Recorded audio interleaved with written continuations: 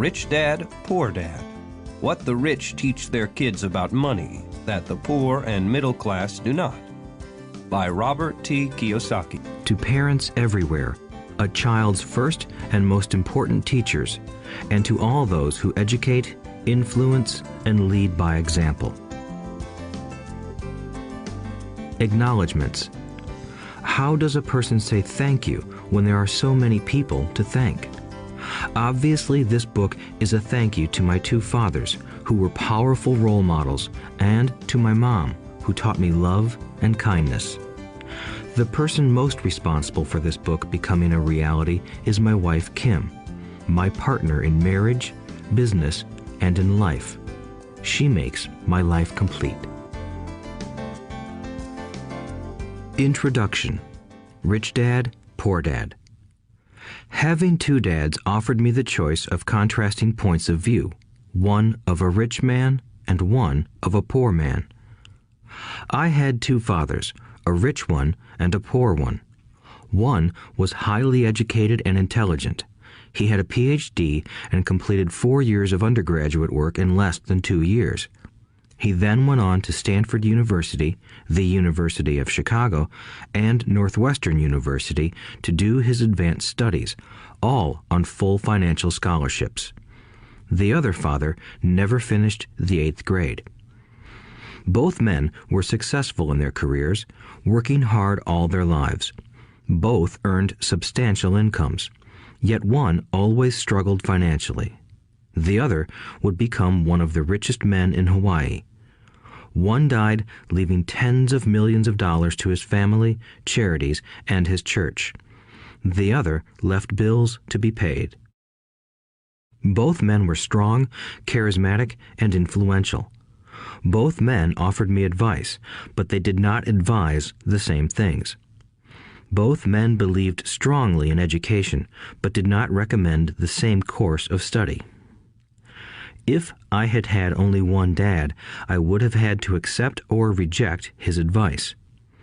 Having two dads offered me the choice of contrasting points of view, one of a rich man and one of a poor man. Instead of simply accepting or rejecting one or the other, I found myself thinking more, comparing, and then choosing for myself. The problem was that the rich man was not rich yet, and the poor man was not yet poor. Both were just starting out on their careers, and both were struggling with money and families. But they had very different points of view about money. For example, one dad would say, "The love of money is the root of all evil." The other said, "The lack of money is the root of all evil." As a young boy, having two strong fathers, both influencing me, was difficult. I wanted to be a good son and listen, but the two fathers did not say the same things. The contrast in their points of view, particularly about money, was so extreme that I grew curious and intrigued. I began to start thinking for long periods of time about what each was saying. Much of my private time was spent reflecting, asking myself questions such as, "Why does he say that?" and then asking the same question of the other dad's statement. It would have been much easier to simply say, "Yeah, he's right, I agree with that," or to simply reject the point of view by saying, "The old man doesn't know what he's talking about." Instead, having two dads whom I loved forced me to think and ultimately choose a way of thinking for myself. As a process, choosing for myself turned out to be much more valuable in the long run than simply accepting or rejecting a single point of view. One of the reasons the rich get richer, the poor get poorer, and the middle class struggles in debt is that the subject of money is taught at home, not in school. Most of us learn about money from our parents, so what can poor parents tell their child about money? They simply say, "Stay in school and study hard." The child may graduate with excellent grades, but with a poor person's financial programming and mindset. Sadly, money is not taught in schools. Schools focus on scholastic and professional skills, but not on financial skills. This explains how smart bankers, doctors, and accountants who earned excellent grades may struggle financially all of their lives. Our staggering national debt is due in large part to highly educated politicians and government officials making financial decisions with little or no training in the subject of money. Today, I often wonder what will soon happen when we have millions of people who need financial and medical assistance. They will be dependent upon their families or the government for financial support. What will happen when Medicare and Social Security run out of money? How will a nation survive if teaching children about money continues to be left to parents, most of whom will be, or already are, poor? Because I had two influential fathers, I learned from both of them.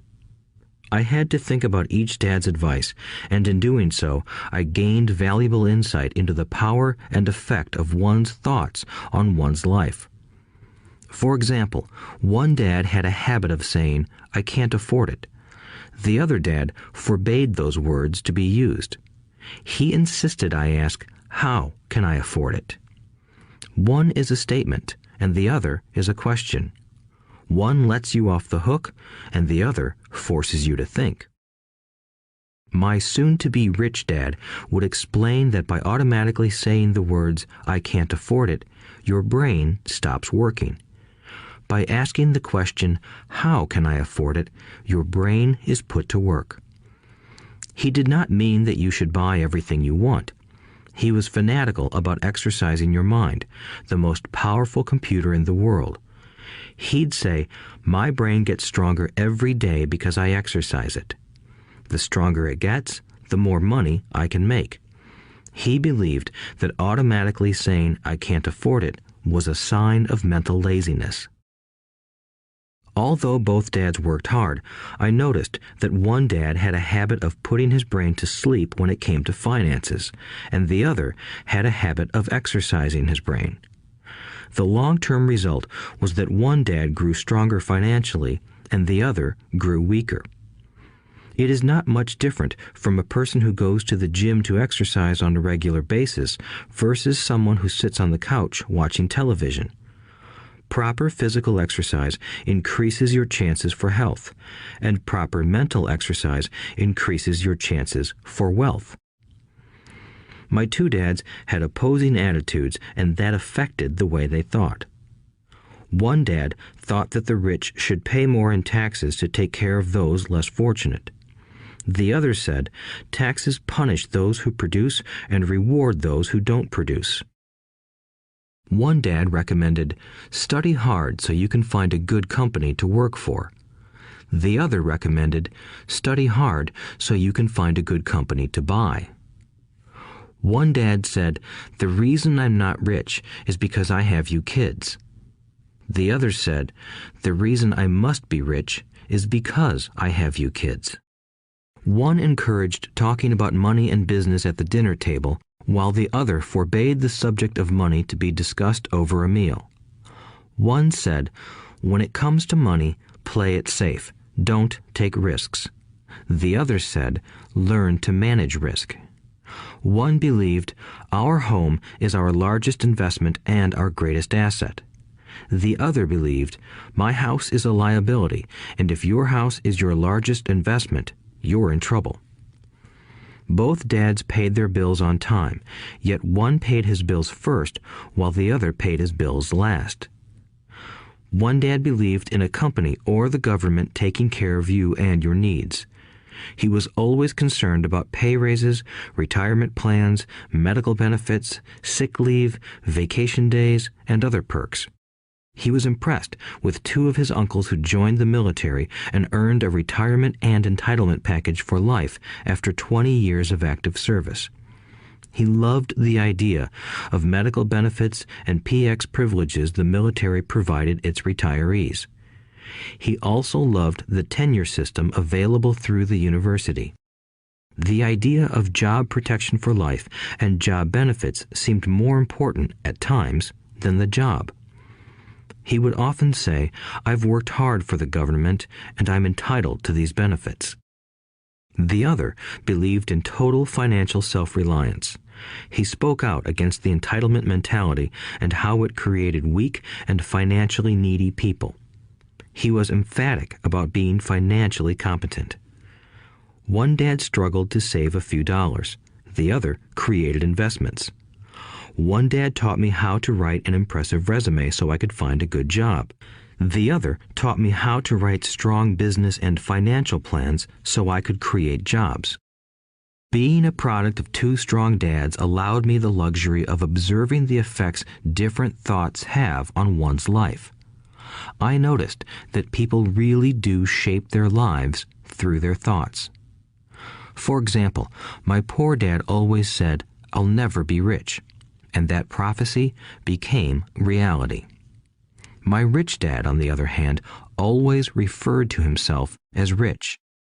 He would say things like, "I'm a rich man and rich people don't do this."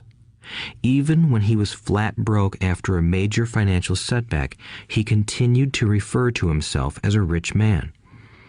He would cover himself by saying, "There is a difference between being poor and being broke. Broke is temporary. Poor is eternal." My poor dad would say, "I'm not interested in money," or "money doesn't matter."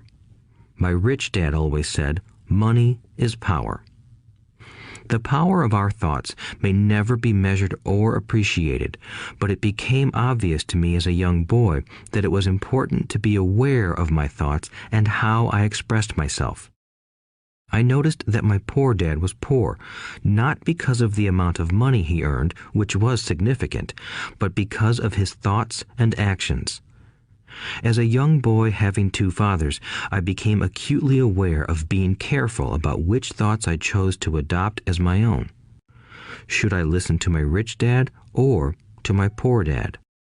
Although both men had tremendous respect for education and learning, they disagreed about what they thought was important to learn.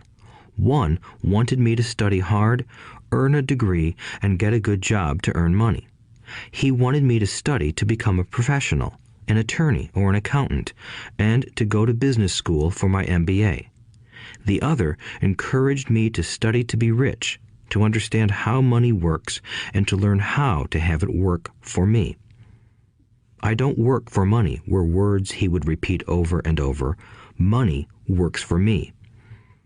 At the age of 9, I decided to listen to and learn from my rich dad about money. In doing so, I chose not to listen to my poor dad, even though he was the one with all the college degrees. A lesson from Robert Frost. Robert Frost is my favorite poet. Although I love many of his poems, my favorite is "The Road Not Taken." I use its lesson almost daily. The road not taken. Two roads diverged in a yellow wood, and sorry I could not travel both. And be one traveler long I stood, and looked down one as far as I could, to where it bent in the undergrowth, then took the other as just as fair, and having perhaps the better claim, because it was grassy and wanted wear. Though as for that the passing there had worn them really about the same, and both that morning equally lay in leaves no step had trodden black. Oh, I kept the first for another day, yet knowing how way leads on to way, I doubted if I should ever come back. I shall be telling this with a sigh, somewhere ages and ages hence. Two roads diverged in a wood, and I took the one less traveled by, and that has made all the difference. And that has made all the difference. Over the years, I have often reflected upon Robert Frost's poem. Choosing not to listen to my highly educated dad's advice and attitude about money was a painful decision, but it was a decision that shaped the rest of my life. Once I made up my mind about whom to listen to, my education about money began. My rich dad taught me over a period of 30 years until I was 39 years old. He stopped once he realized that I knew and fully understood what he had been trying to drum into my often thick skull. Money is one form of power, But what is more powerful is financial education. Money comes and goes, but if you have the education about how money works, you gain power over it and can begin building wealth. The reason positive thinking alone does not work is because most people went to school and never learned how money works, so they spend their lives working for money. Because I was only 9 years old when I started, the lessons my rich dad taught me were simple. And when it was all said and done, there were only 6 main lessons, repeated over 30 years. This audiobook is about those 6 lessons, put as simply as possible, just as simply as my rich dad put forth those lessons to me. The lessons are meant not to be answers, but guideposts that will assist you and your children to grow wealthier no matter what happens in a world of increasing change and uncertainty. Chapter 1. Lesson 1. The rich don't work for money. The poor and the middle class work for money. The rich have money work for them. Dad, can you tell me how to get rich? My dad put down the evening paper. Why do you want to get rich, son? Because today Jimmy's mom drove up in their new Cadillac and they were going to their beach house for the weekend. He took 3 of his friends, but Mike and I weren't invited. They told us we weren't invited because we were poor kids. They did? My dad asked incredulously. Yeah, they did, I replied in a hurt tone.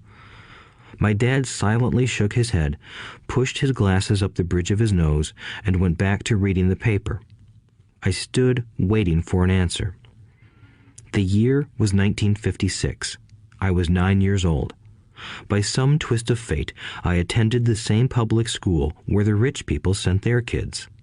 We were primarily a sugar plantation town. The managers of the plantation and the other affluent people, such as doctors, business owners, and bankers, sent their children to this elementary school. After grade 6, their children were generally sent off to private schools. Because my family lived on one side of the street, I went to this school. Had I lived on the other side of the street, I would have gone to a different school with kids from families more like mine. After grade 6, these kids and I would go on to the public intermediate and high school. There was no private school for them or for me. My dad finally put down the paper. I could tell he was thinking. Well, son, he began slowly, if you want to be rich, you have to learn to make money. How do I make money? I asked. Well, use your head, son, he said, smiling. Even then, I knew that really meant, that's all I'm going to tell you, or, I don't know the answer, so don't embarrass me. A partnership is formed. The next morning, I told my best friend, Mike, what my dad had said. As best as I could tell, Mike and I were the only poor kids in this school. Mike was also in this school by a twist of fate. Someone had drawn a jog in the line for the school district, and we wound up in school with the rich kids. We weren't really poor, but we felt as if we were because all the other boys had new baseball gloves, new bicycles, new everything. Mom and Dad provided us with the basics, like food and shelter and clothes, but that was about it. My dad used to say, if you want something, work for it. We wanted things, but there was not much work available for 9-year-old boys. So what do we do to make money? Mike asked. I don't know, I said, but do you want to be my partner? He agreed, and so on that Saturday morning, Mike became my first business partner. We spent all morning coming up with ideas on how to make money. Occasionally, we talked about all the cool guys at Jimmy's beach house having fun. It hurt a little, but that hurt was good, because it inspired us to keep thinking of a way to make money. Finally, that afternoon, a bolt of lightning struck. It was an idea Mike got from a science book he had read. Excitedly, we shook hands, and the partnership now had a business. For the next several weeks, Mike and I ran around our neighborhood, knocking on doors and asking our neighbors if they would save their toothpaste tubes for us. With puzzled looks, most adults consented with a smile. Some asked us what we were doing, to which we replied, We can't tell you. It's a business secret." My mom grew distressed as the weeks wore on. We had selected a site next to her washing machine as the place we would stockpile our raw materials. In a brown cardboard box that at one time held ketchup bottles, our little pile of used toothpaste tubes began to grow. Finally, my mom put her foot down. The sight of her neighbor's messy, crumpled used toothpaste tubes had gotten to her. "What are you boys doing?" she asked. "And I don't want to hear again that it's a business secret. Do something with this mess or I'm going to throw it out." Mike and I pleaded and begged, explaining that we would soon have enough and then we would begin production. We informed her that we were waiting on a couple of neighbors to finish their toothpaste so we could have their tubes. Mom granted us a 1-week extension. The date to begin production was moved up, and the pressure was on. My first partnership was already being threatened with an eviction notice by my own mom. It became Mike's job to tell the neighbors to quickly use up their toothpaste, saying their dentist wanted them to brush more often anyway. I began to put together the production line. One day, my dad drove up with a friend to see 2 9-year-old boys in the driveway with a production line operating at full speed. There was fine white powder everywhere. On a long table were small milk cartons from school, and our family's hibachi grill was glowing with red-hot coals at maximum heat. Dad walked up cautiously, having to park the car at the base of the driveway since the production line blocked the carport. As he and his friend got closer, they saw a steel pot sitting on top of the coals in which the toothpaste tubes were being melted down. In those days, toothpaste did not come in plastic tubes. The tubes were made of lead, so once the paint was burned off, the tubes were dropped in the small steel pot. They melted until they became liquid, and with my mom's pot holders, we poured the lead through a small hole in the top of the milk cartons. The milk cartons were filled with plaster of Paris. White powder was everywhere. In my haste, I had knocked the bag over, and the entire area looked like it had been hit by a snowstorm. The milk cartons were the outer containers for plaster of Paris molds. My dad and his friend watched as we carefully poured the molten lead through a small hole in the top of the plaster of Paris cube. "Careful," my dad said. I nodded without looking up. Finally, once the pouring was through, I put the steel pot down and smiled at my dad. "What are you boys doing?" he asked with a cautious smile. "We're doing what you told me to do. We're going to be rich," I said. "Yup," said Mike, grinning and nodding his head. "We're partners." "And what is in those plaster molds?" my dad asked. "Watch," I said. "This should be a good batch." With a small hammer, I tapped at the seal that divided the cube in half. Cautiously, I pulled up the top half of the plaster mold, and a lead nickel fell out. "Oh my God," my dad said, "you're casting nickels out of lead." "That's right," Mike said. "We're doing as you told us to do. We're making money." My dad's friend turned and burst into laughter. My dad smiled and shook his head. Along with a fire and a box of spent toothpaste tubes, in front of him were 2 little boys covered with white dust, smiling from ear to ear. He asked us to put everything down and sit with him on the front step of our house. With a smile, he gently explained what the word counterfeiting meant. Our dreams were dashed. "You mean this is illegal?" asked Mike in a quivering voice. "Let them go," my dad's friend said. "They might be developing a natural talent." My dad glared at him. "Yes, it is illegal," my dad said gently, "but you boys have shown great creativity and original thought. Keep going. I'm really proud of you." Disappointed, Mike and I sat in silence for about 20 minutes before we began cleaning up our mess. The business was over on opening day. Sweeping the powder up, I looked at Mike and said, "I guess Jimmy and his friends are right. We are poor." My father was just leaving as I said that. "Boys, he said. "You're only poor if you give up. The most important thing is that you did something. Most people only talk and dream of getting rich. You've done something. I'm very proud of the two of you. I will say it again. Keep going. Don't quit." Mike and I stood there in silence. They were nice words, but we still did not know what to do. "So how come you're not rich, Dad?" I asked. "Because I chose to be a school teacher. School teachers really don't think about being rich. We just like to teach. I wish I could help you, but I really don't know how to make money." Mike and I turned and continued our cleanup. "I know," said my dad.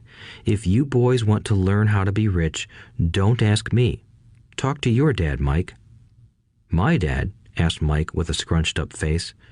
"Yeah, your dad," repeated my dad with a smile. "Your dad and I have the same banker, and he raves about your father. He's told me several times that your father is brilliant when it comes to making money." "My dad?" Mike asked again in disbelief. "Then how come we don't have a nice car and a nice house like the rich kids at school?" "A nice car and a nice house don't necessarily mean you're rich or you know how to make money," my dad replied. "Jimmy's dad works for the sugar plantation. He's not much different from me. He works for a company and I work for the government. The company buys the car for him. The sugar company is in financial trouble, and Jimmy's dad may soon have nothing. Your dad is different, Mike. He seems to be building an empire, and I suspect in a few years he will be a very rich man." With that, Mike and I got excited again. With new vigor, we began cleaning up the mess caused by our now defunct first business. As we were cleaning, we made plans for how and when to talk to Mike's dad.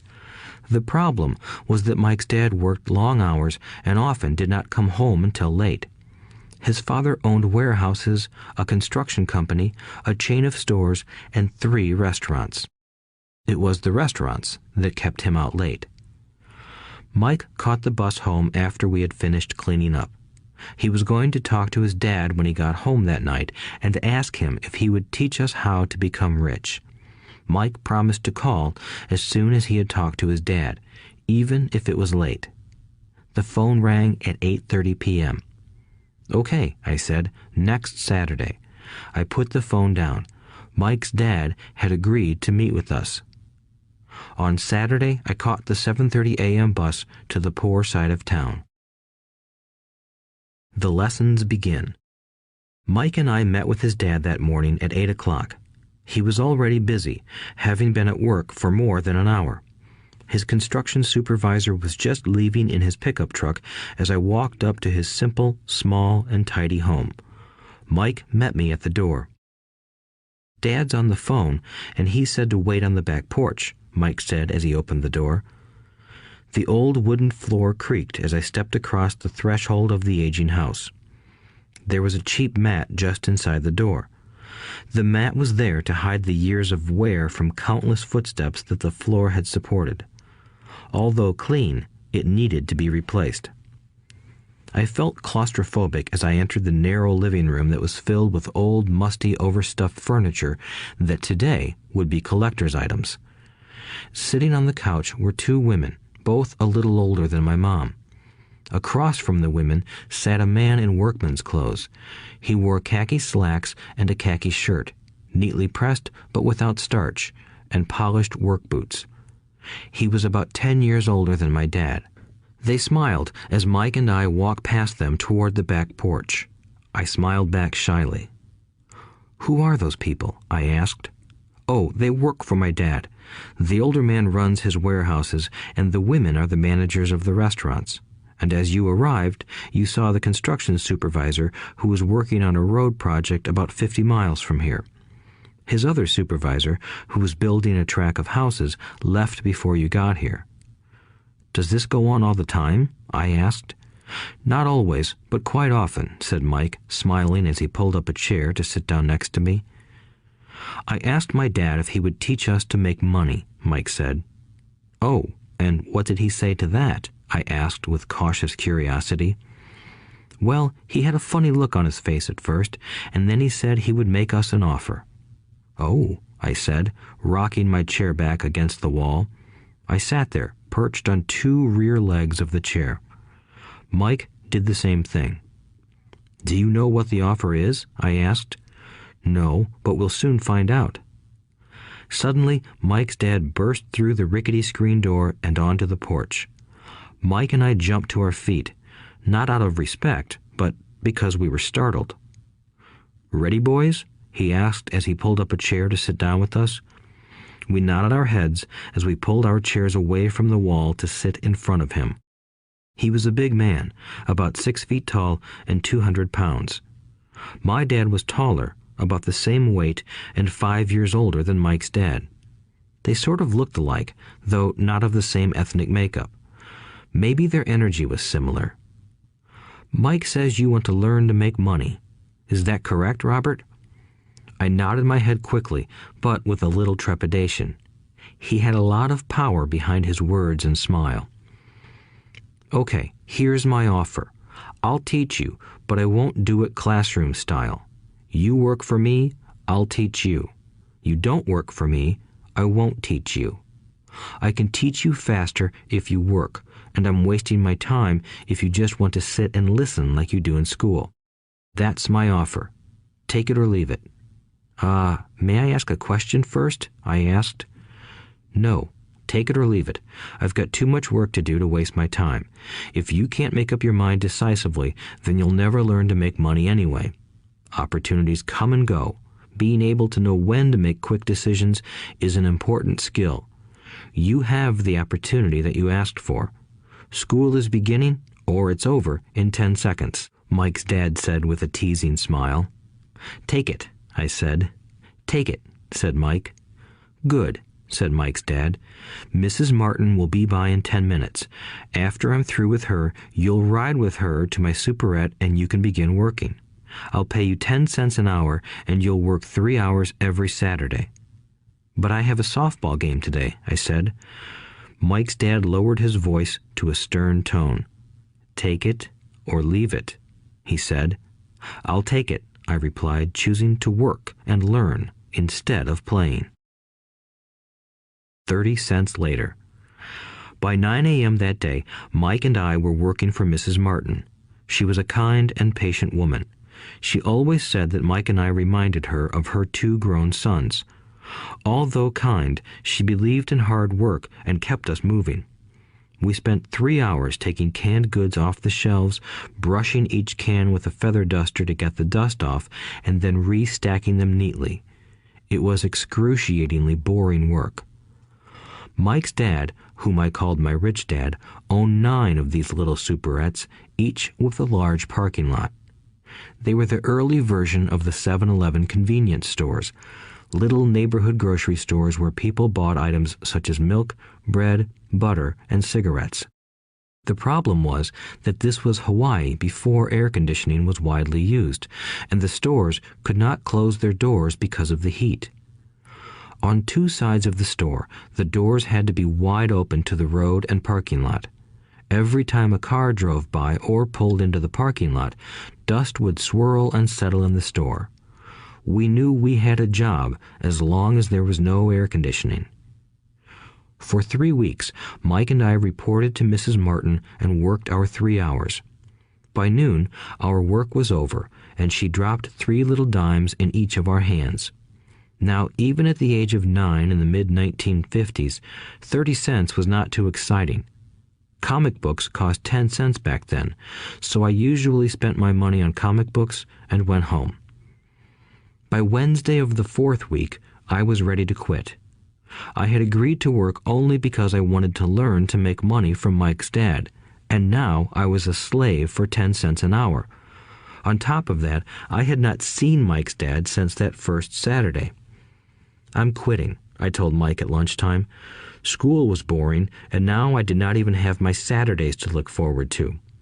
But it was the 30 cents that really got to me. This time, Mike smiled.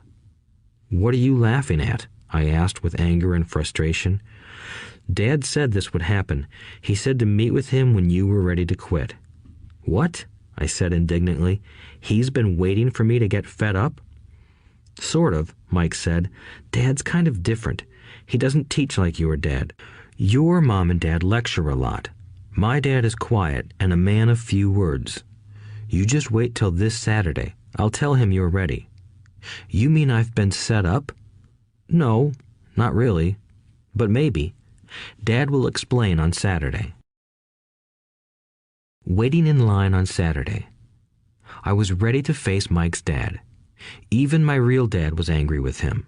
My real dad, the one I called the poor one, thought that my rich dad was violating child labor laws and should be investigated. My educated poor dad told me to demand what I deserve, at least 25 cents an hour. My poor dad told me that if I did not get a raise, I was to quit immediately. You don't need that damn job anyway, said my poor dad with indignation. At 8 o'clock Saturday morning, I walked through the door of Mike's house when Mike's dad opened it. Take a seat and wait in line, he said as I entered. He turned and disappeared into his little office next to a bedroom.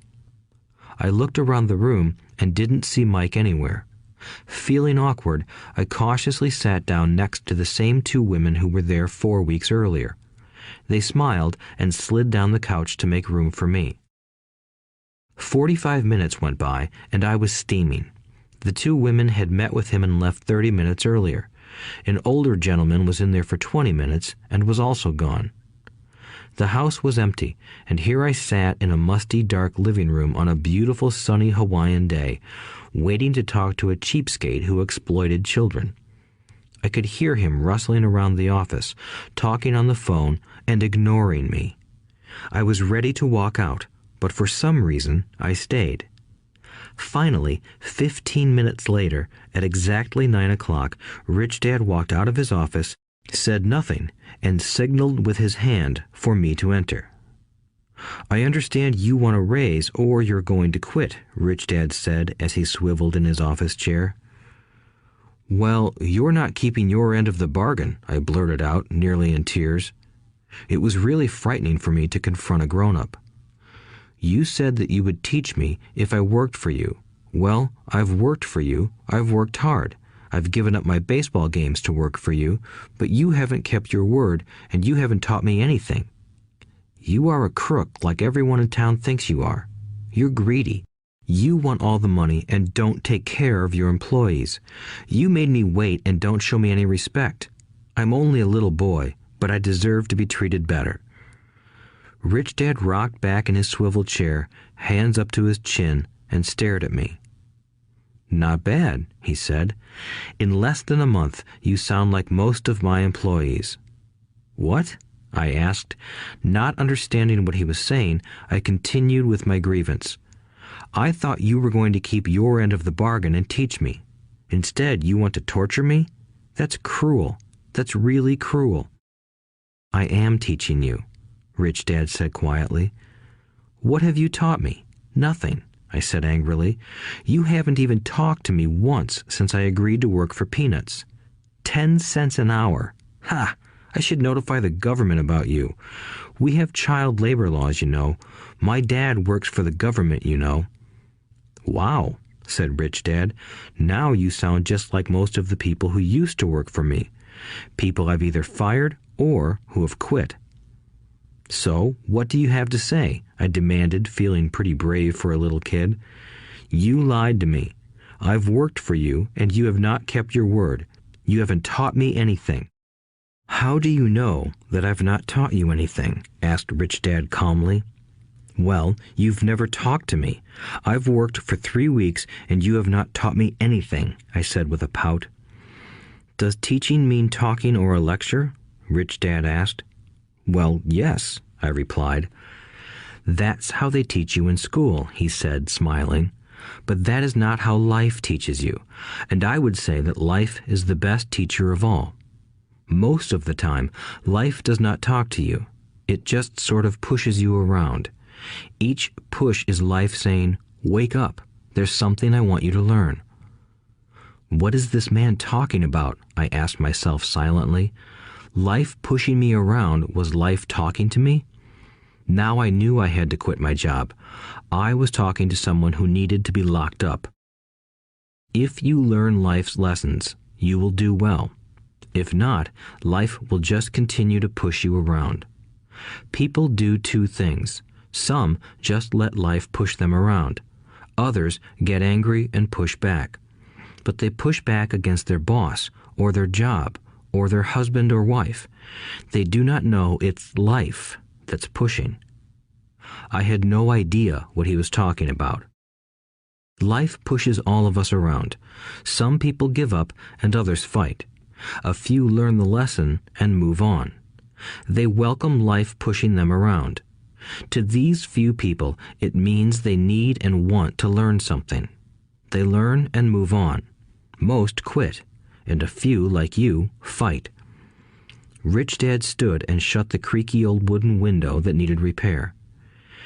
If you learn this lesson, you will grow into a wise, wealthy, and happy young man.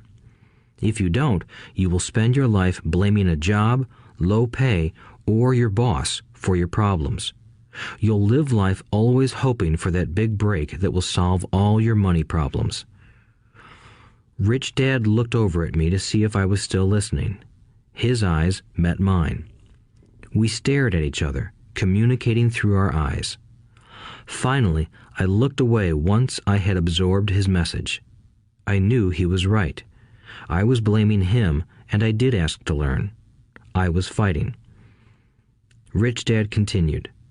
Or, if you are the kind of person who has no guts, you just give up every time life pushes you. If you are that kind of person, you'll live all your life playing it safe, doing the right things, saving yourself for some event that never happens. Then you die a boring old man. You'll have lots of friends who really like you because you were such a nice, hard-working guy. But the truth is that you let life push you into submission. Deep down, you were terrified of taking risks. You really wanted to win, but the fear of losing was greater than the excitement of winning. Deep inside, you and only you will know you didn't go for it. You chose to play it safe. Our eyes met again. "You've been pushing me around?" I asked. "Some people might say that," smiled Rich Dad. "I would say that I just gave you a taste of life." "What taste of life?" I asked, still angry, but now curious and ready to learn. "You boys are the first people that have ever asked me to teach them how to make money. I have more than 150 employees, and not one of them has asked me what I know about money. They ask me for a job and a paycheck, but never to teach them about money. So most will spend the best years of their lives working for money, not really understanding what it is they are working for." I sat there listening intently. "So when Mike told me you wanted to learn how to make money, I decided to design a course that mirrored real life. I could talk until I was blue in the face, but you wouldn't hear a thing. So I decided to let life push you around a bit so you could hear me. That's why I only paid you 10 cents.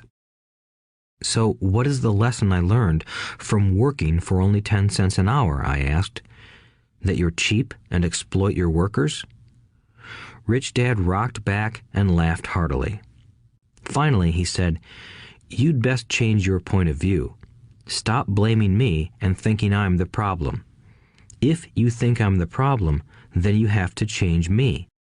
If you realize that you're the problem, then you can change yourself, learn something, and grow wiser. Most people want everyone else in the world to change but themselves. Let me tell you, it's easier to change yourself than everyone else." "I don't understand," I said. "Don't blame me for your problems," Rich Dad said, growing impatient. "But you only pay me 10 cents. "So what are you learning?" Rich Dad asked, smiling. "That you're cheap," I said with a sly grin. "See, you think I'm the problem," said Rich Dad. "But you are. Well, keep that attitude and you'll learn nothing. Keep the attitude that I'm the problem, and what choices do you have? Well, if you don't pay me more or show me more respect and teach me, I'll quit." "Well put," Rich Dad said, "and that's exactly what most people do. They quit and go looking for another job, a better opportunity and higher pay, actually thinking that this will solve the problem. In most cases, it won't." "So what should I do?" I asked. "Just take this measly 10 cents an hour and smile?" Rich Dad smiled. "That's what the other people do. But that's all they do, waiting for a raise, thinking that more money will solve their problems. Most just accept it, and some take a second job working harder, but again, accepting a small paycheck." I sat staring at the floor, beginning to understand the lesson Rich Dad was presenting. I could sense it was a taste of life. Finally, I looked up and asked, "So what will solve the problem?" "This," he said, leaning forward in his chair and tapping me gently on the head. "This stuff between your ears." It was at that moment that Rich Dad shared the pivotal point of view that separated him from his employees and my poor dad, and led him to eventually become one of the richest men in Hawaii, while my highly educated but poor dad struggled financially all his life. It was a singular point of view that made all the difference over a lifetime. Rich Dad said this point of view over and over, which I call lesson number 1. The poor and the middle class work for money. The rich have money work for them. On that bright Saturday morning, I learned a completely different point of view from what I had been taught by my poor dad. At the age of 9, I understood that both dads wanted me to learn. Both dads encouraged me to study, but not the same things. My highly educated dad recommended that I do what he did. "Son, I want you to study hard, get good grades so you can find a safe, secure job with a big company, and make sure it has excellent benefits." My rich dad wanted me to learn how money works so I could make it work for me. These lessons I would learn through life with his guidance, not because of a classroom. My rich dad continued my first lesson. "I'm glad you got angry about working for 10 cents an hour. If you hadn't got angry and had simply accepted it, I would have to tell you that I could not teach you. You see, true learning takes energy, passion, and a burning desire. Anger is a big part of that formula, for passion is anger and love combined. When it comes to money, most people want to play it safe and feel secure, so passion does not direct them. Fear does." "So is that why they'll take jobs with low pay?" I asked. "Yes," said Rich Dad. "Some people say I exploit people because I don't pay as much as the sugar plantation or the government. I say the people exploit themselves. It's their fear, not mine." "But don't you feel you should pay them more?" I asked. "I don't have to. And besides, more money will not solve their problems. Just look at your dad. He makes a lot of money, and he still can't pay his bills.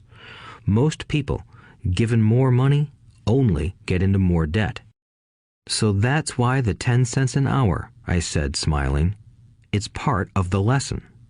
"That's right," smiled Rich Dad. "You see, your dad went to school and got an excellent education so he could get a high-paying job. But he still has money problems because he never learned anything about money in school. On top of that, he believes in working for money." "And you don't?" I asked. "No, not really," said Rich Dad. "If you want to learn to work for money, then stay in school. That is a great place to learn to do that. But if you want to learn how to have money work for you, then I will teach you that. But only if you want to learn." "Wouldn't everyone want to learn that?" I asked. "No," said Rich Dad, "simply because it's easier to learn to work for money, especially if fear is your primary emotion when the subject of money is discussed." "I don't understand," I said with a frown. "Don't worry about that for now. Just know that it's fear that keeps most people working at a job. The fear of not paying their bills, the fear of being fired, the fear of not having enough money, and the fear of starting over. That's the price of studying to learn a profession or trade and then working for money. Most people become a slave to money and then get angry at their boss. Learning to have money work for you is a completely different course of study? I asked. Absolutely, Rich Dad answered. Absolutely. We sat in the silence on that beautiful Hawaiian Saturday morning. My friends had just started their Little League baseball game, but for some reason I was now thankful I had decided to work for 10 cents an hour. I sensed that I was about to learn something my friends wouldn't learn in school. Ready to learn? Asked Rich Dad. Absolutely, I said with a grin. I have kept my promise. I've been teaching you from afar, my Rich Dad said. At 9 years old, you've gotten a taste of what it feels like to work for money. Just multiply your last month by 50 years, and you will have an idea of what most people spend their life doing. I don't understand, I said. How did you feel waiting in line to see me, once to get hired and once to ask for more money? Terrible, I said. If you choose to work for money, that is what life will be like, said Rich Dad. And how did you feel when Mrs. Martin dropped 3 dimes in your hand for 3 hours of work? I felt like it wasn't enough. It seemed like nothing. I was disappointed, I said. And that is how most employees feel when they look at their paychecks, especially after all the tax and other deductions are taken out. At least you got 100%. You mean most workers don't get paid everything? I asked with amazement. Heavens no, said Rich Dad. The government always takes its share first. How do they do that? I asked. Taxes, said Rich Dad. You're taxed when you earn. You're taxed when you spend. You're taxed when you save. You're taxed when you die. Why do people let the government do that to them? The rich don't, said Rich Dad with a smile. The poor and the middle class do. I'll bet you that I earn more than your dad, yet he pays more in taxes. How can that be? I asked. At my age, that made no sense to me. Why would someone let the government do that to them? Rich Dad rocked slowly and silently in his chair, just looking at me. Ready to learn? He asked. I nodded my head slowly. As I said, there is a lot to learn. Learning how to have money work for you is a lifetime study. Most people go to college for 4 years and their education ends. I already know that my study of money will continue over my lifetime, simply because the more I find out, the more I find out I need to know. Most people never study the subject. They go to work, get their paycheck, balance their checkbooks, and that's it. Then they wonder why they have money problems. They think that more money will solve the problem, and don't realize that it's their lack of financial education that is the problem. So my dad has tax problems because he doesn't understand money? I asked, confused. Look, said Rich Dad, taxes are just one small section on learning how to have money work for you. Today, I just wanted to find out if you still have the passion to learn about money. Most people don't. They want to go to school, learn a profession, have fun at their work, and earn lots of money. One day they wake up with big money problems, and then they can't stop working. That's the price of only knowing how to work for money instead of studying how to have money work for you. So, do you still have the passion to learn? Asked Rich Dad. I nodded my head. Good, said Rich Dad. Now get back to work.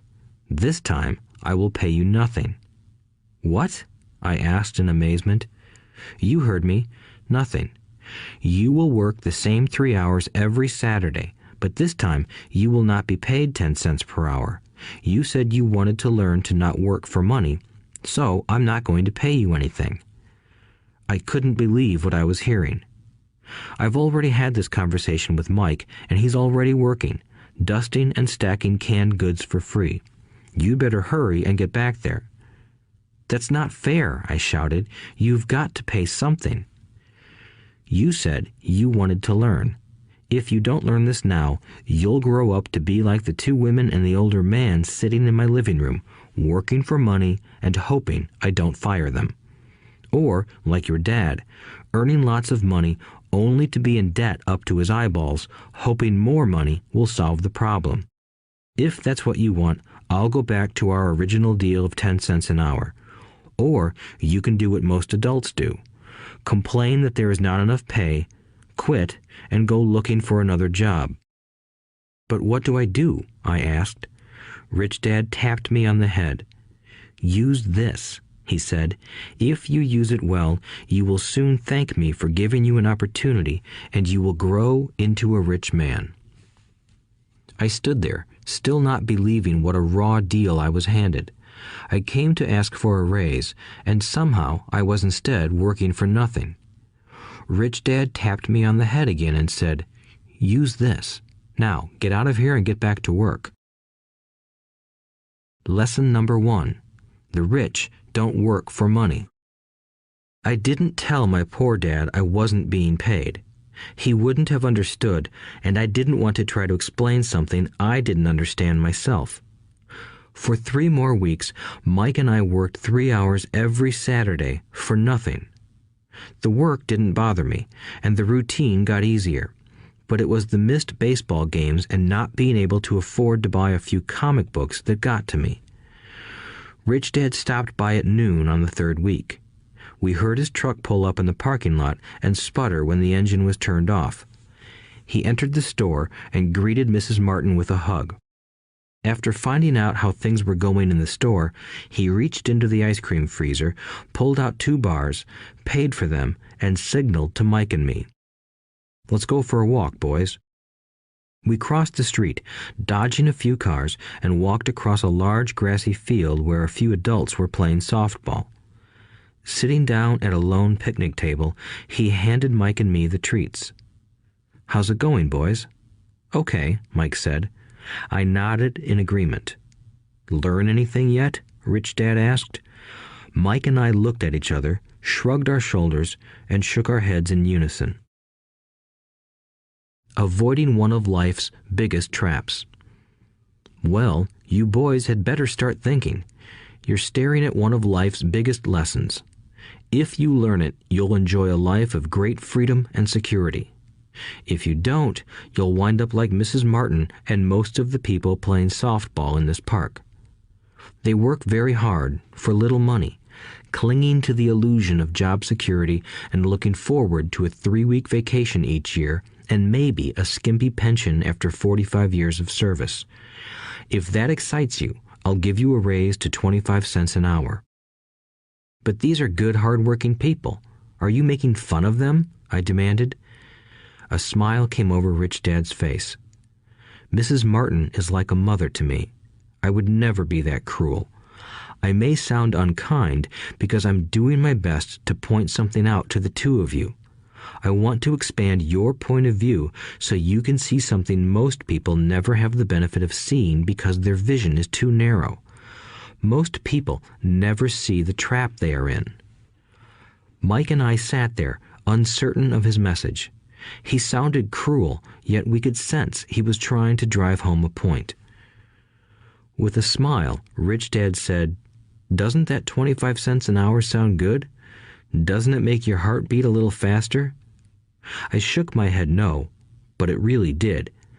25 cents an hour would be big bucks to me. "Okay, I'll pay you $1 an hour," Rich Dad said, with a sly grin. Now my heart started to race. My brain was screaming, "Take it, take it."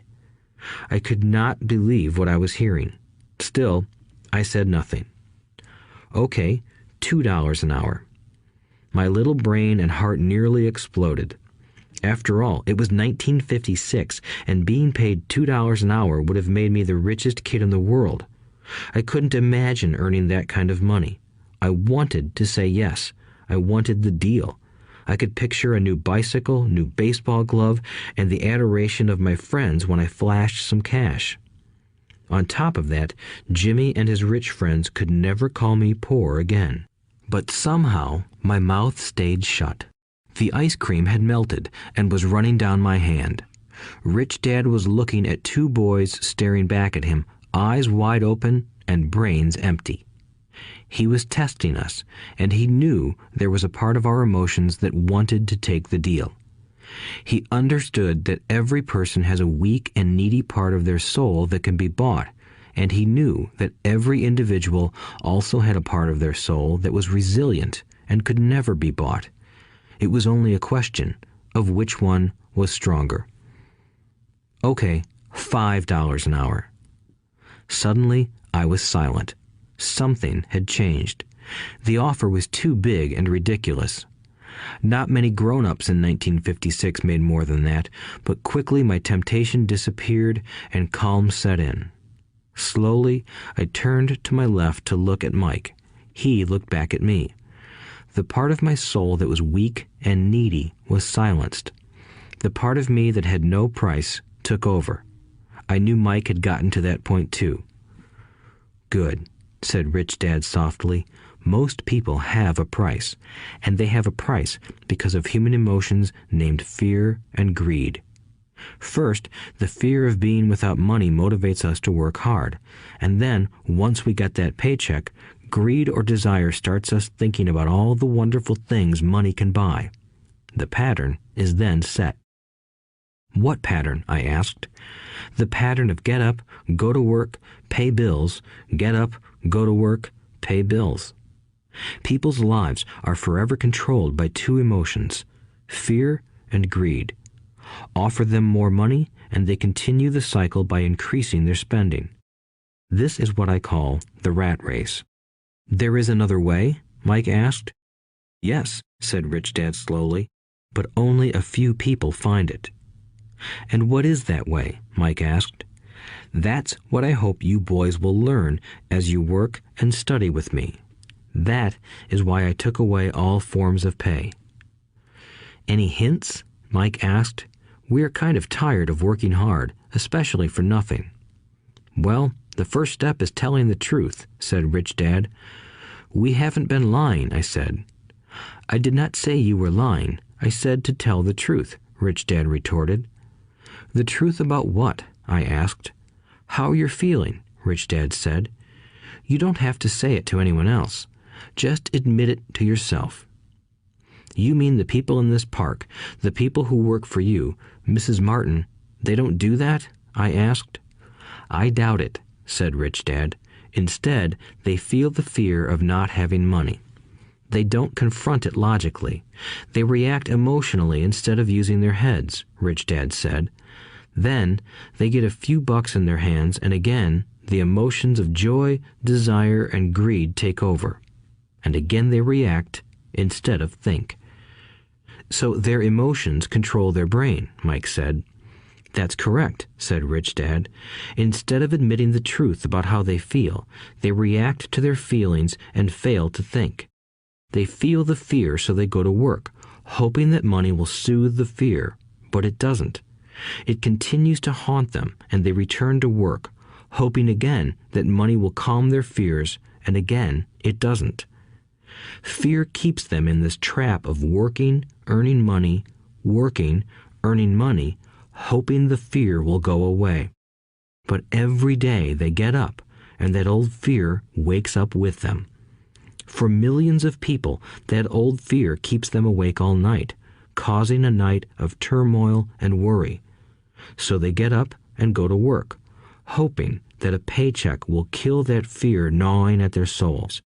Money is running their lives, and they refuse to tell the truth about that. Money is in control of their emotions and their souls." Rich Dad sat quietly, letting his words sink in. Mike and I had heard what he said, but didn't understand fully what he was talking about. I just knew that I often wondered why grown-ups hurried off to work. It did not seem like much fun, and they never looked that happy, but something kept them going. Realizing we had absorbed as much as possible of what he was talking about, Rich Dad said, "I want you boys to avoid that trap.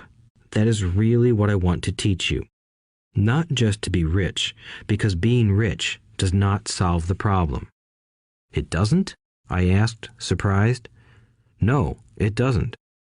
Let me explain the other emotion, desire. Some call it greed, but I prefer desire. It's perfectly normal to desire something better, prettier, more fun, or exciting. So people also work for money because of desire. They desire money for the joy they think it can buy. But the joy that money brings is often short-lived, and they soon need more money for more joy, more pleasure, more comfort, and more security. So they keep working, thinking money will soothe their souls that are troubled by fear and desire. But money can't do that. Even rich people do this? Mike asked. Rich people included, said Rich Dad. In fact, the reason many rich people are rich isn't because of desire, but because of fear. They believe that money can eliminate the fear of being poor, so they amass tons of it, only to find the fear gets worse. Now they fear losing the money. I have friends who keep working even though they have plenty. I know people who have millions who are more afraid now than when they were poor. They're terrified of losing it all. The fears that drove them to get rich got worse. That weak and needy part of their soul is actually screaming louder. They don't want to lose the big houses, the cars, and the high life money has bought them. They worry about what their friends would say if they lost all their money. Many are emotionally desperate and neurotic, although they look rich and have more money. So, is a poor man happier? I asked. No, I don't think so, replied Rich Dad. The avoidance of money is just as psychotic as being attached to money. As if on cue, the town derelict went past our table, stopping by the large rubbish can and rummaging around in it. The three of us watched him with great interest, when before we probably would have just ignored him. Rich Dad pulled $1 out of his wallet and gestured to the older man. Seeing the money, the derelict came over immediately, took the bill, thanked Rich Dad profusely, and hurried off, ecstatic with his good fortune. He's not much different from most of my employees, said Rich Dad. I've met so many people who say, "Oh, I'm not interested in money," yet they'll work at a job for 8 hours a day. That's a denial of truth. If they weren't interested in money, then why are they working? That kind of thinking is probably more psychotic than a person who hoards money. As I sat there listening to my Rich Dad, my mind flashed back to the countless times my own dad said, "I'm not interested in money." He said those words often. He also covered himself by always saying, "I work because I love my job."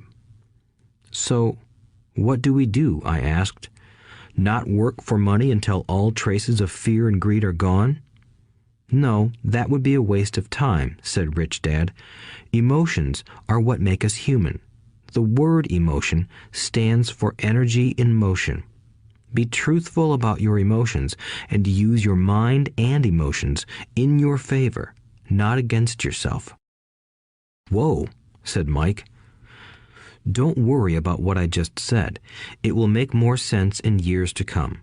Just be an observer, not a reactor, to your emotions. Most people do not know that it's their emotions that are doing the thinking. Your emotions are your emotions, but you have got to learn to do your own thinking. Can you give me an example? I asked. Sure, replied Rich Dad. When a person says, "I need to find a job," it's most likely an emotion doing the thinking.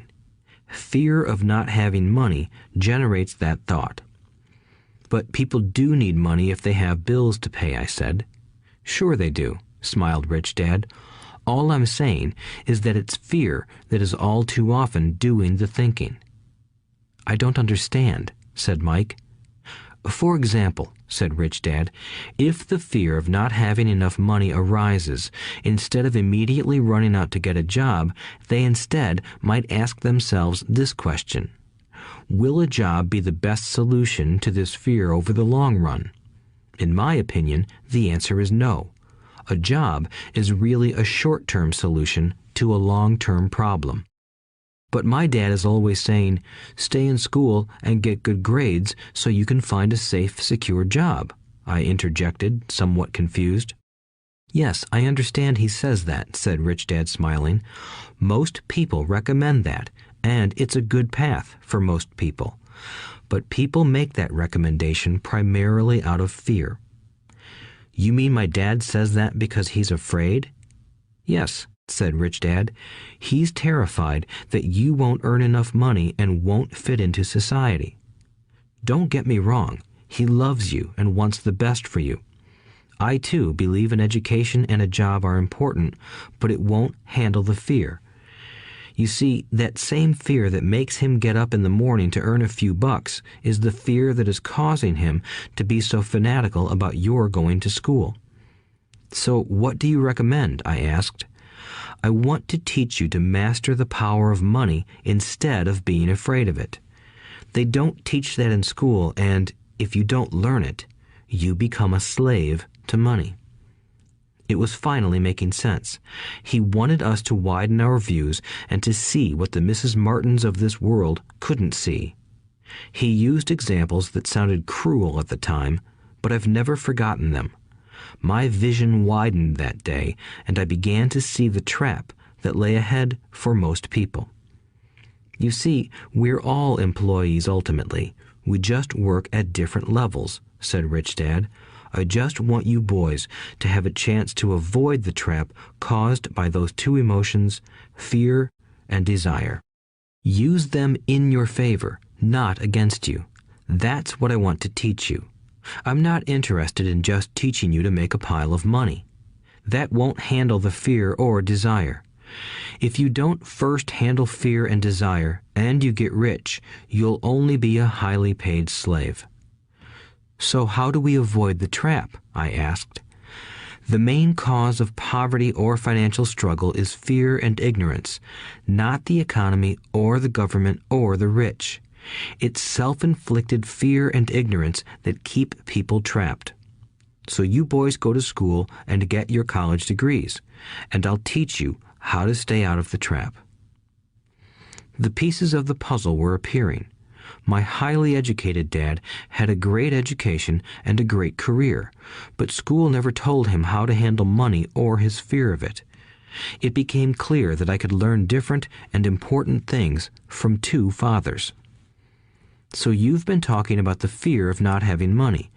How does the desire for money affect our thinking? Mike asked. How did you feel when I tempted you with a pay raise? Did you notice your desires rising? We nodded our heads. By not giving in to your emotions, you were able to delay your reactions and think. That is important. We will always have emotions of fear and greed. From here on in, it's imperative for you to use those emotions to your advantage, and for the long term to not let your emotions control your thinking. Most people use fear and greed against themselves. That's the start of ignorance. Most people live their lives chasing paychecks, pay raises, and job security because of the emotions of desire and fear, not really questioning where those emotion-driven thoughts are leading them. It's just like the picture of a donkey dragging a cart with its owner dangling a carrot just in front of its nose. The donkey's owner may be going where he wants to, but the donkey is chasing an illusion. Tomorrow, there will only be another carrot for the donkey. You mean the moment I pictured a new baseball glove, candy, and toys, that's like a carrot to a donkey? Mike asked. Yes, and as you get older, your toys get more expensive. A new car, a boat, and a big house to impress your friends, said Rich Dad with a smile. Fear pushes you out the door, and desire calls to you. That's the trap. So what's the answer? Mike asked. What intensifies fear and desire is ignorance. That is why rich people with lots of money often have more fear the richer they get.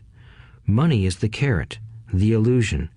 If the donkey could see the whole picture, it might rethink its choice to chase the carrot. Rich Dad went on to explain that a human's life is a struggle between ignorance and illumination. He explained that once a person stops searching for information and self-knowledge, ignorance sets in. That struggle is a moment-to-moment decision to learn to open or close one's mind. Look, school is very important. You go to school to learn a skill or profession to become a contributing member of society. Every culture needs teachers, doctors, mechanics, artists, cooks, business people, police officers, firefighters, and soldiers. Schools train them so society can thrive and flourish, said Rich Dad. Unfortunately, for many people, school is the end, not the beginning.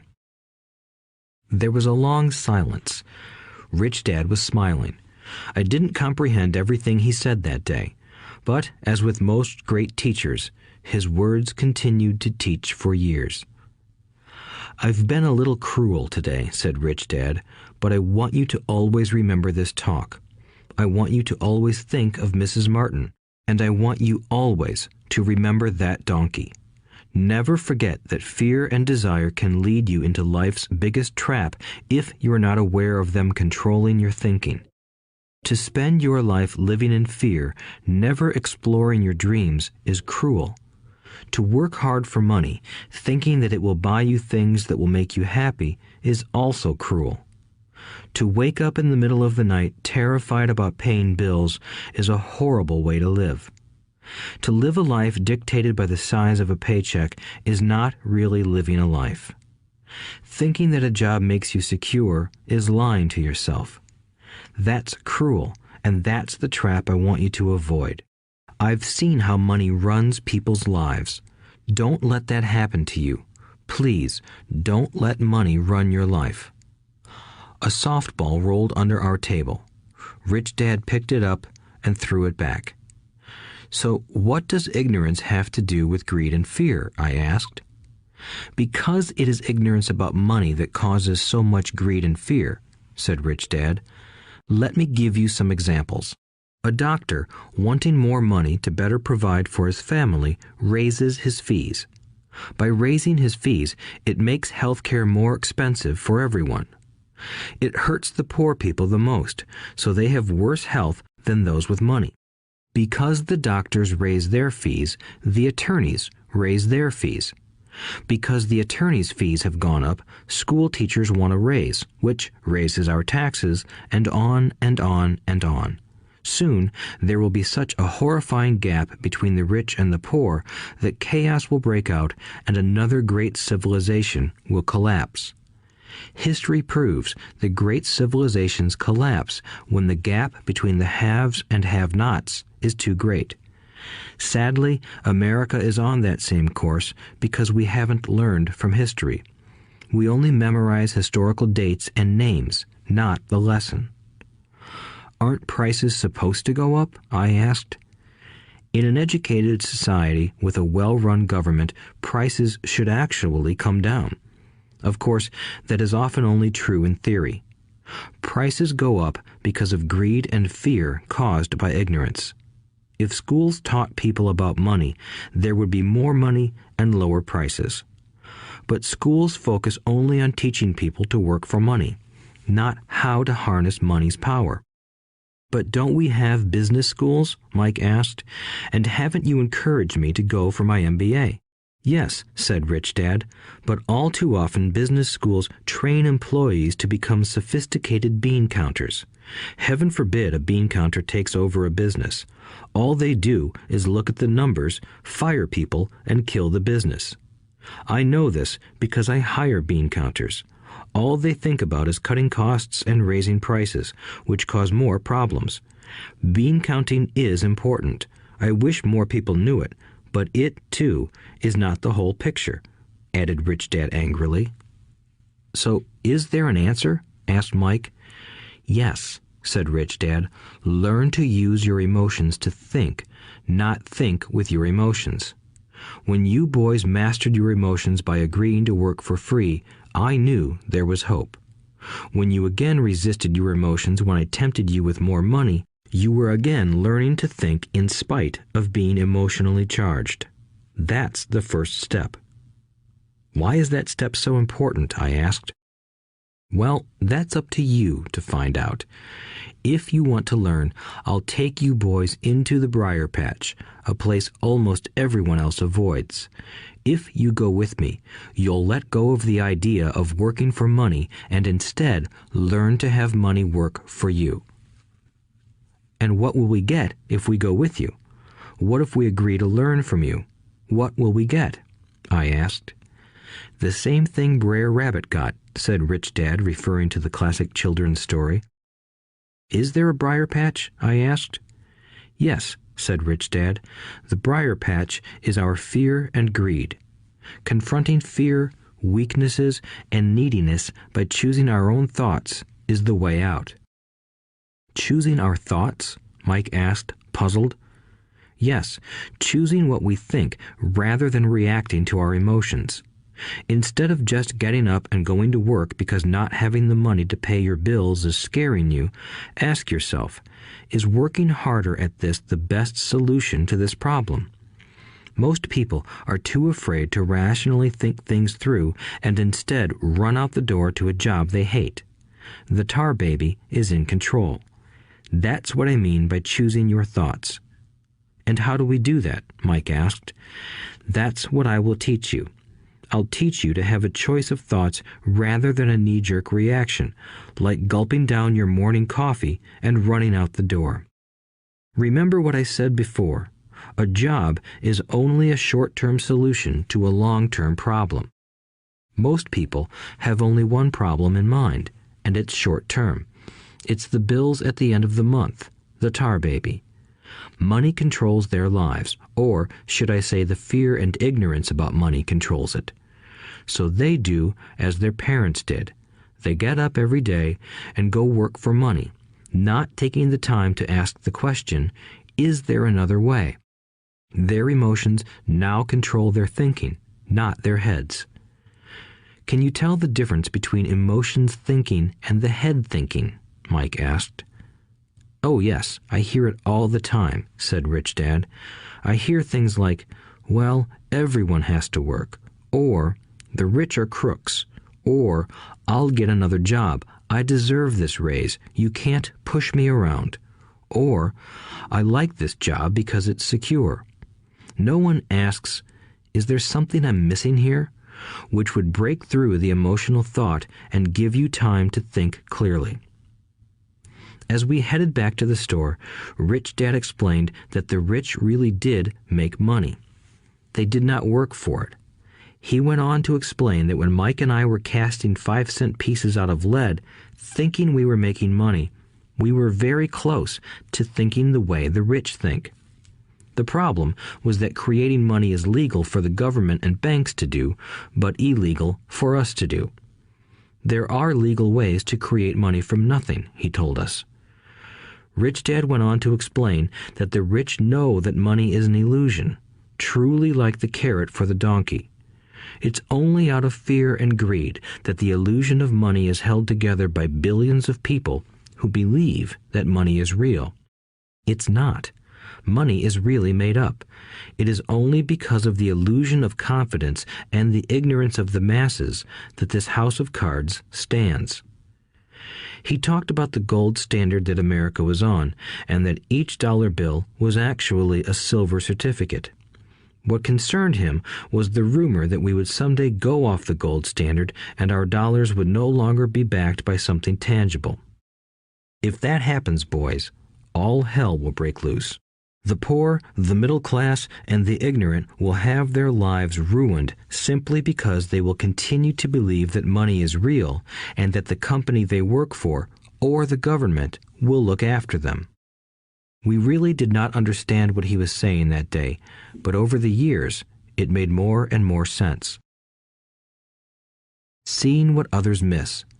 As he climbed into his pickup truck outside his convenience store, Rich Dad said, "Keep working, boys, but the sooner you forget about needing a paycheck, the easier your adult life will be. Keep using your brain, work for free, and soon your mind will show you ways of making money far beyond what I could ever pay you. You will see things that other people never see. Most people never see these opportunities because they're looking for money and security, so that's all they get. The moment you see one opportunity, you'll see them for the rest of your life. The moment you do that, I'll teach you something else. Learn this, and you'll avoid one of life's biggest traps. Mike and I picked up our things from the store and waved goodbye to Mrs. Martin. We went back to the park, to the same picnic bench, and spent several more hours thinking and talking. We spent the next week at school thinking and talking too. For 2 more weeks, we kept thinking, talking, and working for free. At the end of the second Saturday, I was again saying goodbye to Mrs. Martin and looking at the comic book stand with a longing gaze. The hard thing about not even getting 30 cents every Saturday was that I didn't have any money to buy comic books. Suddenly, as Mrs. Martin said goodbye to Mike and me, I saw her do something I'd never seen her do before. Mrs. Martin was cutting the front page of the comic book in half. She kept the top half of the comic book cover and threw the rest of the book into a large cardboard box. When I asked her what she did with the comic books, she said, "I throw them away. I give the top half of the cover back to the comic book distributor for credit when he brings in the new comics. He's coming in an hour." Mike and I waited for an hour. Soon the distributor arrived, and I asked him if we could have the comic books. To my delight, he said, "You can have them if you work for this store and do not resell them." Remember our old business partnership? Well, Mike and I revived it. Using a spare room in Mike's basement, we began piling hundreds of comic books in that room. Soon, our comic book library was open to the public. We hired Mike's younger sister, who loved to study, to be head librarian. She charged each child 10 cents admission to the library, which was open from 2:30 p.m. to 4:30 p.m. every day after school. The customers, the children of the neighborhood, could read as many comics as they wanted in 2 hours. It was a bargain for them since a comic cost 10 cents each, and they could read 5 or 6 in 2 hours. Mike's sister would check the kids as they left to make sure they weren't borrowing any comic books. She also kept the books, logging in how many kids showed up each day, who they were, and any comments they might have. Mike and I averaged $9.50 per week over a 3-month period. We paid his sister $1 a week and allowed her to read the comics for free, which she rarely did since she was always studying. Mike and I kept our agreement by working in the store every Saturday and collecting all the comic books from the different stores. We kept our agreement to the distributor by not selling any comic books. We burned them once they got too tattered. We tried opening a branch office, but we could never quite find someone as trustworthy and dedicated as Mike's sister. At an early age, we found out how hard it was to find good staff. 3 months after the library first opened, a fight broke out in the room. Some bullies from another neighborhood pushed their way in, and Mike's dad suggested we shut down the business. So our comic book business shut down, and we stopped working on Saturdays at the convenience store. But Rich Dad was excited because he had new things he wanted to teach us. He was happy because we had learned our first lessons so well. We learned to make money work for us. By not getting paid for our work at the store, we were forced to use our imaginations to identify an opportunity to make money.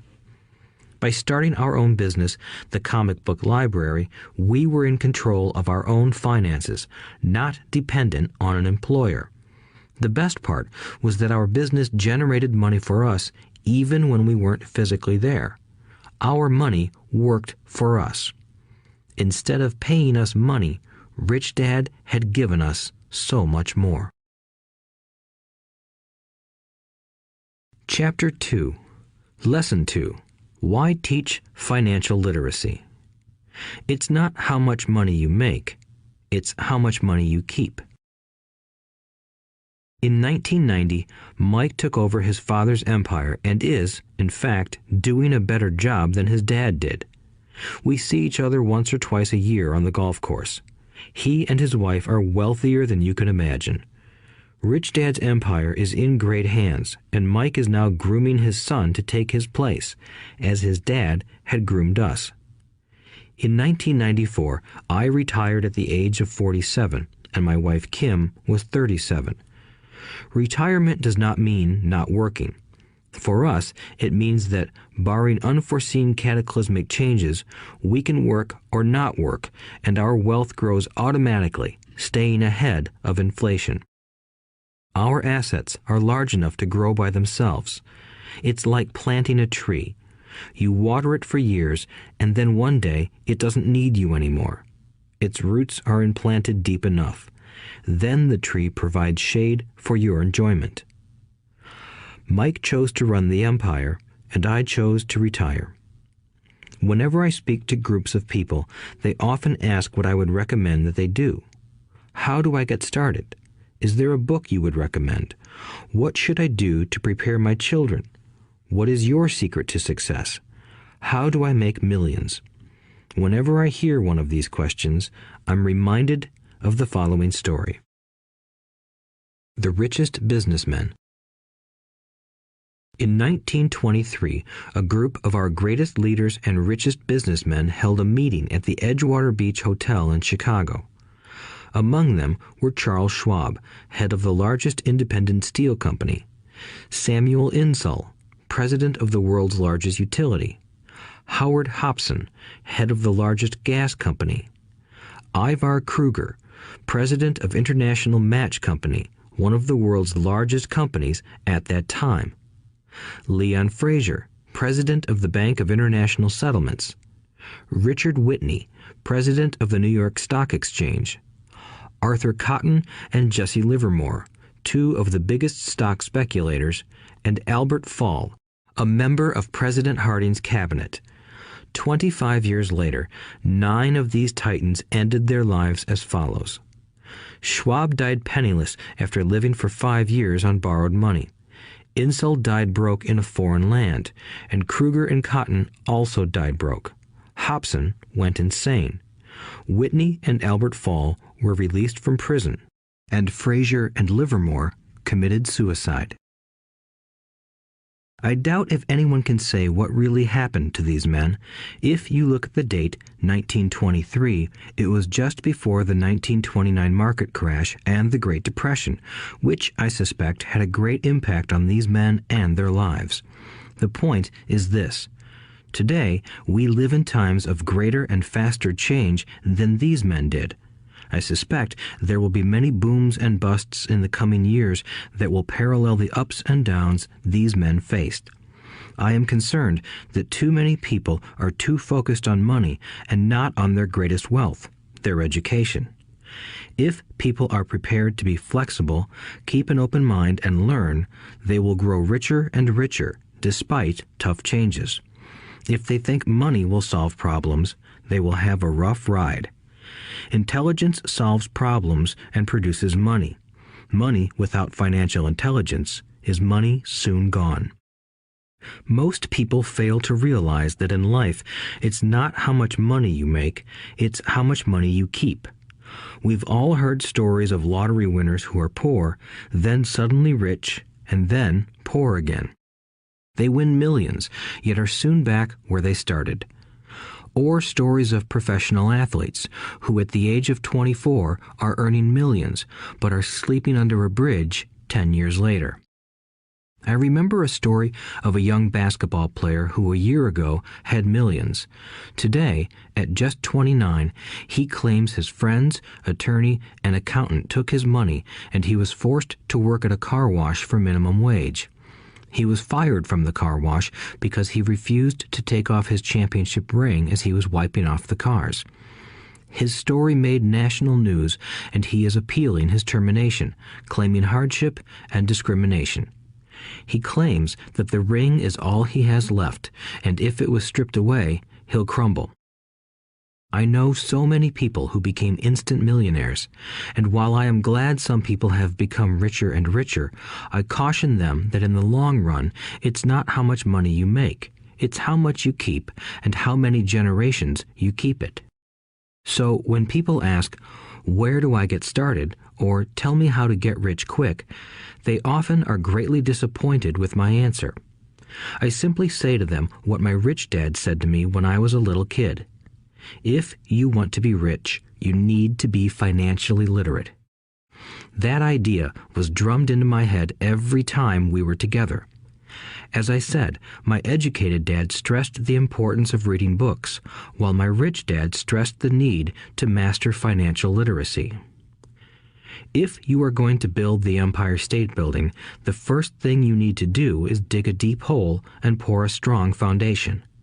If you are going to build a home in the suburbs, all you need to do is pour a 6-inch slab of concrete. Most people, in their drive to get rich, are trying to build an Empire State Building on a 6-inch slab. Our school system, created in the agrarian age, still believes in homes with no foundation. Dirt floors are still the rage, so kids graduate from school with virtually no financial foundation. One day, sleepless and deep in debt in suburbia, living the American dream, they decide that the answer to their financial problems is to find a way to get rich quick. Construction on the skyscraper begins. It goes up quickly, and soon, instead of the Empire State Building, we have the Leaning Tower of suburbia. The sleepless nights return. As for Mike and me in our adult years, both of our choices were possible because we were taught to pour a strong financial foundation when we were just kids. Accounting is possibly the most confusing, boring subject in the world, but if you want to be rich long term, it could be the most important subject. For Rich Dad, the question was how to take a boring and confusing subject and teach it to kids. The answer he found was to make it simple by teaching it in pictures. My rich dad poured a strong financial foundation for Mike and me. Since we were just kids, he created a simple way to teach us. For years, he only drew pictures and used few words. Mike and I understood the simple drawings, the jargon, the movement of money, and then in later years, Rich Dad began adding numbers. Today, Mike has gone on to master much more complex and sophisticated accounting analysis because he had to in order to run his empire. I am not as sophisticated because my empire is smaller, yet we come from the same simple foundation. Over the following pages, we will discuss those same simple line drawings Mike's dad created for us. Though basic, those drawings helped guide two little boys in building great sums of wealth on a solid and deep foundation. Rule number 1. You must know the difference between an asset and a liability, and buy assets. If you want to be rich, this is all you need to know. It is rule number 1. It is the only rule. This may sound absurdly simple, but most people have no idea how profound this rule is. Most people struggle financially because they do not know the difference between an asset and a liability. Rich people acquire assets.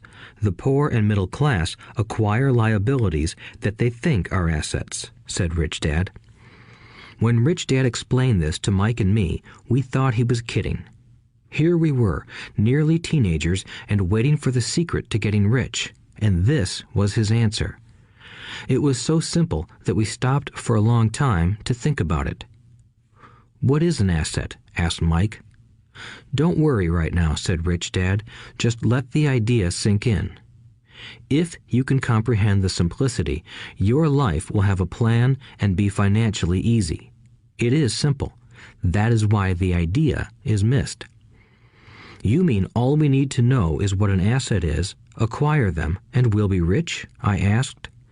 Rich Dad nodded his head. "It's that simple." "If it's that simple, how come everyone is not rich?" I asked. Rich Dad smiled.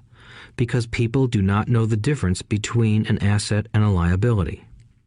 I remember asking, how could adults be so misguided? If it is that simple, if it is that important, why would everyone not want to find out? It took Rich Dad only a few minutes to explain what assets and liabilities were. As an adult, I have difficulty explaining it to other adults. The simplicity of the idea escapes them because they have been educated differently. They were taught by other educated professionals, such as bankers, accountants, real estate agents, financial planners, and so forth. The difficulty comes in asking adults to unlearn or become children again. An intelligent adult often feels it is demeaning to pay attention to simplistic definitions. Rich Dad believed in the KISS principle: keep it simple, stupid, or keep it super simple. So he kept it simple for us, and that made our financial foundation strong. So what causes the confusion? How could something so simple be so screwed up? Why would someone buy an asset that was really a liability? The answer is found in basic education. We focus on the word literacy and not financial literacy. What defines something to be an asset or a liability are not words. In fact, if you really want to be confused, look up the words asset and liability in the dictionary. I know the definition may sound good to a trained accountant, but for the average person, it makes no sense. But we adults are often too proud to admit that something does not make sense. To us young boys, Rich Dad said, "What defines an asset are not words, but numbers. And if you can't read the numbers, you can't tell an asset from a hole in the ground." In accounting, Rich Dad would say, it's not the numbers, but what the numbers are telling you. It's just like words. It's not the words, but the story the words are telling you. If you want to be rich, you've got to read and understand numbers. If I heard that once, I heard it 1,000 times from my rich dad. And I also heard the rich acquire assets and the poor and middle class acquire liabilities. Here is how to tell the difference between an asset and a liability. Most accountants and financial professionals do not agree with the definitions, but these simple drawings were the start of strong financial foundations for two young boys. An asset is something that puts money in my pocket. A liability is something that takes money out of my pocket. This is really all you need to know. If you want to be rich, simply spend your life buying assets. If you want to be poor or middle class, spend your life buying liabilities. Illiteracy, both in words and numbers, is the foundation of financial struggle. If people are having difficulties financially, there is something that they don't understand, either in words or numbers. The rich are rich because they are more literate in different areas than people who struggle financially. So if you want to be rich and maintain your wealth, it's important to be financially literate in words as well as numbers. Numbers alone mean little, just as words out of context mean little. It's the story that counts. In financial reporting, reading numbers is looking for the plot, the story of where the cash is flowing. In 80% of most families, the financial story paints a picture of hard work to get ahead. However, this effort is for naught because they spend their lives buying liabilities instead of assets. Everyone has living expenses, the need for food, shelter, and clothing. It is the cash flow that tells the story of how a person handles their money. The reason I started with the story of the richest men in America is to illustrate the flaw in believing that money will solve all problems. That is why I cringe whenever I hear people ask me how to get rich quicker or where they should start. I often hear, "I'm in debt, so I need to make more money." But more money will often not solve the problem. In fact, it may compound the problem. Money often makes obvious our tragic human flaws, putting a spotlight on what we don't know. That is why, all too often, a person who comes into a sudden windfall of cash, let's say an inheritance, a pay raise, or lottery winnings, soon returns to the same financial mess, if not worse than the mess they were in before. Money only accentuates the cash flow pattern running in your head. If your pattern is to spend everything you get, most likely an increase in cash will just result in an increase in spending. Thus the saying, "A fool and his money is one big party." I have said many times that we go to school to gain scholastic and professional skills, both of which are important. We learn to make money with our professional skills. In the 1960s, when I was in high school, if someone did well academically, people assumed this bright student would go on to be a medical doctor because it was the profession with the promise of the greatest financial reward. Today, doctors face financial challenges I wouldn't wish on my worst enemy. Insurance companies taking control of the business, managed health care, government intervention, and malpractice suits. Today, kids want to be famous athletes, movie stars, rock stars, beauty queens, or CEOs because that is where the fame, money, and prestige are. That is the reason it is so hard to motivate kids in school today. They know that professional success is no longer solely linked to academic success, as it once was. Because students leave school without financial skills, millions of educated people pursue their profession successfully, but later find themselves struggling financially. They work harder, but don't get ahead. What is missing from their education is not how to make money, but how to manage money. It's called financial aptitude, what you do with the money once you make it, how to keep people from taking it from you, how to keep it longer, and how to make that money work hard for you. Most people don't understand why they struggle financially because they don't understand cash flow. A person can be highly educated, professionally successful, and financially illiterate. These people often work harder than they need to because they learned how to work hard, but not how to have their money work hard for them. The story of how the quest for a financial dream turns into a financial nightmare. The classic story of hardworking people has set a pattern. Recently married, the happy, highly educated young couple moves into one of their cramped, rented apartments. Immediately, they realize that they are saving money because two can live as cheaply as one. The problem is the apartment is cramped. They decide to save money to buy their dream home so they can have kids. They now have two incomes, and they begin to focus on their careers. Their incomes begin to increase. As their incomes go up, their expenses go up as well. The number one expense for most people is taxes. Many people think it's income tax, but for most Americans, their highest tax is Social Security.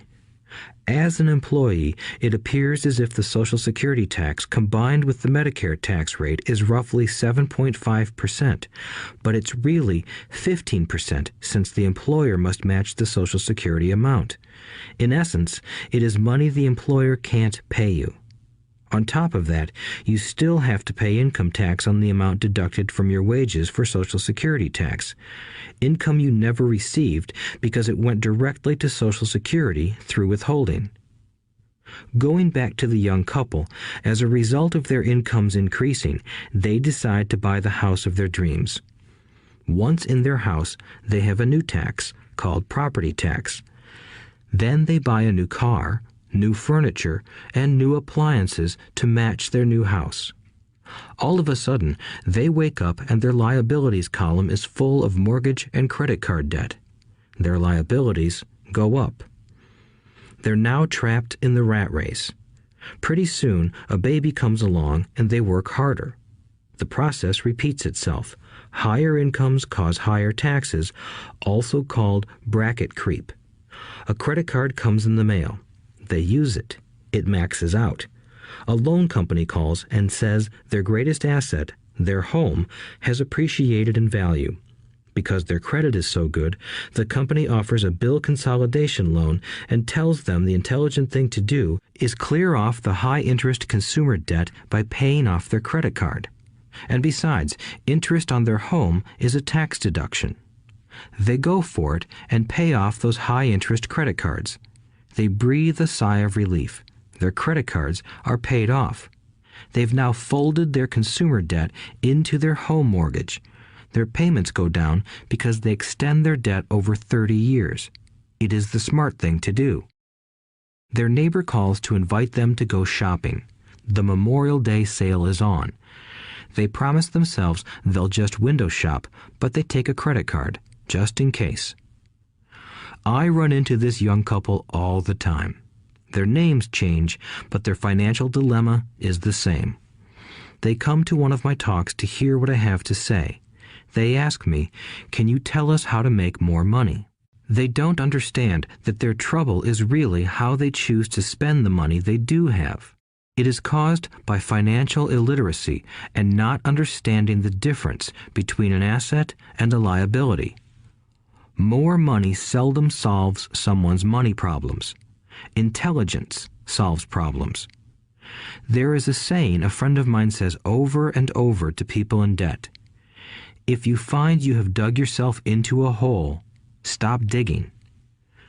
As a child, my dad often told us that the Japanese were aware of 3 powers: the power of the sword, the jewel, and the mirror.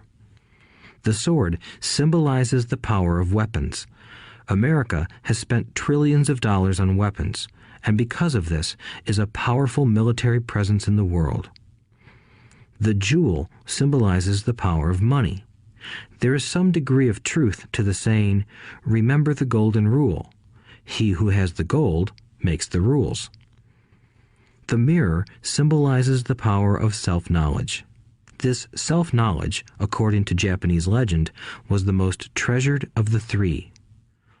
All too often, the poor and middle class allow the power of money to control them. By simply getting up and working harder, failing to ask themselves if what they do makes sense, they shoot themselves in the foot as they leave for work every morning. By not fully understanding money, the vast majority of people allow its awesome power to control them. If they used the power of the mirror, they would have asked themselves, "Does this make sense?"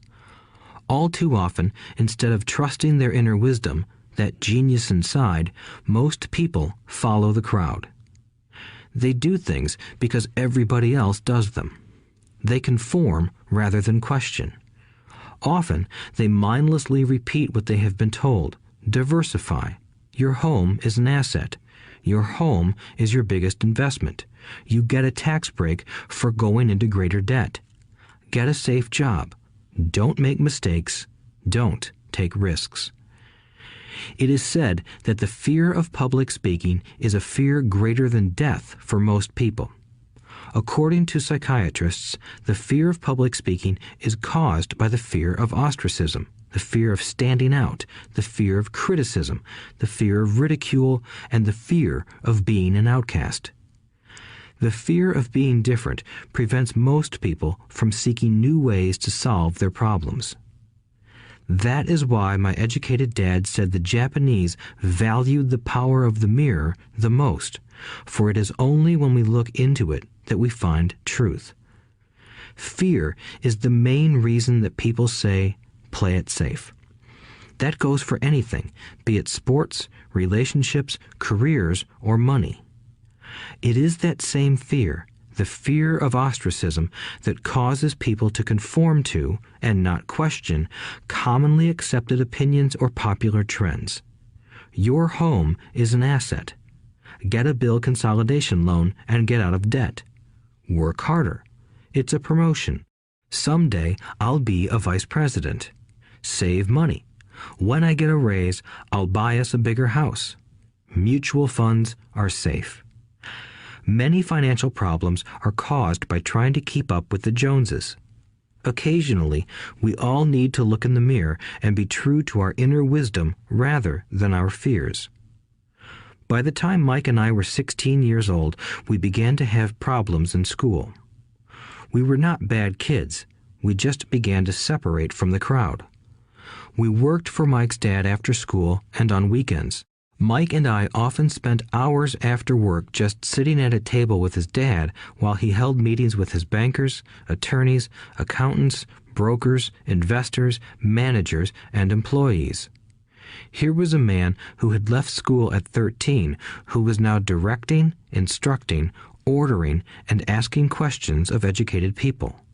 They came at his beck and call and cringed when he didn't approve of them. Here was a man who had not gone along with the crowd. He was a man who did his own thinking and detested the words, "We have to do it this way because that's the way everyone else does it." He also hated the word can't. If you wanted him to do something, just say, "I don't think you can do it." Mike and I learned more sitting in on his meetings than we did in all our years of school, college included.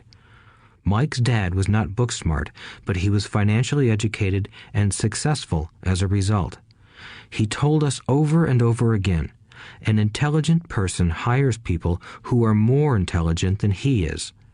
So Mike and I had the benefit of spending hours listening to and learning from intelligent people. But because of this, Mike and I couldn't go along with the standard dogma our teachers preached, and that caused problems. Whenever the teacher said, "If you don't get good grades, you won't do well in the real world," Mike and I just raised our eyebrows.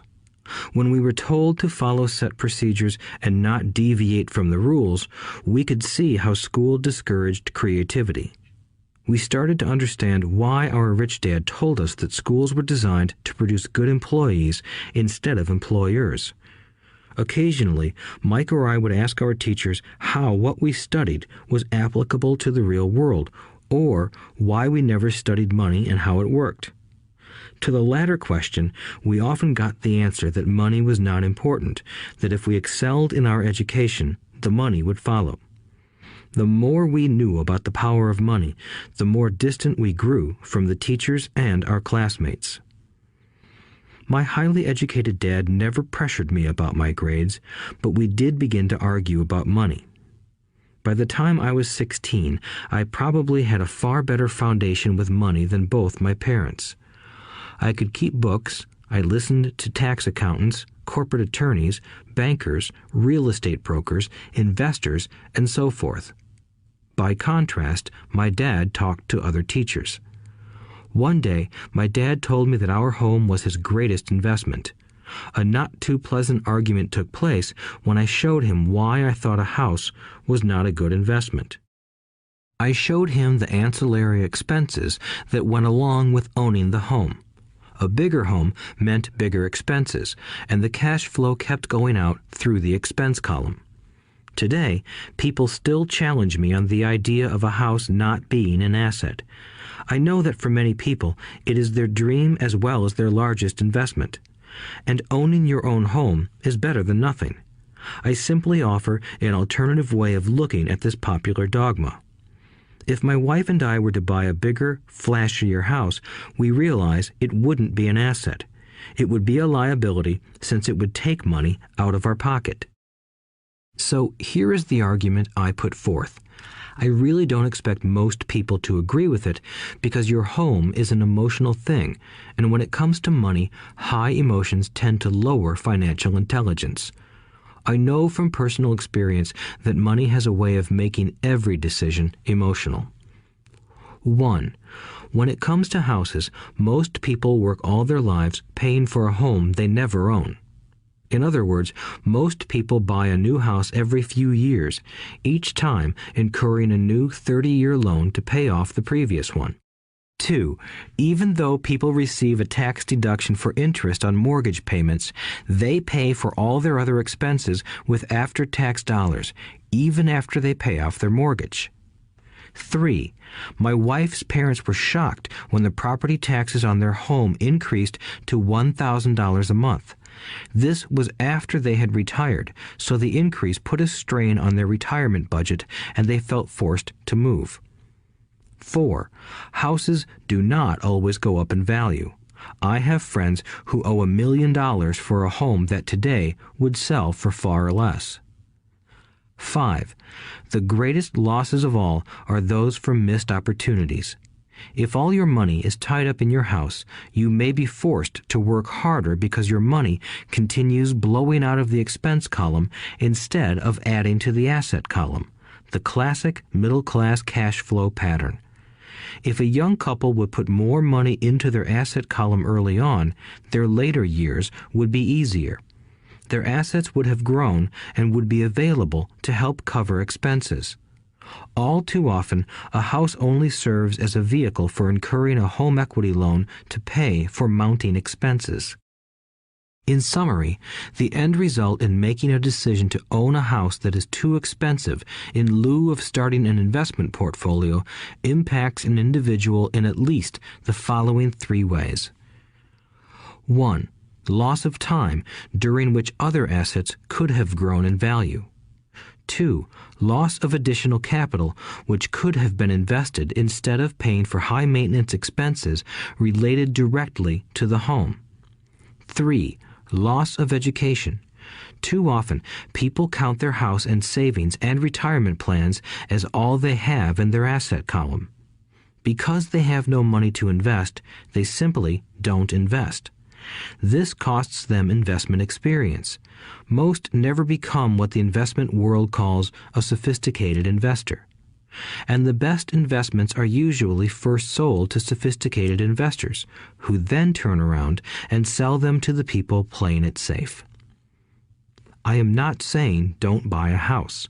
What I'm saying is that you should understand the difference between an asset and a liability. When I want a bigger house, I first buy assets that will generate the cash flow to pay for the house. My educated dad's personal financial statement best demonstrates the life of someone caught in the rat race. His expenses match his income, never allowing him enough left over to invest in assets. As a result, his liabilities are larger than his assets. Why the rich get richer. A review of my rich dad's financial statement shows why the rich get richer. The asset column generates more than enough income to cover expenses, with the balance reinvested into the asset column. The asset column continues to grow, and therefore the income it produces grows with it. The result is that the rich get richer.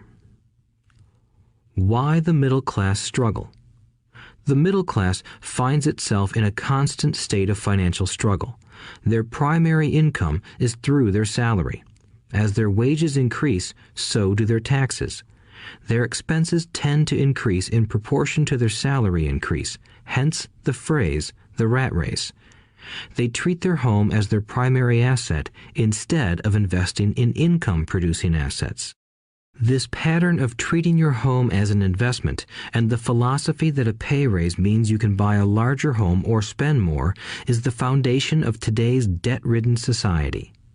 Increased spending throws families into greater debt and into more financial uncertainty, even though they may be advancing in their jobs and receiving raises on a regular basis. This is high-risk living caused by weak financial education.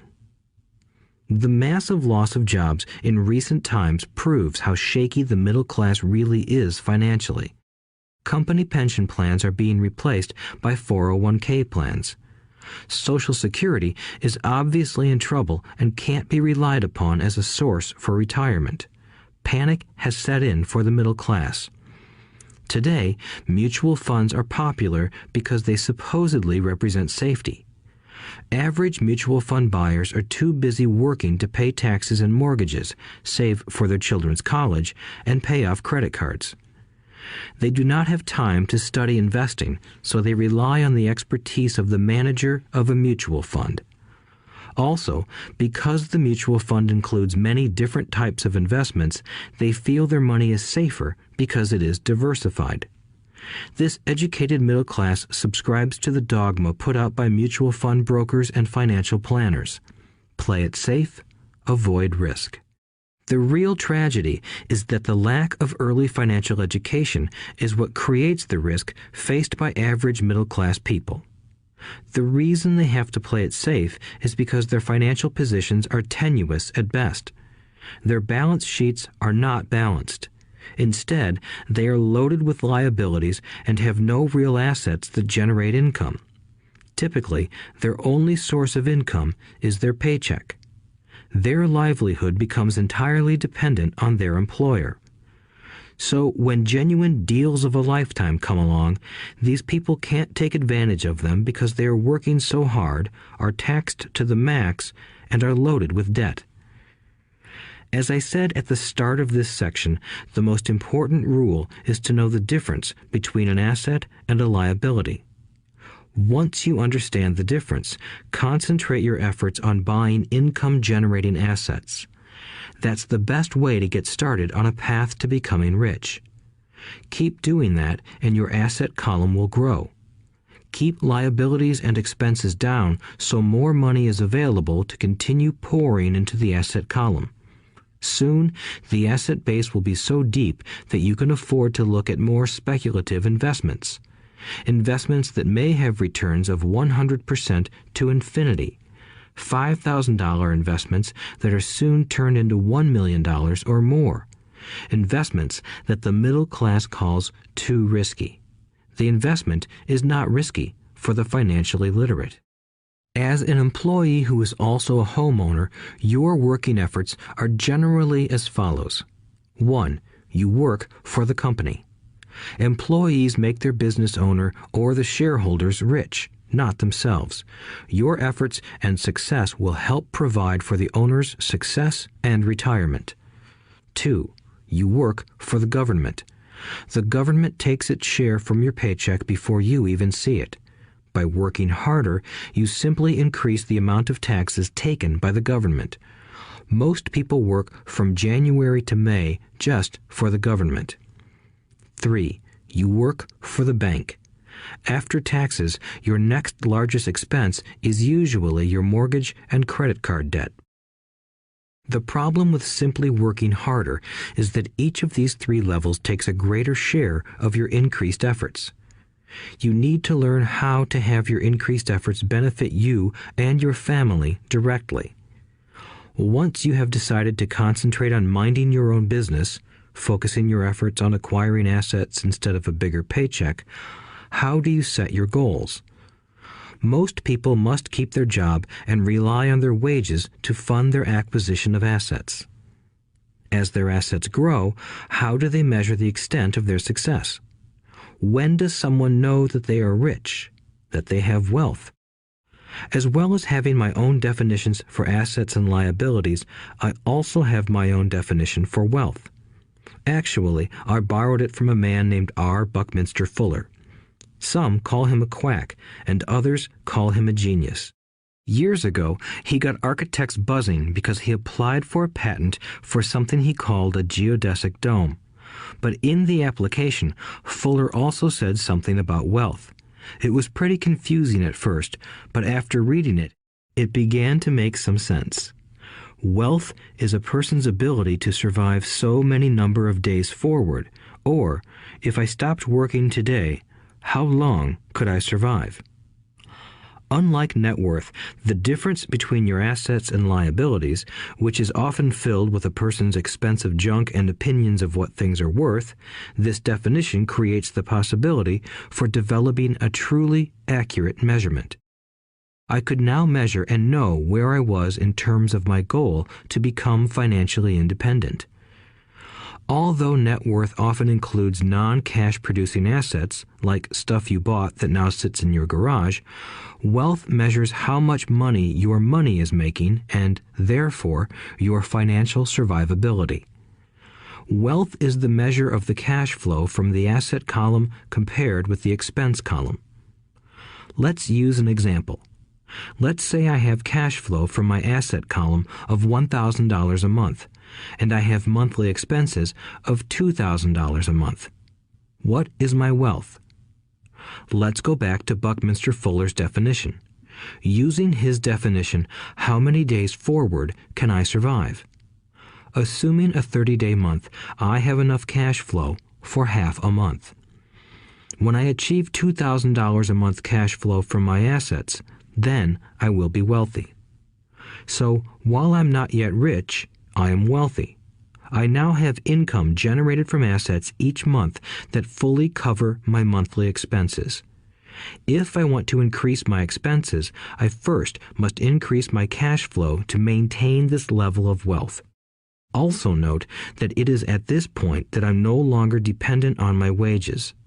I have focused on and been successful in building an asset column that has made me financially independent. If I quit my job today, I would be able to cover my monthly expenses with the cash flow from my assets. My next goal would be to have the excess cash flow from my assets reinvested into the asset column. The more money that goes into my asset column, the more my asset column grows.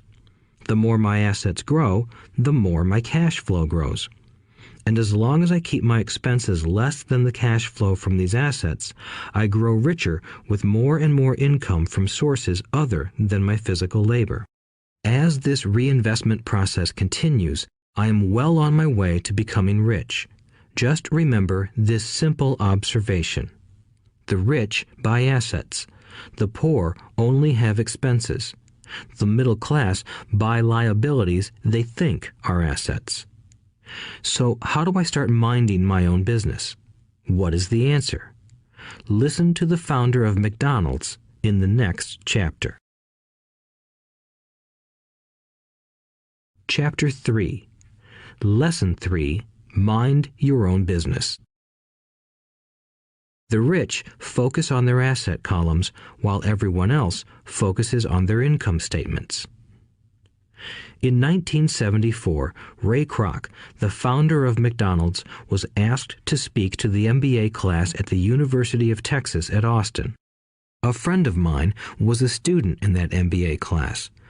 After a powerful and inspiring talk, the class adjourned and the students asked Ray if he would join them at their favorite hangout to have a few beers. Ray graciously accepted.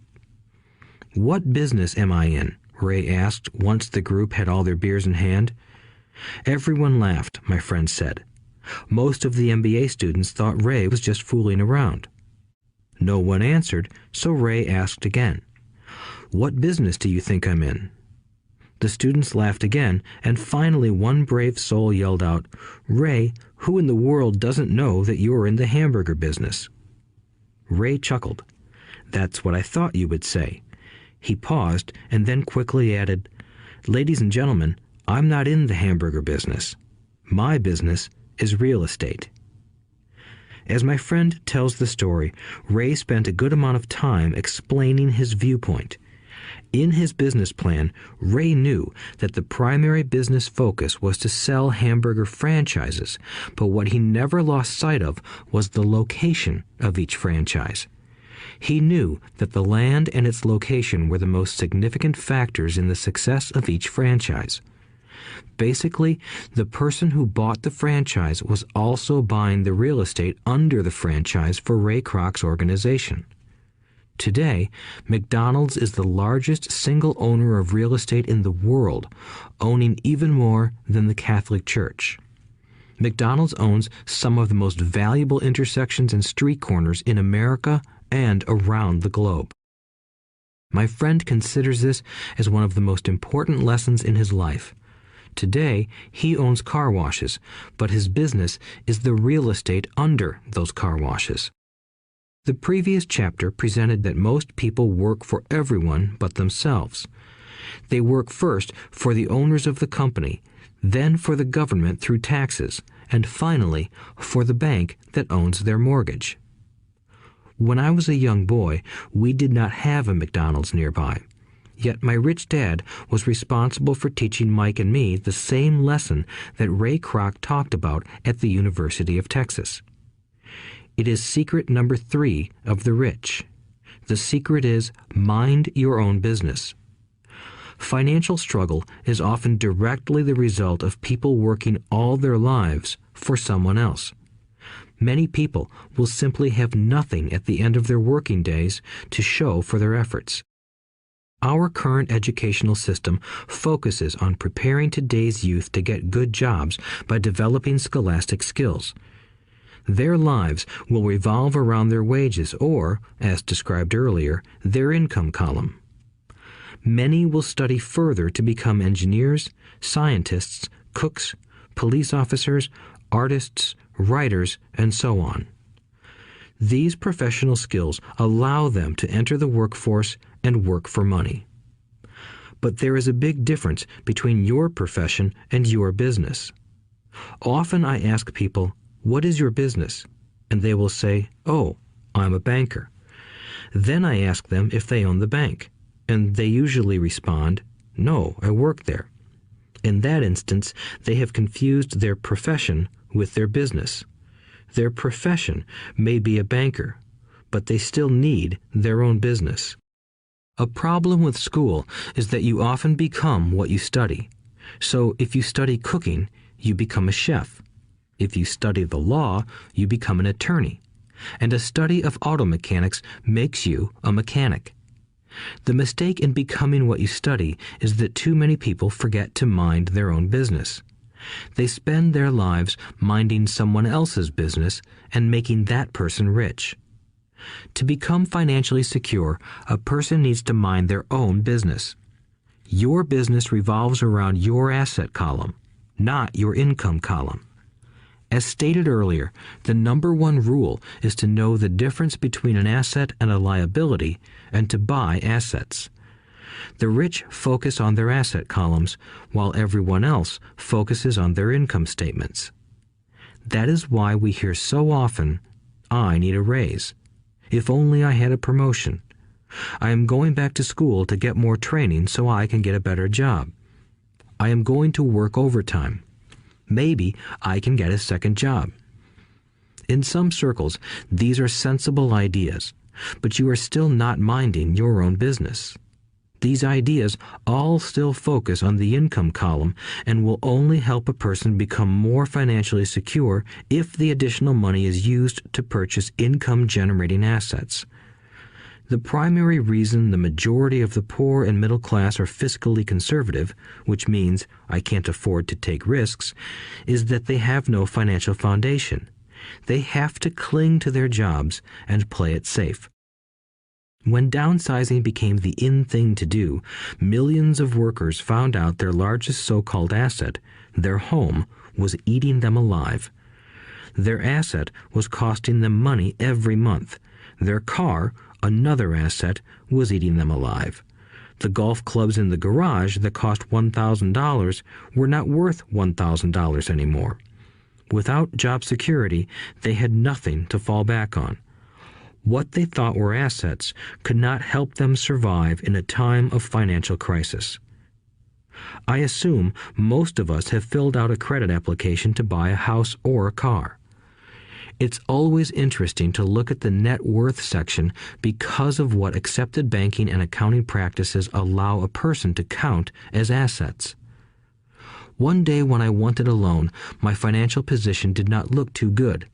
So I added my new golf clubs, my art collection, books, electronics, Armani suits, wristwatches, shoes, and other personal effects to boost the number in the asset column. But I was turned down because I had too much investment real estate. The loan committee didn't like that I made so much money from rent. They wanted to know why I did not have a normal job with a salary. They did not question the Armani suits, golf clubs, or art collection. Life is sometimes tough when you do not fit the standard profile. I cringe every time I hear someone say to me that their net worth is $1 million or $100,000 or whatever. One of the main reasons net worth is not accurate is simply because the moment you begin selling your assets, you are taxed for any gains.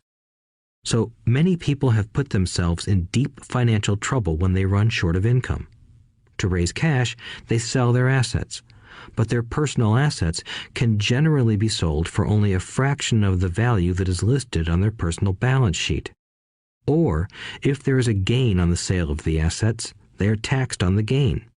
So again, the government takes its share, thus reducing the amount available to help them out of debt.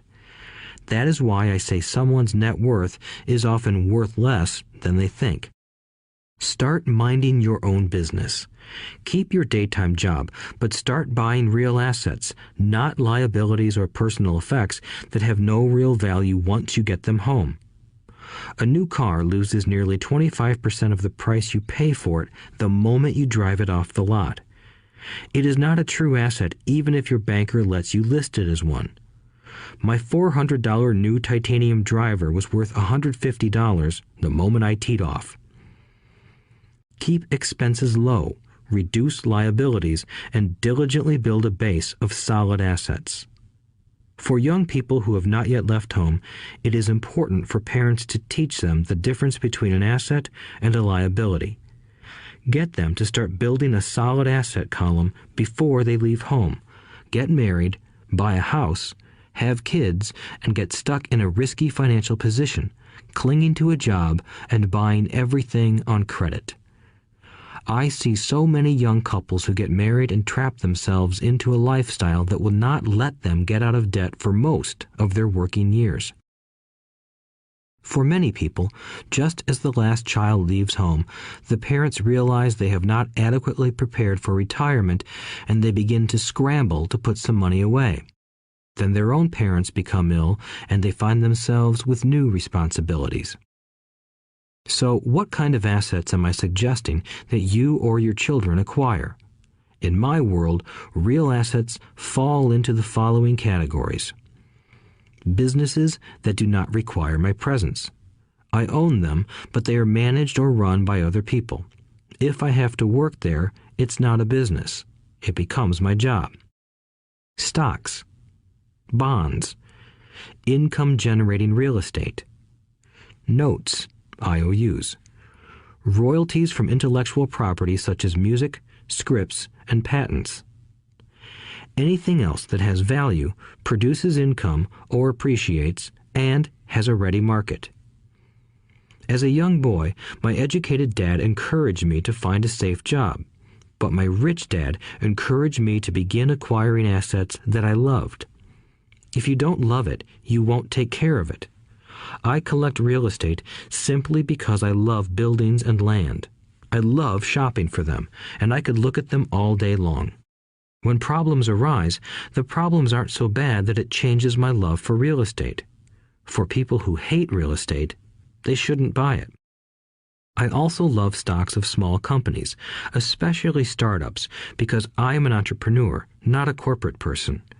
In my early years, I worked in large organizations such as Standard Oil of California, the U.S. Marine Corps, and Xerox Corporation. I enjoyed my time with those organizations and have fond memories, but I know deep down I am not a company man. I like starting companies, not running them. So my stock buys are usually of small companies. Sometimes I even start the company and take it public. Fortunes are made in new stock issues, and I love the game. Many people are afraid of small cap companies and call them risky, and they are. But that risk is diminished if you love what the investment is, understand it, and know the game. With small companies, my investment strategy is to be out of the stock in a year. On the other hand, my real estate strategy is to start small and keep trading up for bigger properties, and, therefore, delay paying taxes on the gain. This allows the value to increase dramatically. I generally hold real estate less than 7 years. For years, even while I was with the Marine Corps and Xerox, I did what my rich dad recommended. I kept my day job, but I still minded my own business. I was active in my asset column trading real estate and small stocks. Rich Dad always stressed the importance of financial literacy. The better I was at understanding the accounting and cash management, the better I would be at analyzing investments and eventually starting and building my own company. I don't encourage anyone to start a company unless they really want to. Knowing what I know about running a company, I wouldn't wish that task on anyone. There are times when people can't find employment and starting a company seems like the best solution. But the odds are against success. 9 out of 10 companies fail in 5 years. Of those that survive the first 5 years, 9 out of every 10 of those eventually fail as well. So only if you really have the desire to own your own company do I recommend it.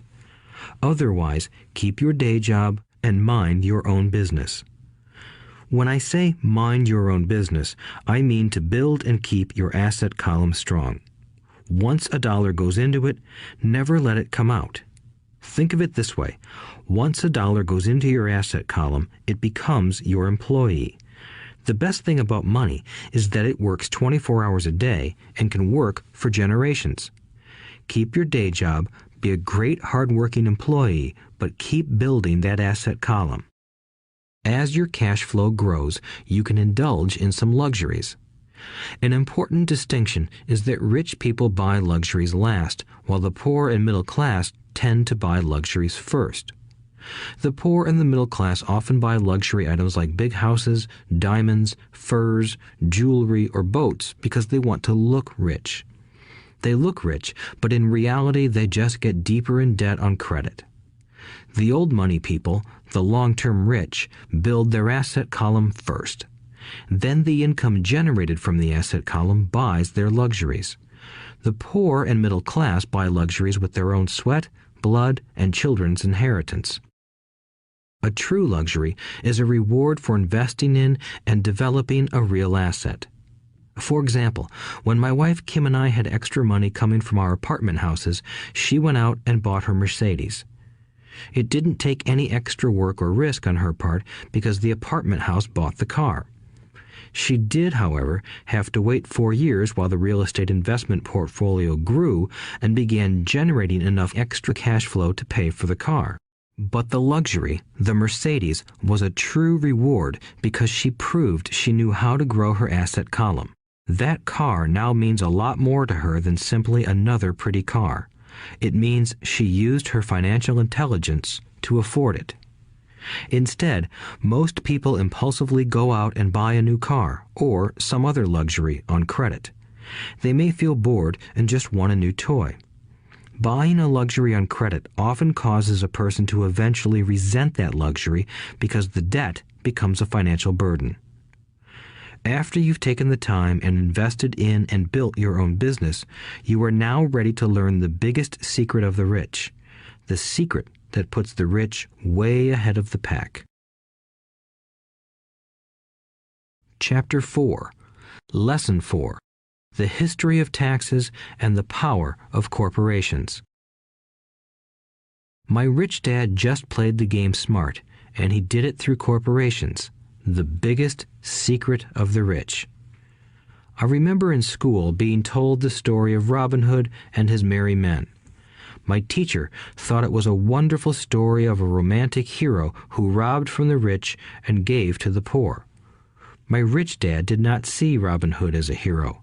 He called Robin Hood a crook. Robin Hood may be long gone, but his followers live on. I often still hear people say, "Why don't the rich pay for it?" Or, "The rich should pay more in taxes and give it to the poor."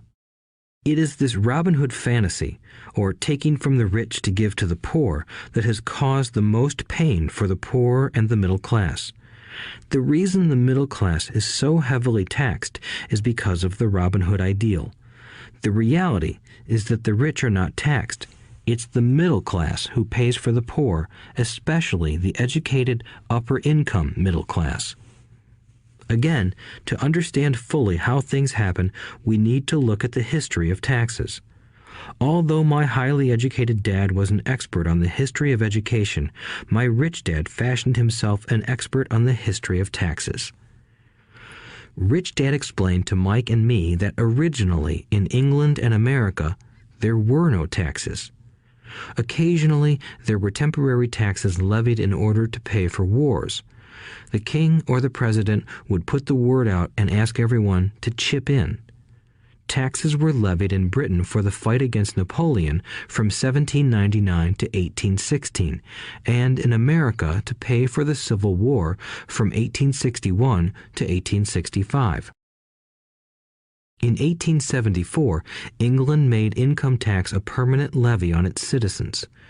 In 1913, an income tax became permanent in the United States with the adoption of the 16th Amendment to the U.S. Constitution. At one time, Americans were anti-tax. It had been the tax on tea that led to the famous Tea Party in Boston Harbor, an incident that helped ignite the Revolutionary War.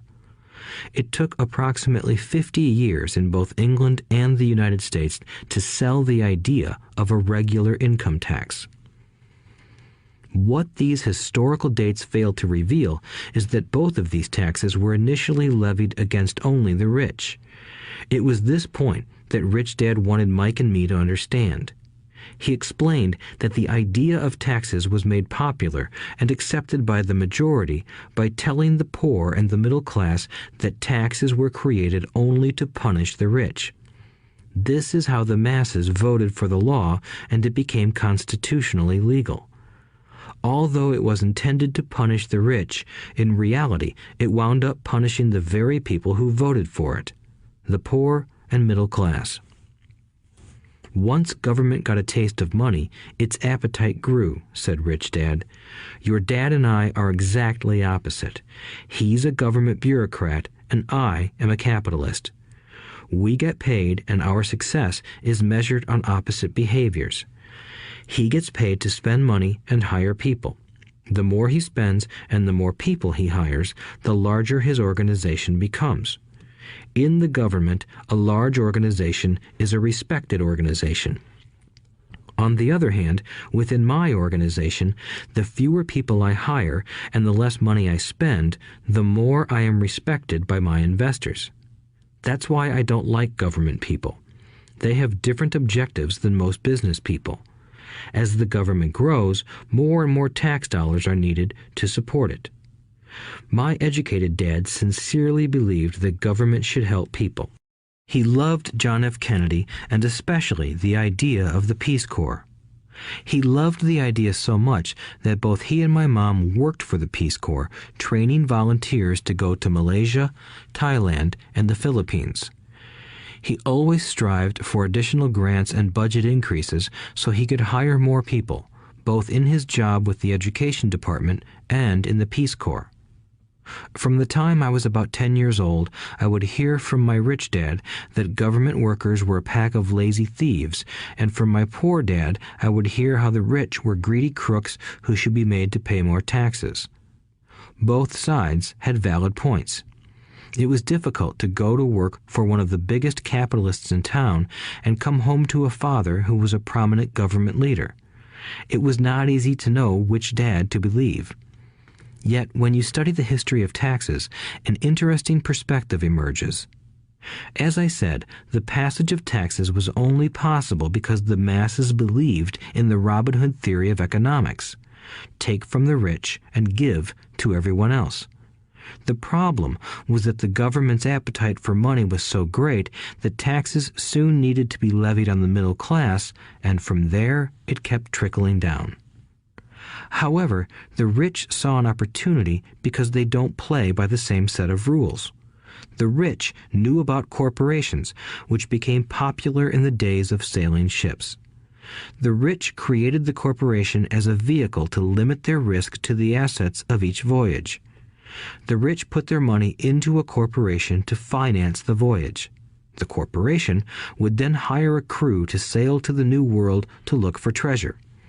If the ship was lost, the crew lost their lives, but the loss to the rich would be limited only to the money they invested for that particular voyage. It is the knowledge of the legal corporate structure that really gives the rich a vast advantage over the poor and middle class. Having two fathers teaching me, one a socialist and the other a capitalist, I quickly began to realize that the philosophy of the capitalist made more financial sense to me. It seemed to me that the socialists ultimately penalized themselves due to their lack of financial education. No matter what the take from the rich crowd came up with, the rich always found a way to outsmart them. That is how taxes were eventually levied on the middle class. The rich outsmarted the intellectuals solely because they understood the power of money, a subject not taught in schools. How did the rich outsmart the intellectuals? Once the take from the rich tax was passed, cash started flowing into government coffers. Initially, people were happy. Money was handed out to government workers and the rich. It went to government workers in the form of jobs and pensions, and it went to the rich via their factories receiving government contracts. The government received a large pool of money, but the problem was the fiscal management of that money. The government ideal is to avoid having excess money. If you fail to spend your allotted funds, you risk losing it in the next budget. You would certainly not be recognized for being efficient. Business people, on the other hand, are rewarded for having excess money and are applauded for their efficiency. As this cycle of growing government spending continued, the demand for money increased, and the tax the rich idea was adjusted to include lower income levels down to the very people who voted it in, the poor and the middle class. True capitalists used their financial knowledge to simply find an escape. They headed back to the protection of a corporation. But what many people who have never formed a corporation don't know is that a corporation is not really a thing. A corporation is merely a file folder with some legal documents in it, sitting in some attorney's office and registered with a state government agency. It's not a big building or a factory or a group of people. A corporation is merely a legal document that creates a legal body without a soul. Using it, the wealth of the rich was once again protected. It was popular because the income tax rate of a corporation is less than the individual income tax rates. In addition, certain expenses could be paid by a corporation with pre-tax dollars. This war between the haves and have-nots has raged for hundreds of years. The battle is waged whenever and wherever laws are made, and it will go on forever. The problem is that the people who lose are the uninformed, the ones who get up every day and diligently go to work and pay taxes. If they only understood the way the rich play the game, they could play it too. Then they would be on their way to their own financial independence. This is why I cringe every time I hear a parent advise their children to go to school so they can find a safe, secure job. An employee with a safe, secure job without financial aptitude has no escape. Average Americans today work 5 to 6 months for the government just to cover their taxes. In my opinion, that is simply too long. The harder you work, the more you pay the government. That is why I believe that the idea of take from the rich backfired on the very people who voted it in. Every time people try to punish the rich don't simply comply. They react. They have the money, power, and intent to change things. They don't just sit there and voluntarily pay more taxes. Instead, they search for ways to minimize their tax burden. They hire smart attorneys and accountants and persuade politicians to change laws or create legal loopholes. They use their resources to effect change. The tax code of the United States also allows other ways to reduce taxes. Most of these vehicles are available to anyone, but it is the rich who find them because they are minding their own business. For example, 1031 is jargon for Section 1031 of the Internal Revenue Code, which allows a seller to delay paying taxes on a piece of real estate that is sold for a capital gain through an exchange for a more expensive piece of real estate. Real estate is one investment vehicle that has a great tax advantage. As long as you keep trading up in value, you will not be taxed on the gains until you liquidate. People who don't take advantage of these legal tax savings are missing a great opportunity to build their asset columns. The poor and middle class don't have the same resources. They sit there and let the government's needles enter their arm and allow the blood donation to begin. Today, I am constantly shocked at the number of people who pay more taxes or take fewer deductions simply because they are afraid of the government. I have friends who have had their businesses shut down and destroyed, only to find out it was a mistake on the part of the government. I realize all that, but the price of working from January to May is a high price to pay for that intimidation. My poor dad never fought back.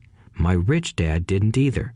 He just played the game smarter, and he did it through corporations, the biggest secret of the rich. You may remember the first lesson I learned from my rich dad. I was a little boy of 9 who had to sit and wait for him to choose to talk to me. I sat in his office waiting for him to get to me. He was ignoring me on purpose. He wanted me to recognize his power and to desire to have that power for myself one day. During all the years I studied and learned from him, he always reminded me that knowledge is power. and with money comes great power that requires the right knowledge to keep it and make it multiply. Without that knowledge, the world pushes you around.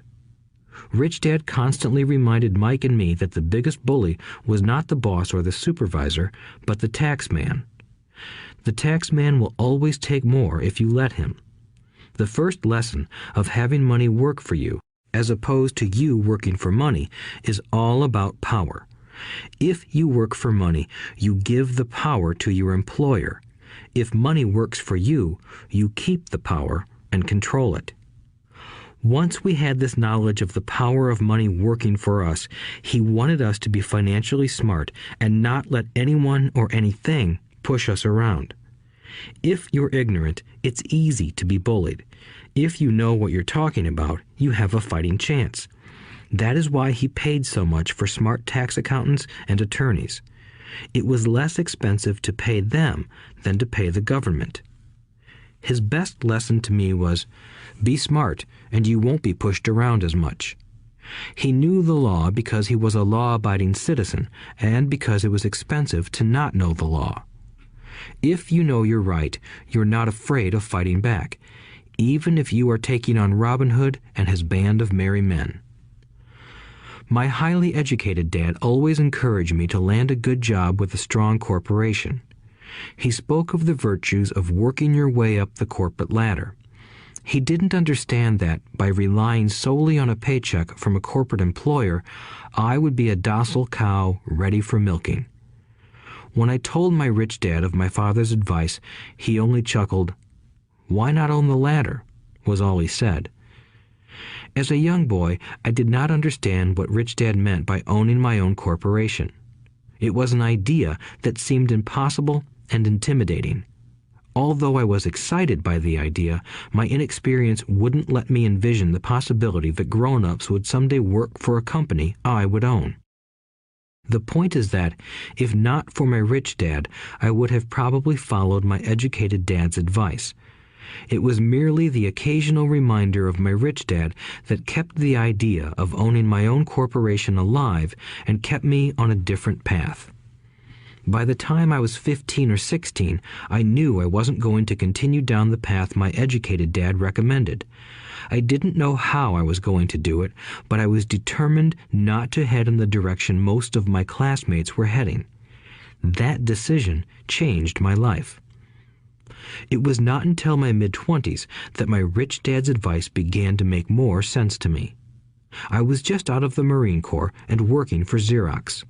I was making a lot of money, but every time I looked at my paycheck, I was disappointed. The deductions were so large, and the more I worked, the greater they became. As I became more successful, my bosses talked about promotions and raises. It was flattering, but I could hear my rich dad asking in my ear, "Who are you working for? Who are you making rich?"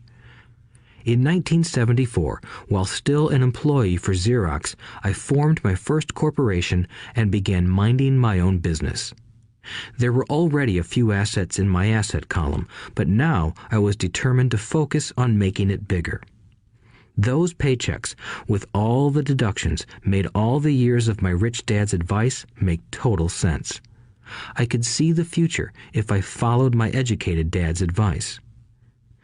Many employers feel that advising their workers to mind their own business is bad for business. But for me, focusing on my own business and developing assets made me a better employee because I now had a purpose. I came in early and worked diligently, amassing as much money as possible so I could invest in real estate. Hawaii was just set to boom, and there were fortunes to be made. The more I realized that we were in the beginning stages of a boom, the more Xerox machines I sold. The more I sold, the more money I made, and, of course, the more deductions came out of my paycheck. It was inspiring. I wanted out of the employee trap so badly that I worked even harder so I could invest more. By 1978, I was consistently one of the top 5 salespeople at the company. I badly wanted out of the rat race. In less than 3 years, I was making more in my real estate holding corporation than I was making at Xerox, and the money I was making in my asset column in my own corporation was money working for me, not me pounding on doors selling copiers. My rich dad's advice made much more sense. Soon, the cash flow from my properties were so strong that my company bought me my first Porsche. My fellow Xerox salespeople thought I was spending my commissions. I wasn't. I was investing my commissions in assets. My money was working hard to make more money. Each dollar in my asset column was a great employee, working hard to make more employees and buy the boss a new Porsche with before-tax dollars. I began to work harder for Xerox. The plan was working, and my Porsche was the proof. By using the lessons I learned from my rich dad, I was able to get out of the proverbial rat race at an early age. It was made possible because of the strong financial knowledge I had acquired through Rich Dad's lessons. Without this financial knowledge, which I call financial intelligence or financial IQ, my road to financial independence would have been much more difficult. I now teach others in the hope that I may share my knowledge with them. I remind people that financial IQ is made up of knowledge from 4 broad areas of expertise. 1. Accounting. Accounting is financial literacy or the ability to read numbers. This is a vital skill if you want to build an empire. The more money you are responsible for, the more accuracy is required, or the house comes tumbling down. This is the left brain side, or the details. Financial literacy is the ability to read and understand financial statements, which allows you to identify the strengths and weaknesses of any business. 2. Investing. Investing is the science of money making money. This involves strategies and formulas which use the creative right brain side. 3. Understanding markets. Understanding markets is the science of supply and demand. You need to know the technical aspects of the market, which are emotion-driven, in addition to the fundamental or economic aspects of an investment. Does an investment make sense or does it not make sense based on current market conditions? 4. The law. A corporation wrapped around the technical skills of accounting, investing, and markets can contribute to explosive growth.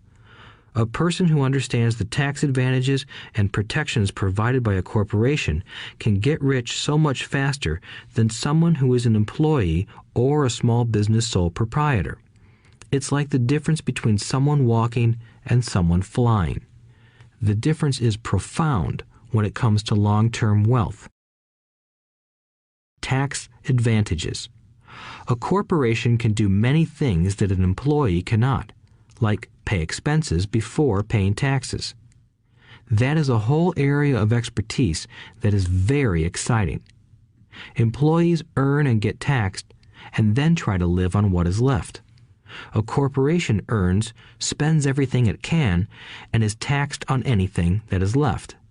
It's one of the biggest legal tax loopholes that the rich use. They're easy to set up and are not expensive if you own investments that are producing good cash flow. For example, by owning your own corporation, your vacations can be board meetings in Hawaii. Car payments, insurance, repairs, and health club memberships are company expenses. Most restaurant meals are partial expenses and on. But it's done legally with pre-tax dollars. Protection from lawsuits. We live in a litigious society. Everybody wants a piece of your action. The rich hide much of their wealth using vehicles such as corporations and trusts to protect their assets from creditors. When someone sues a wealthy individual, they are often met with layers of legal protection and often find that the wealthy person actually owns nothing. They control everything, but own nothing. The poor and middle class try to own everything and lose it to the government or to fellow citizens who like to sue the rich. They learned it from the Robin Hood story. Take from the rich and give it to the poor. It is not the purpose of this audiobook to go into the specifics of owning a corporation. But I will say that if you own any kind of legitimate assets, I would consider finding out more about the benefits and protection offered by a corporation as soon as possible. There are many books written on the subject that will detail the benefits and even walk you through the steps necessary to set up a corporation. Garrett Sutton's books on corporations provide wonderful insight into the power of personal corporations. Financial IQ is actually the synergy of many skills and talents. I would say it is the combination of the 4 technical skills listed above that make up basic financial intelligence. If you aspire to great wealth, it is the combination of these skills that will greatly amplify your financial intelligence. In summary, business owners with corporations 1. Earn, 2. Spend, 3. Pay taxes. Employees who work for corporations 1. Earn, 2. Pay taxes, 3. Spend. As part of your overall financial strategy, I recommend that you learn about the protection that legal entities can provide for businesses and assets. Chapter 5. Lesson 5. The rich invent money. Often in the real world, it's not the smart who get ahead, but the bold. Last night, I took a break from writing and watched a TV program on the history of a young man named Alexander Graham Bell. Bell had just patented his telephone and was having growing pains because the demand for his new invention was so strong. Needing a bigger company, he then went to the giant at that time, Western Union, and asked them if they would buy his patent and his tiny company. He wanted $100,000 for the whole package. The president of Western Union scoffed at him and turned him down, saying the price was ridiculous. The rest is history. A multi-billion-dollar industry emerged, and AT&T was born. The evening news came on right after the story of Alexander Graham Bell. On the news was a story of another downsizing at a local company. The workers were angry and complained that the company ownership was unfair. A terminated manager of about 45 years of age had his wife and 2 babies at the plant and was begging the guards to let him talk to the owners to ask if they would reconsider his termination. He had just bought a house and was afraid of losing it. The camera focused in on his pleading for all the world to see. Needless to say, it held my attention. I have been teaching professionally since 1984. It has been a great experience and a rewarding one. It is also a disturbing profession, for I have taught thousands of individuals and I see one thing in common in all of us, myself included. We all have tremendous potential, and we all are blessed with gifts. Yet the one thing that holds all of us back is some degree of self-doubt. It is not so much the lack of technical information that holds us back, but more the lack of self-confidence. Some are more affected than others. Once we leave school, most of us know that it is not so much a matter of college degrees or good grades that count. In the real world, outside of academics, something more than just grades is required. I have heard it called many things: guts, chutzpah, balls, audacity, bravado, cunning, daring, tenacity, and brilliance. This factor, whatever it is labeled, ultimately decides one's future much more than school grades do. Inside each of us is one of these brave, brilliant, and daring characters. There is also the flip side of that character, people who could get down on their knees and beg if necessary. After a year in Vietnam as a Marine Corps pilot, I got to know both of those characters inside of me intimately. One is not better than the other. Yet, as a teacher, I recognized that it was excessive fear and self-doubt that were the greatest detractors of personal genius. It broke my heart to see students know the answers, yet lack the courage to act on the answer. Often in the real world, it's not the smart who get ahead, but the bold. In my personal experience, your financial genius requires both technical knowledge as well as courage. If fear is too strong, the genius is suppressed. In my classes, I strongly urge students to learn to take risks, to be bold, and to let their genius convert that fear into power and brilliance. It works for some and just terrifies others. I have come to realize that for most people, when it comes to the subject of money, they would rather play it safe. I have had to field questions such as, why take risks? Why should I bother developing my financial IQ? Why should I become financially literate? And I answer, just to have more options. There are huge changes up ahead. In the coming years, there will be more people just like the young inventor Alexander Graham Bell. There will be 100 people like Bill Gates and hugely successful companies like Microsoft created every year all over the world. And there will also be many more bankruptcies, layoffs, and downsizings. So why bother developing your financial IQ? No one can answer that but you. Yet I can tell you why I myself do it. I do it because it is the most exciting time to be alive. I'd rather be welcoming change than dreading change. I'd rather be excited about making millions than worrying about not getting a raise. This period we are in now is a most exciting time, unprecedented in our world's history.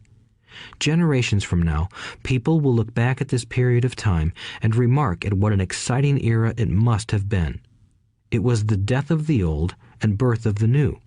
It was full of turmoil, and it was exciting. So why bother developing your financial IQ? Because if you do, you will prosper greatly. And if you don't, this period of time will be a frightening one. It will be a time of watching some people move boldly forward while others cling to worn-out life preservers. Land was wealth 300 years ago, so the person who owned the land owned the wealth. Later, wealth was in factories and production, and America rose to dominance. The industrialist owned the wealth. Today, wealth is in information, and the person who has the most timely information owns the wealth. The problem is that information flies around the world at the speed of light. The new wealth cannot be contained by boundaries and borders as land and factories were. The changes will be faster and more dramatic. There will be a dramatic increase in the number of new multimillionaires. There also will be those who are left behind. I find so many people struggling today, often working harder, simply because they cling to old ideas. They want things to be the way they were, and they resist change. I know people who are losing their jobs or their houses, and they blame technology or the economy or their boss. Sadly, they fail to realize that they might be the problem. Old ideas are their biggest liability. It is a liability simply because they fail to realize that while that idea or way of doing something was an asset yesterday, yesterday is gone. One afternoon, I was teaching how to invest using a board game I had invented, Cash Flow, as a teaching tool. A friend had brought someone along to attend the class. This friend of a friend was recently divorced, had been badly burned in the divorce settlement, and was now searching for some answers.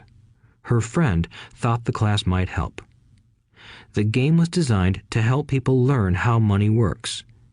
In playing the game, they learn about the interaction of the income statement with the balance sheet. They learn how cash flows between the two and how the road to wealth is through striving to increase your monthly cash flow from the asset column to the point that it exceeds your monthly expenses. Once you accomplish this, you are able to get out of the rat race and out onto the fast track. As I have said, some people hate the game, some love it, and others miss the point. This woman missed a valuable opportunity to learn something. In the opening round, she drew a doodad card with the boat on it. At first, she was happy. "Oh, I've got a boat." Then, as her friend tried to explain how the numbers worked on her income statement and balance sheet, she got frustrated because she had never liked math. The rest of her table waited while her friend continued explaining the relationship between the income statement, balance sheet, and monthly cash flow. Suddenly, when she realized how the numbers worked, it dawned on her that her boat was eating her alive. Later on in the game, she was also downsized and had a child. It was a horrible game for her.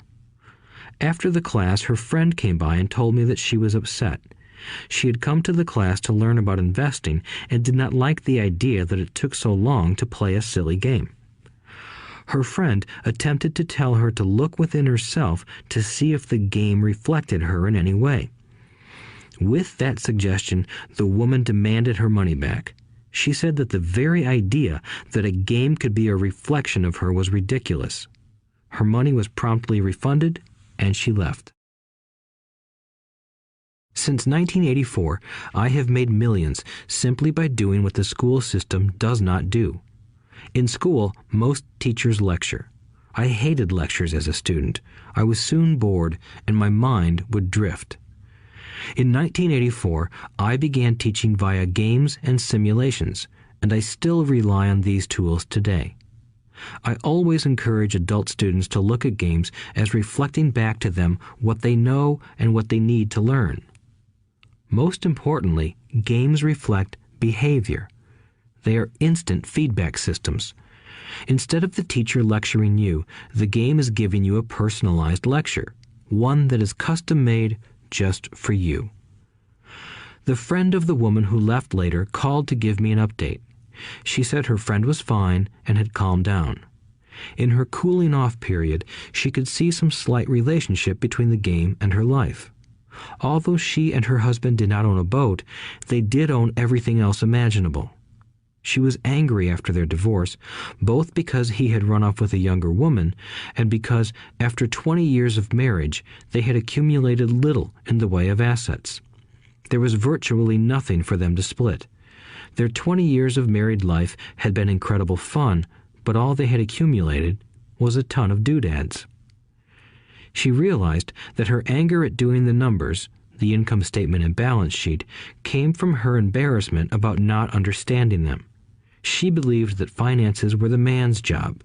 She maintained the house and did the entertaining, and he handled the finances. She was now quite certain that in the last 5 years of their marriage, he had hidden money from her. She was angry at herself for not being more aware of where the money was going, as well as for not knowing about the other woman. Just like a board game, the world is always providing us with instant feedback. We could learn a lot if we tuned in more. One day, not long ago, I complained to my wife that the cleaners must have shrunk my pants.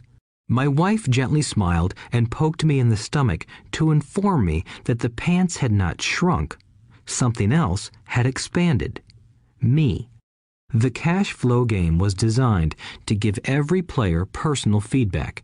Its purpose is to give you options. If you draw the boat card and it puts you into debt, the question is, now what can you do? How many different financial options can you come up with? That is the purpose of the game, to teach players to think and create new and various financial options. Thousands of people throughout the world have played this game. The players who get out of the rat race the quickest are the people who understand numbers and have creative financial minds. They recognize different financial options. Rich people are often creative and take calculated risks.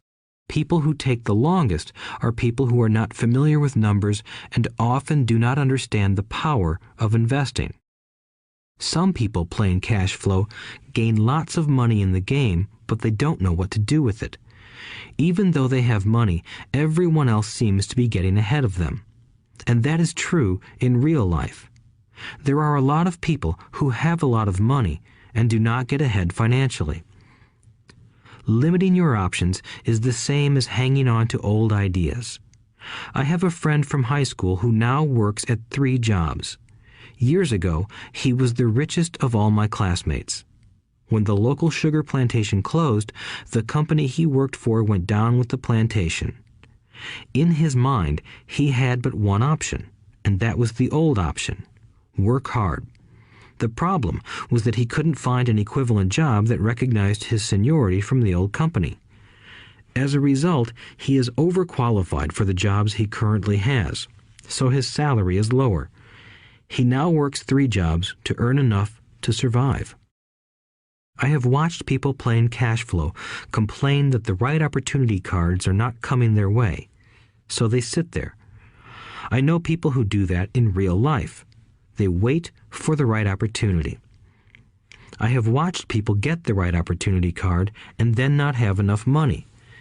Then they complain that they would have gotten out of the rat race if they had had more money. So they sit there. I know people in real life who do that also. They see all the great deals, but they have no money. And I have seen people pull a great opportunity card, read it out loud, and have no idea that it is a great opportunity.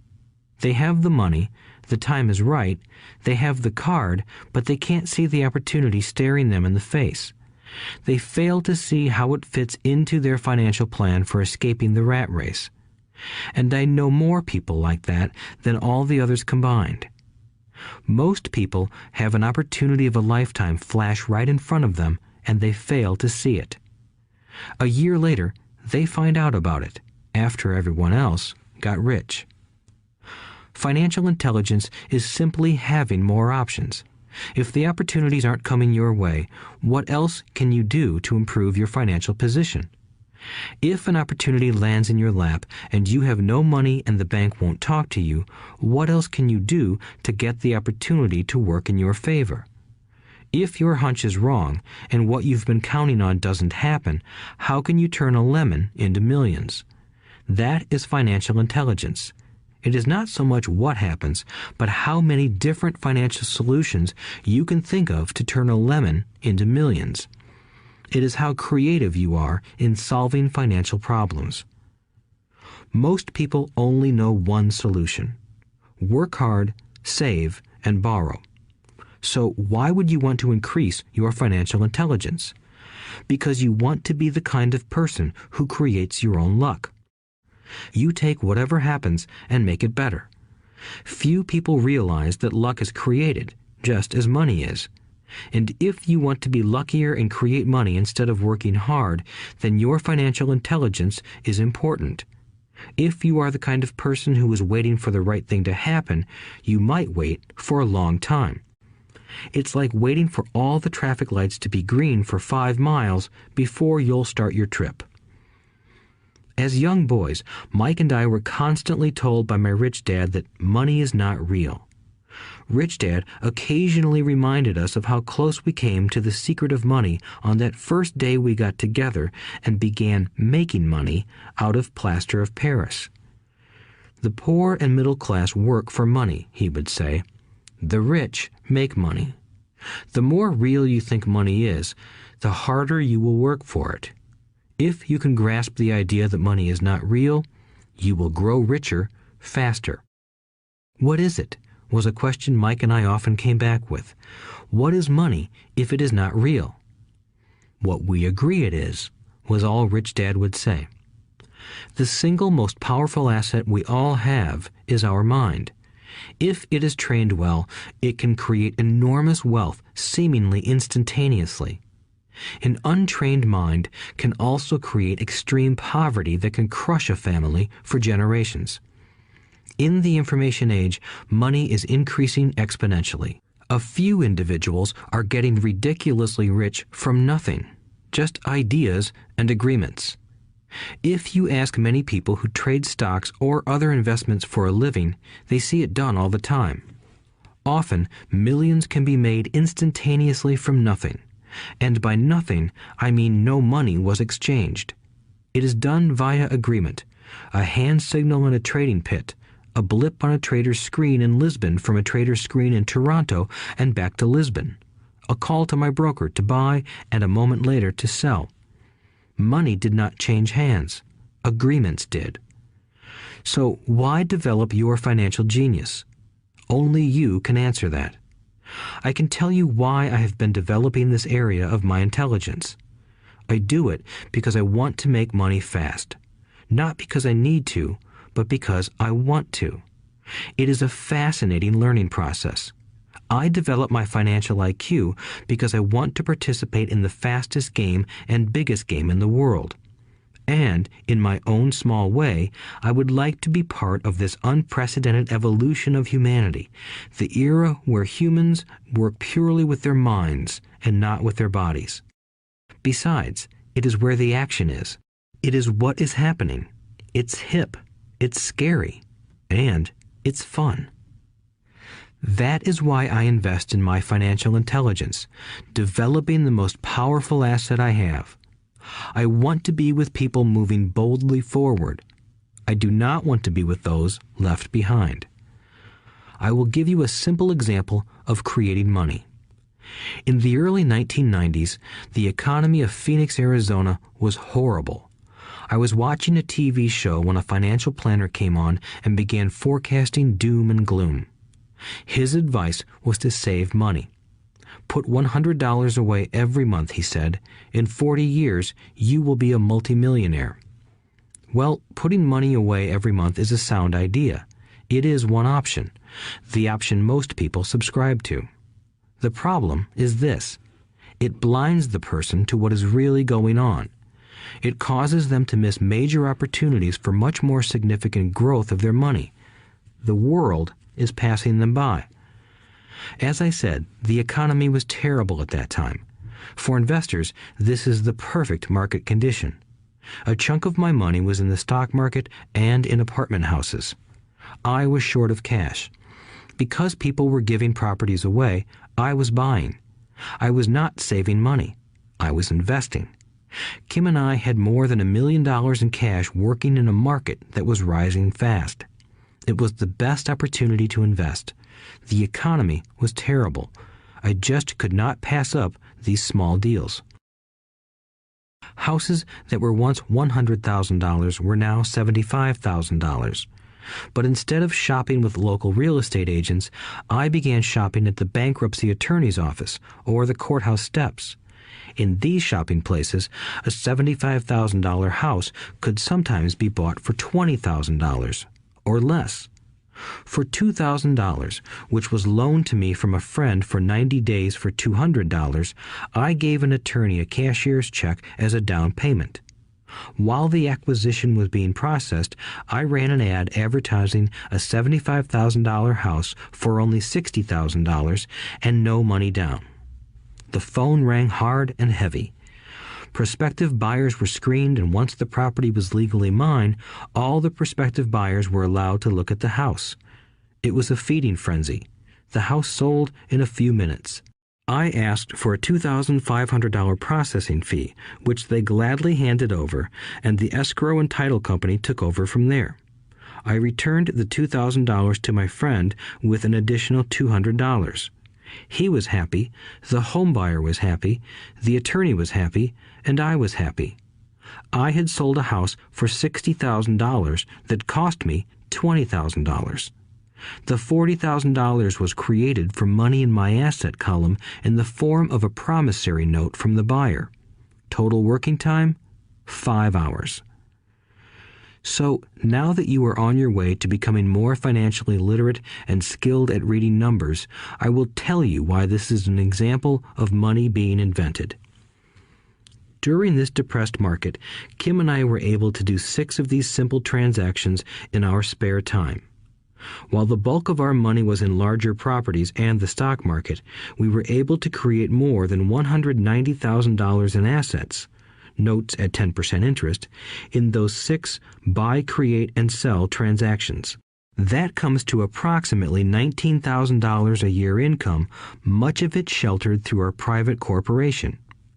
Much of that $19,000 a year goes to pay for our company cars, gas, trips, insurance, dinners with clients, and other things. By the time the government gets a chance to tax that income, it's been spent on legally allowed pre-tax expenses. This was a simple example of how money is invented, created, and protected using financial intelligence. Ask yourself, how long would it take to save $190,000? Would the bank pay you 10% interest on your money?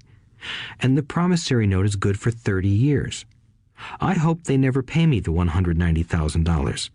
I have to pay a tax if they pay me the principal, and besides, $19,000 paid over 30 years is a little over $500,000 in income. I have people ask what happens if the person doesn't pay. That does happen, and it's good news. That $60,000 home could be taken back and resold for $70,000 and another $2,500 collected as a loan processing fee.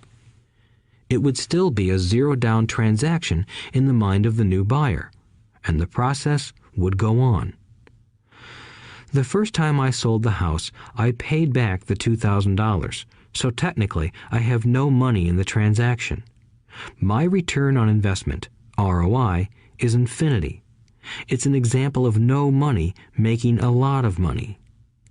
In the second transaction, when resold, I would have put $2,000 in my pocket and re-extended the loan to 30 years. What would my ROI be if I got paid money to make money?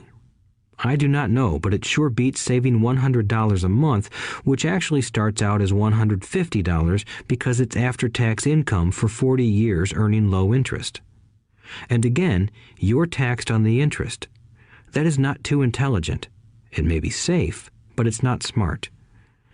A few years later, as the Phoenix real estate market strengthened, those houses we sold for $60,000 became worth $110,000. Foreclosure opportunities were still available, but became rare. It cost a valuable asset, my time, to go out looking for them. Thousands of buyers were looking for the few available deals. The market had changed. It was time to move on and look for other opportunities to put in the asset column. You cannot do that here. That is against the law. You're lying. I hear those comments much more often than, "Can you show me how to do that?" The math is simple. You do not need algebra or calculus, and the escrow company handles the legal transaction and the servicing of the payments. I have no roofs to fix or toilets to unplug because the owners do that. It's their house. Occasionally, someone does not pay, and that is wonderful because there are late fees, or they move out and the property is sold again. The court system handles that. And it may not work in your area. The market conditions may be different, but the example illustrates how a simple financial process can create hundreds of thousands of dollars with little money and low risk. It is an example of money being only an agreement. Anyone with a high school education can do it. Yet most people won't. Most people listen to the standard advice of work hard and save money. For about 30 hours of work, approximately $190,000 was created in the asset column, and no taxes were paid. Which one sounds harder to you? 1. Work hard, pay 50% in taxes, save what is left, your savings, then earn 5%, which is also taxed. Or 2. Take the time to develop your financial intelligence, harness the power of your brain and the asset column. If you use option number 1, be sure to factor in how much time it takes you to save $190,000. Time is one of your greatest assets. Now, you may understand why I silently shake my head when I hear parents say, "My child is doing well in school and receiving a good education." It may be good, but is it adequate? I know the above investment strategy is a small one. It is used to illustrate how small can grow into big. Again, my success reflects the importance of a strong financial foundation, which starts with a strong financial education. I have said it before, but it's worth repeating. Financial intelligence is made up of these 4 main technical skills. 1. Accounting. Accounting is financial literacy, or the ability to read numbers. This is a vital skill if you want to build businesses or investments. 2. Investing. Investing is the science of money making money. 3. Understanding markets. Understanding markets is the science of supply and demand. Alexander Graham Bell gave the market what it wanted. So did Bill Gates. A $75,000 house offered for $60,000 that cost $20,000 was also the result of seizing an opportunity created by the market. Somebody was buying, and someone was selling. 4. The law.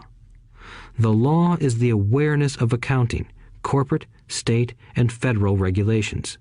I recommend playing by the rules. It is this basic foundation, or the combination of these skills, that is needed to be successful in the pursuit of wealth, whether it be through the buying of small homes, apartment buildings, companies, stocks, bonds, precious metals, baseball cards, or the like. A few years later, the real estate market rebounded and everyone else was getting in. The stock market was booming and everyone was getting in. The U.S. economy was getting back on its feet. I began selling and was now traveling to Peru, Norway, Malaysia, and the Philippines. The investment landscape had changed. We were no longer buying real estate. Now I just watch the values climb inside the asset column and will probably begin selling. I suspect that some of those 6 little house deals will sell and the $40,000 note will be converted to cash. I need to call my accountant to be prepared for cash and seek ways to shelter it. The point I would like to make is that investments come and go. The market goes up and comes down. Economies improve and crash. The world is always handing you opportunities of a lifetime, every day of your life, but all too often we fail to see them. But they are there. And the more the world changes and the more technology changes, the more opportunities there will be to allow you and your family to be financially secure for generations to come. So why bother developing your financial intelligence? Again, only you can answer that. I know why I continue to learn and develop. I do it because I know there are changes coming. I'd rather welcome change than cling to the past. I know there will be market booms and market crashes. I want to continually develop my financial intelligence because at each market change, some people will be on their knees begging for their jobs. Others, meanwhile, will take the lemons that life hands them, and we are all handed lemons occasionally, and turn them into millions. That's financial intelligence. I am often asked about the lemons I have turned into millions. I hesitate using many more examples of personal investments because I am afraid it comes across as bragging or tooting my own horn. That is not my intention. I use the examples only as numerical and chronological illustrations of actual and simple cases. I use the examples because I want you to know that it is easy. And the more familiar you become with the 4 pillars of financial intelligence, the easier it becomes.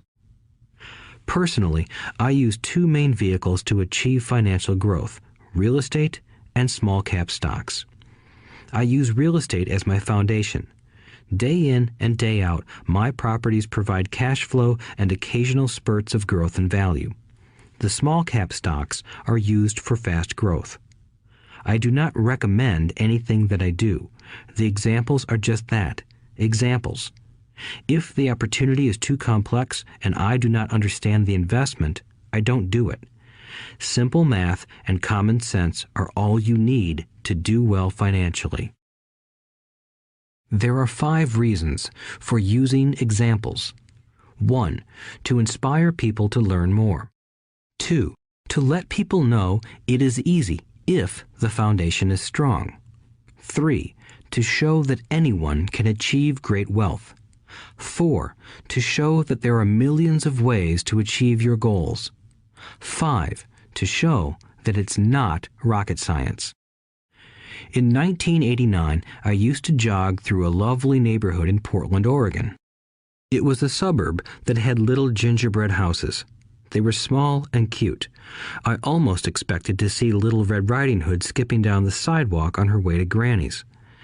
There were for sale signs everywhere. The timber market was terrible. The stock market had just crashed, and the economy was depressed. On one street, I noticed a for sale sign that was up longer than most. It looked old. Jogging past it one day, I ran into the owner, who looked troubled. "What are you asking for your house?" I asked. The owner turned and smiled weakly.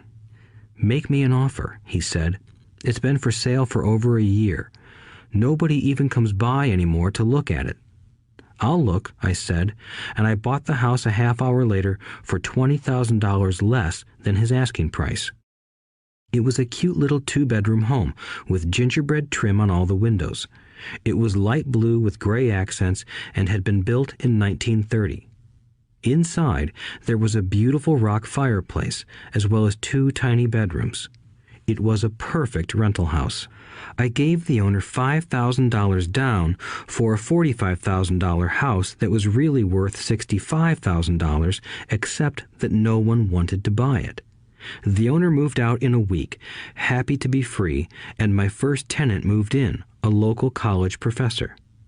After the mortgage, expenses, and management fees were paid, I put a little less than $40 in my pocket at the end of each month. Hardly exciting. A year later, the depressed Oregon real estate market had begun to pick up. California investors, flush with money from their still booming real estate market, were moving north and buying up Oregon and Washington. I sold that little house for $95,000 to a young couple from California who thought it was a bargain.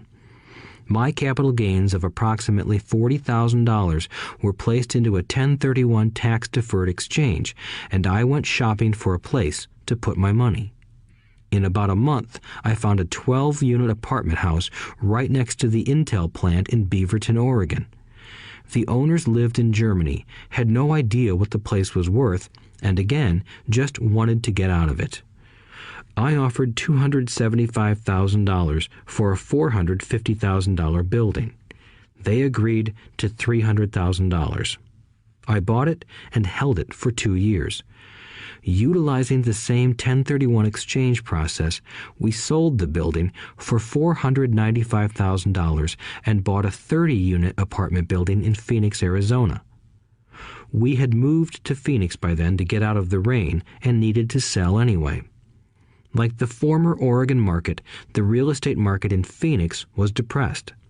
The price of the 30-unit apartment building in Phoenix was $875,000, with $225,000 down. The cash flow from the 30 units was a little over $5,000 a month. The Arizona market began moving up, and a few years later, a Colorado investor offered us $1.2 million for the property. The point of this example is how a small amount can grow into a large amount. Again, it is a matter of understanding financial statements, investment strategies, a sense of the market, and the laws. If people are not versed in these subjects, then obviously they must follow standard dogma, which is to play it safe, diversify, and only invest in secure investments. The problem with secure investments is that they are often sanitized, that is, made so safe that the gains are less.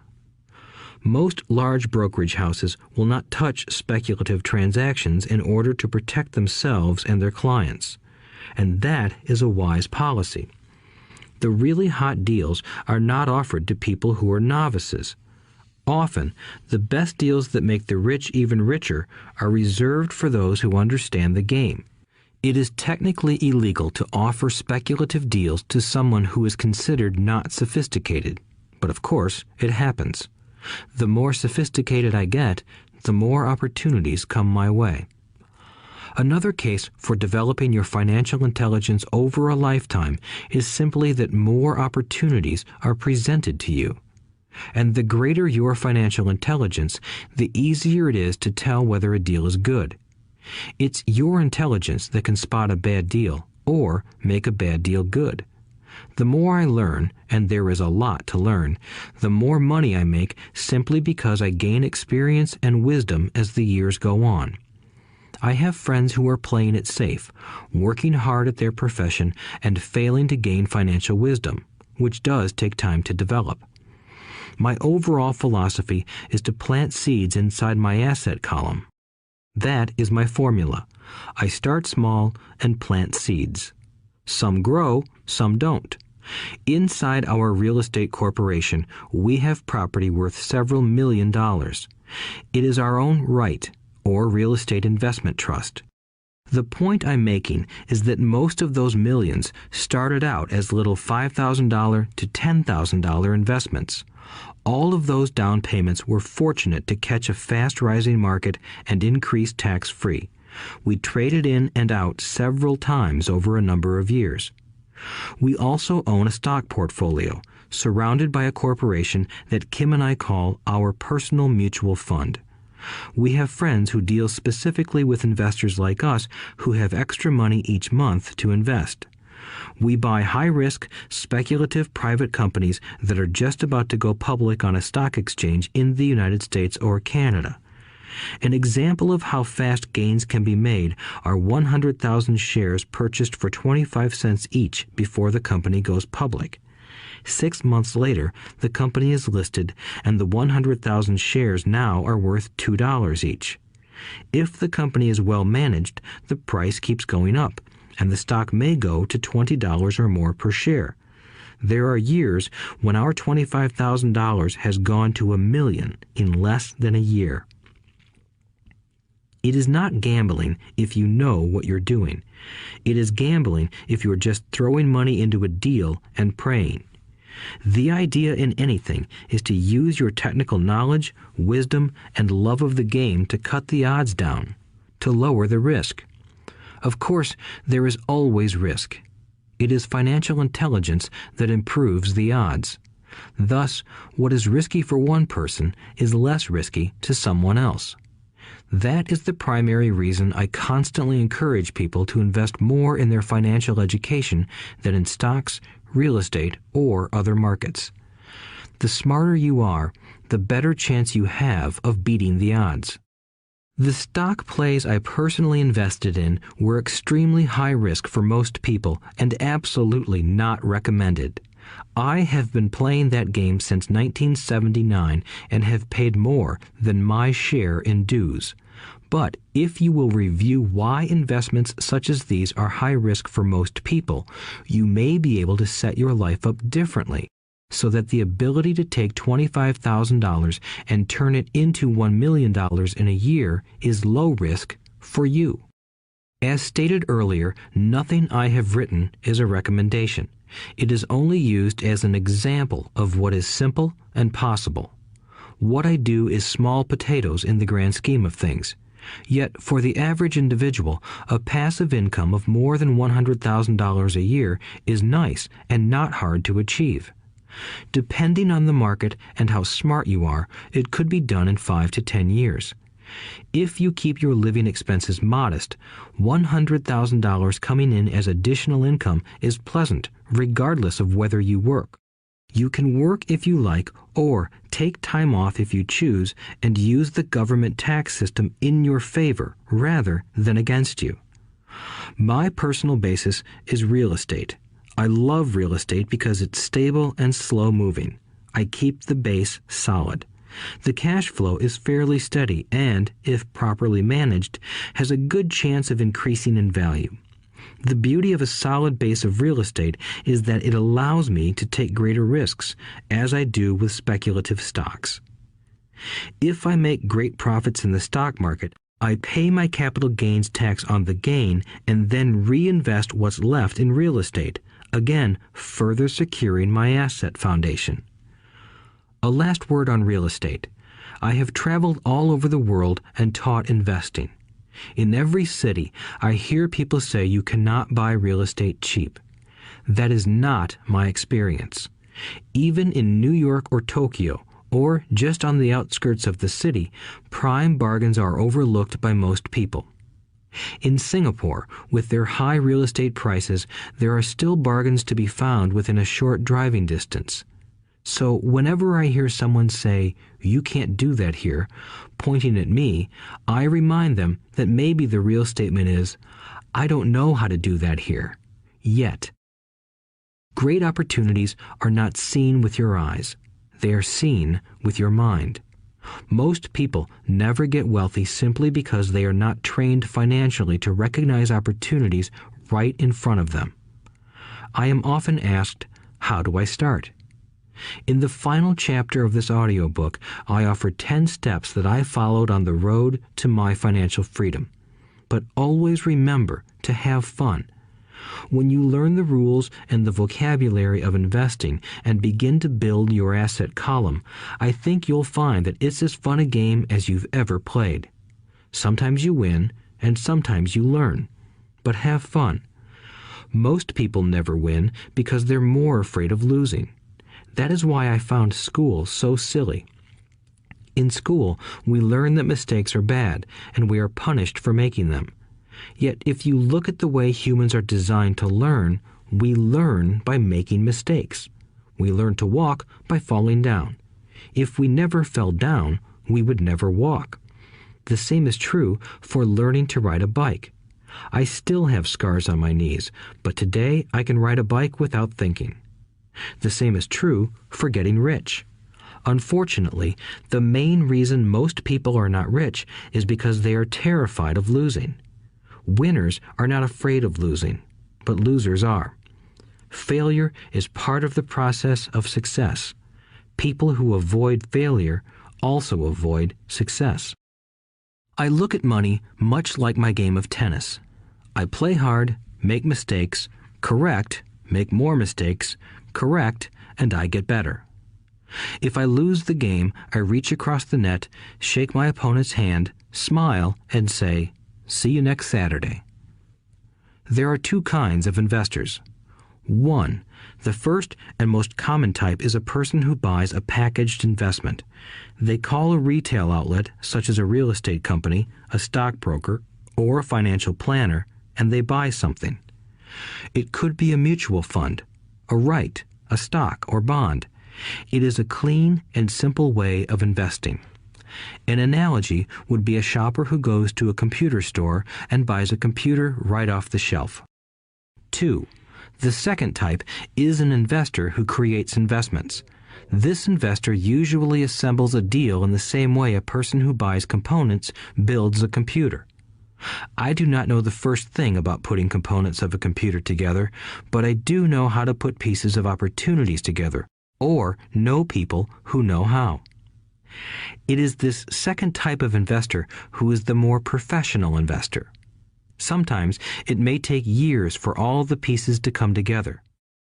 And sometimes they never do. It is this second type of investor that my rich dad encouraged me to be. It is important to learn how to put the pieces together, because that is where the huge wins reside, and sometimes some huge losses if the tide goes against you. If you want to be the second type of investor, you need to develop 3 main skills. These skills are in addition to those required to become financially intelligent. 1. Find an opportunity that everyone else missed. You see with your mind what others miss with their eyes. For example, a friend bought this run-down old house. It was spooky to look at. Everyone wondered why he bought it. What he saw that we did not was that the house came with 4 extra empty lots. He discovered that after going to the title company. After buying the house, he tore the house down and sold the 5 lots to a builder for 3 times what he paid for the entire package. He made $75,000 for 2 months of work. It's not a lot of money, but it sure beats minimum wage, and it's not technically difficult. 2. Raise money. The average person only goes to the bank. This second type of investor needs to know how to raise capital, and there are many ways that don't require a bank. To get started, I learned how to buy houses without a bank. It was the learned skill of raising money more than the houses themselves that was priceless. All too often, I hear people say, "The bank won't lend me money," or "I don't have the money to buy it." If you want to be a Type 2 investor, you need to learn how to do that which stops most people. In other words, a majority of people let their lack of money stop them from making a deal. If you can avoid that obstacle, you will be millions ahead of those who don't learn those skills. There have been many times I have bought a house, a stock, or an apartment building without a penny in the bank. I once bought an apartment house for $1.2 million. I did what is called tying it up with a written contract between seller and buyer. I then raised the $100,000 deposit, which bought me 90 days to raise the rest of the money. Why did I do it? Simply because I knew it was worth $2 million. I never raised the money. Instead, the person who put up the $100,000 gave me $50,000 for finding the deal, took over my position, and I walked away. Total working time? 3 days. Again, it's what you know more than what you buy. Investing is not buying. It's more a case of knowing. 3. Organize smart people. Intelligent people are those who work with or hire a person who is more intelligent than they are. When you need advice, make sure you choose your advisor wisely. There is a lot to learn, but the rewards can be astronomical. If you do not want to learn those skills, then being a Type 1 investor is highly recommended. It is what you know that is your greatest wealth. It is what you do not know that is your greatest risk. There is always risk, so learn to manage risk instead of avoiding it. Chapter 6. Lesson 6. Work to learn, don't work for money. Job security meant everything to my educated dad. Learning meant everything to my rich dad. A few years ago, I granted an interview with a newspaper in Singapore. The young female reporter was on time, and the interview got underway immediately. We sat in the lobby of a luxurious hotel, sipping coffee and discussing the purpose of my visit to Singapore. I was to share the platform with Zig Ziglar. He was speaking on motivation, and I was speaking on the secrets of the rich. Someday, I would like to be a best-selling author like you, she said. I had seen some of the articles she had written for the paper, and I was impressed. She had a tough, clear style of writing. Her articles held a reader's interest. You have a great style, I said in reply. What holds you back from achieving your dream? My work does not seem to go anywhere, she said quietly. Everyone says that my novels are excellent, but nothing happens. So I keep my job with the paper. At least it pays the bills. Do you have any suggestions? Yes, I do, I said brightly. A friend of mine here in Singapore runs a school that trains people to sell. He runs sales training courses for many of the top corporations here in Singapore, and I think attending one of his courses would greatly enhance your career. She stiffened. Are you saying I should go to school to learn to sell? I nodded. You aren't serious, are you? Again, I nodded. What is wrong with that? I was now backpedaling. She was offended by something, and now I was wishing I had not said anything. In my attempt to be helpful, I found myself defending my suggestion. I have a master's degree in English literature. Why would I go to school to learn to be a salesperson? I am a professional. I went to school to be trained in a profession so I would not have to be a salesperson. I hate salespeople. All they want is money. So tell me why I should study sales. She was packing her briefcase. The interview was over. On the coffee table sat a copy of an earlier best-selling book I wrote. I picked it up as well as the notes she had jotted down on her legal pad. Do you see this? I said, pointing to her notes. She looked down at her notes. What? She said, confused. Again, I pointed deliberately to her notes. On her pad she had written, Robert Kiyosaki, best-selling author. It says best-selling author, not best writing author, I said quietly. Her eyes widened. I am a terrible writer, I said. You are a great writer. I went to sales school. You have a master's degree. Put them together, and you get a best-selling author and a best-writing author. Anger flared from her eyes.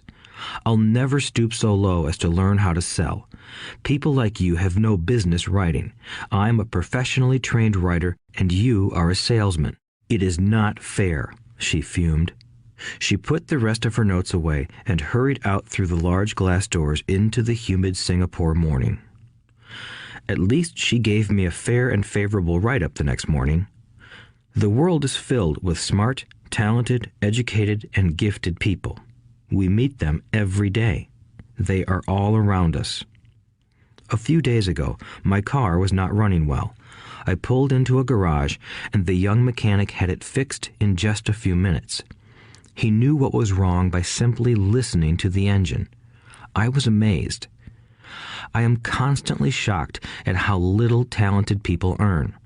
I have met brilliant, highly educated people who earn less than $20,000 a year. A business consultant who specializes in the medical trade was telling me how many doctors, dentists, and chiropractors struggle financially. All this time, I thought that when they graduated, the dollars would pour in. It was this business consultant who gave me the phrase, "They are one skill away from great wealth." What this phrase means is that most people need only to learn and master one more skill, and their income would jump exponentially. I have mentioned before that financial intelligence is a synergy of accounting, investing, marketing, and law.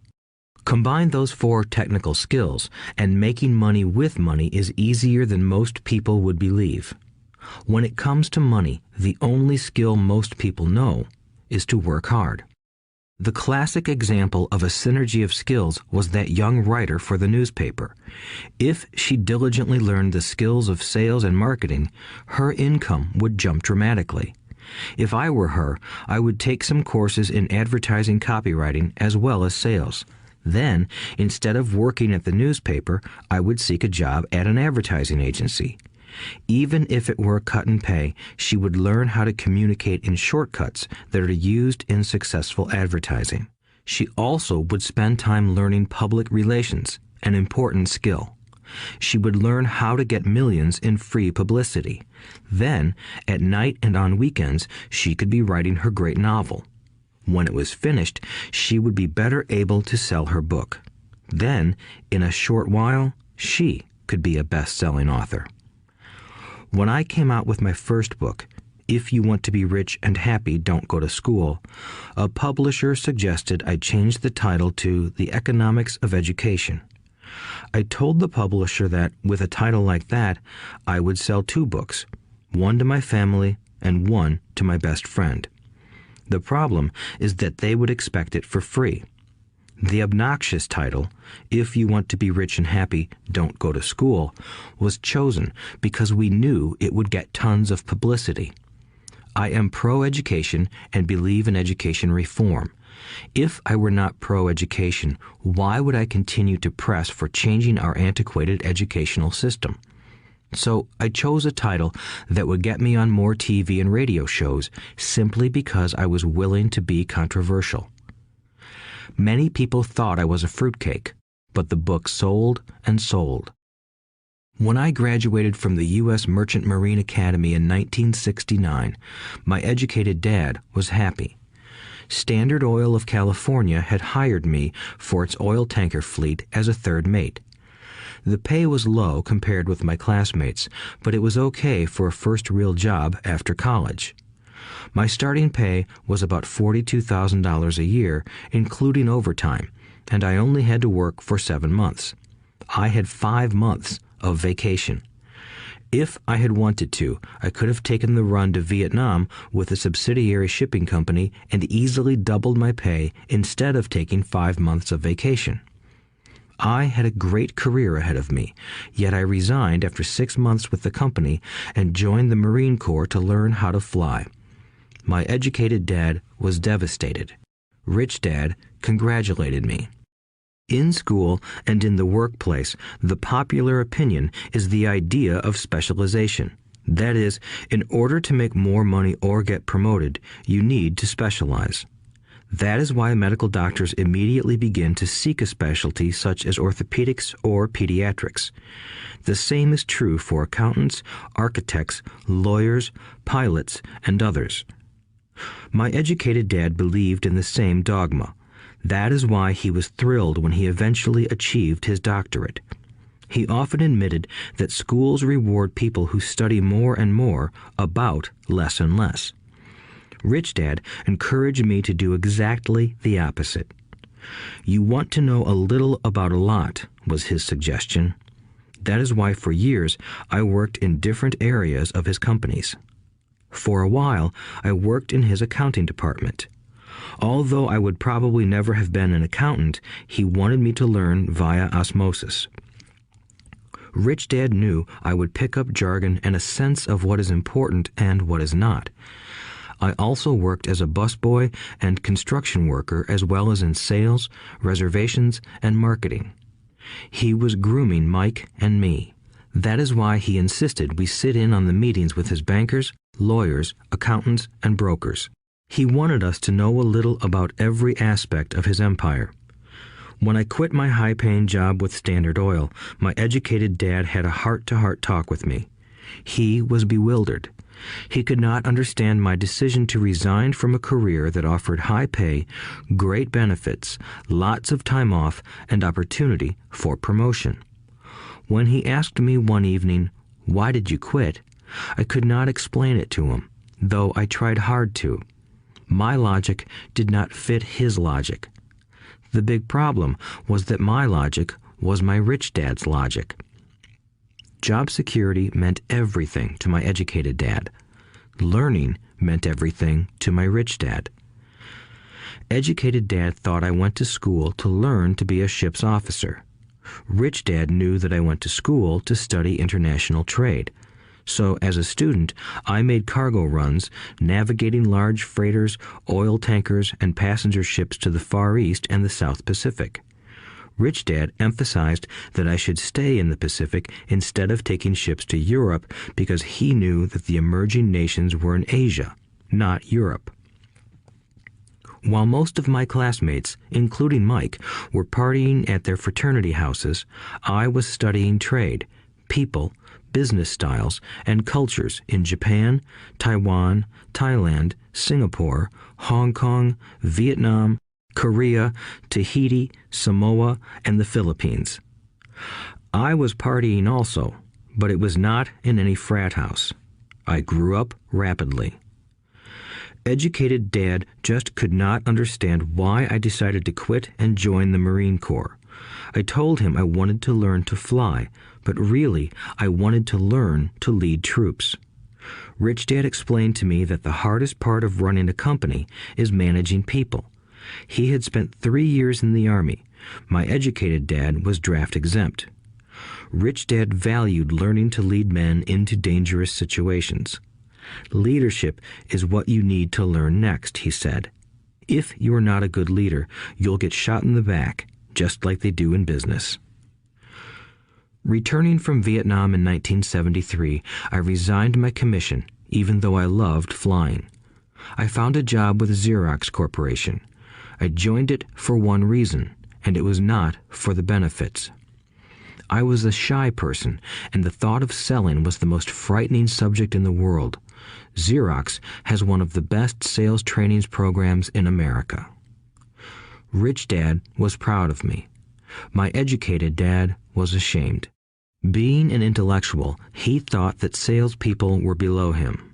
I worked with Xerox for 4 years until I overcame my fear of knocking on doors and being rejected.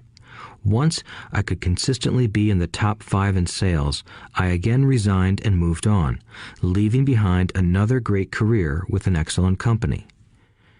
In 1977, I formed my first company. Rich Dad had groomed Mike and me to take over companies, so I now had to learn to form them and put them together. My first product, the nylon and Velcro wallet, was manufactured in the Far East and shipped to a warehouse in New York, near where I had gone to school. My formal education was complete, and it was time to test my wings. If I failed, I would go broke. Rich Dad thought it best to go broke before 30. You still have time to recover, was his advice. On the eve of my 30th birthday, my first shipment left Korea for New York. Today, I still do business internationally, and as my rich dad encouraged me to do, I keep seeking the emerging nations. Today, my investment company invests in South American countries and Asian countries, as well as in Norway and Russia. There is an old cliche that goes, "Job is an acronym for just over broke." Unfortunately, I would say that applies to millions of people. Because school does not think financial intelligence is an intelligence, most workers live within their means. They work and they pay bills. There is another horrible management theory that goes, workers work hard enough to not be fired, and owners pay just enough so that workers won't quit. And if you look at the pay scales of most companies, again, I would say there is a degree of truth to that statement. The net result is that most workers never get ahead. They do what they've been taught to do, get a secure job. Most workers focus on working for pay and benefits that reward them in the short term, but are often disastrous in the long run.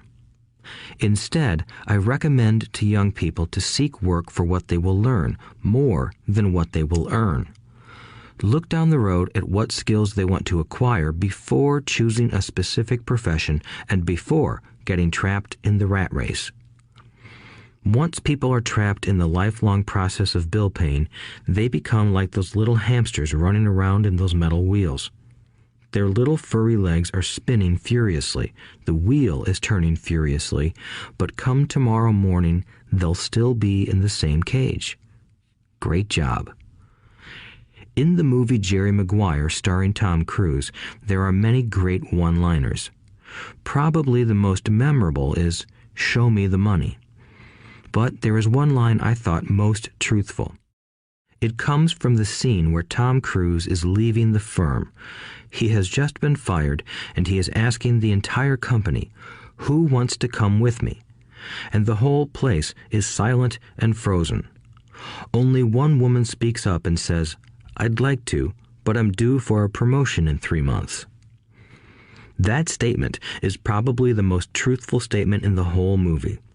It is the type of statement that people use to keep themselves busy, working away to pay bills. I know my educated dad looked forward to his pay raise every year, and every year he was disappointed. So he would go back to school to earn more qualifications so he could get another raise. Then, once again, there would be another disappointment. The question I often ask people is, where is this daily activity taking you? Just like the little hamster, I wonder if people look at where their hard work is taking them. What does the future hold? In his book, The Retirement Myth, Craig S. Carpel writes, "I visited the headquarters of a major national pension consulting firm and met with a managing director who specializes in designing lush retirement plans for top management. When I asked her what people who don't have corner offices will be able to expect in the way of pension income, she said with a confident smile, 'The silver bullet.'" "What," I asked, "is the silver bullet?" She shrugged and said, "If baby boomers discover they don't have enough money to live on when they're older, they can always blow their brains out." Carpel goes on to explain the difference between the old defined benefit retirement plans and the new 401k plans that are riskier. It is not a pretty picture for most people working today, and that is just for retirement. Add medical fees and long-term nursing home care, and the picture is frightening. Already, many hospitals in countries with socialized medicine need to make tough decisions such as who will live and who will die. They make those decisions purely on how much money they have and how old the patients are. If the patient is old, they often will give the medical care to someone younger. The older, poor patient gets put to the back of the line. Just as the rich can afford better education, the rich will be able to keep themselves alive, while those who have little wealth will die.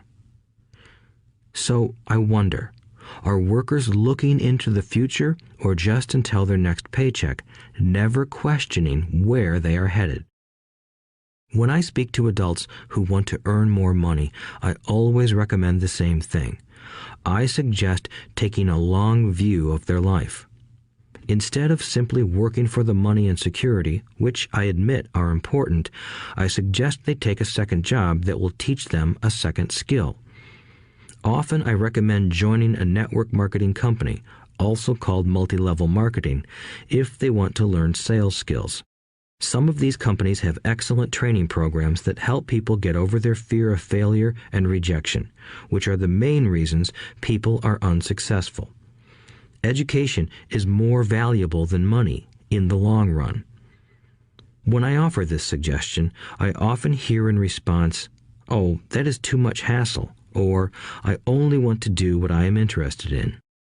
If they say it's too much of a hassle, I ask, so you would rather work all your life giving 50% of what you earn to the government? If they tell me, I only do what I am interested in, I say, I'm not interested in going to the gym, but I go because I want to feel better and live longer. Unfortunately, there is some truth to the old statement, you can't teach an old dog new tricks. Unless a person is used to changing, it's hard to change.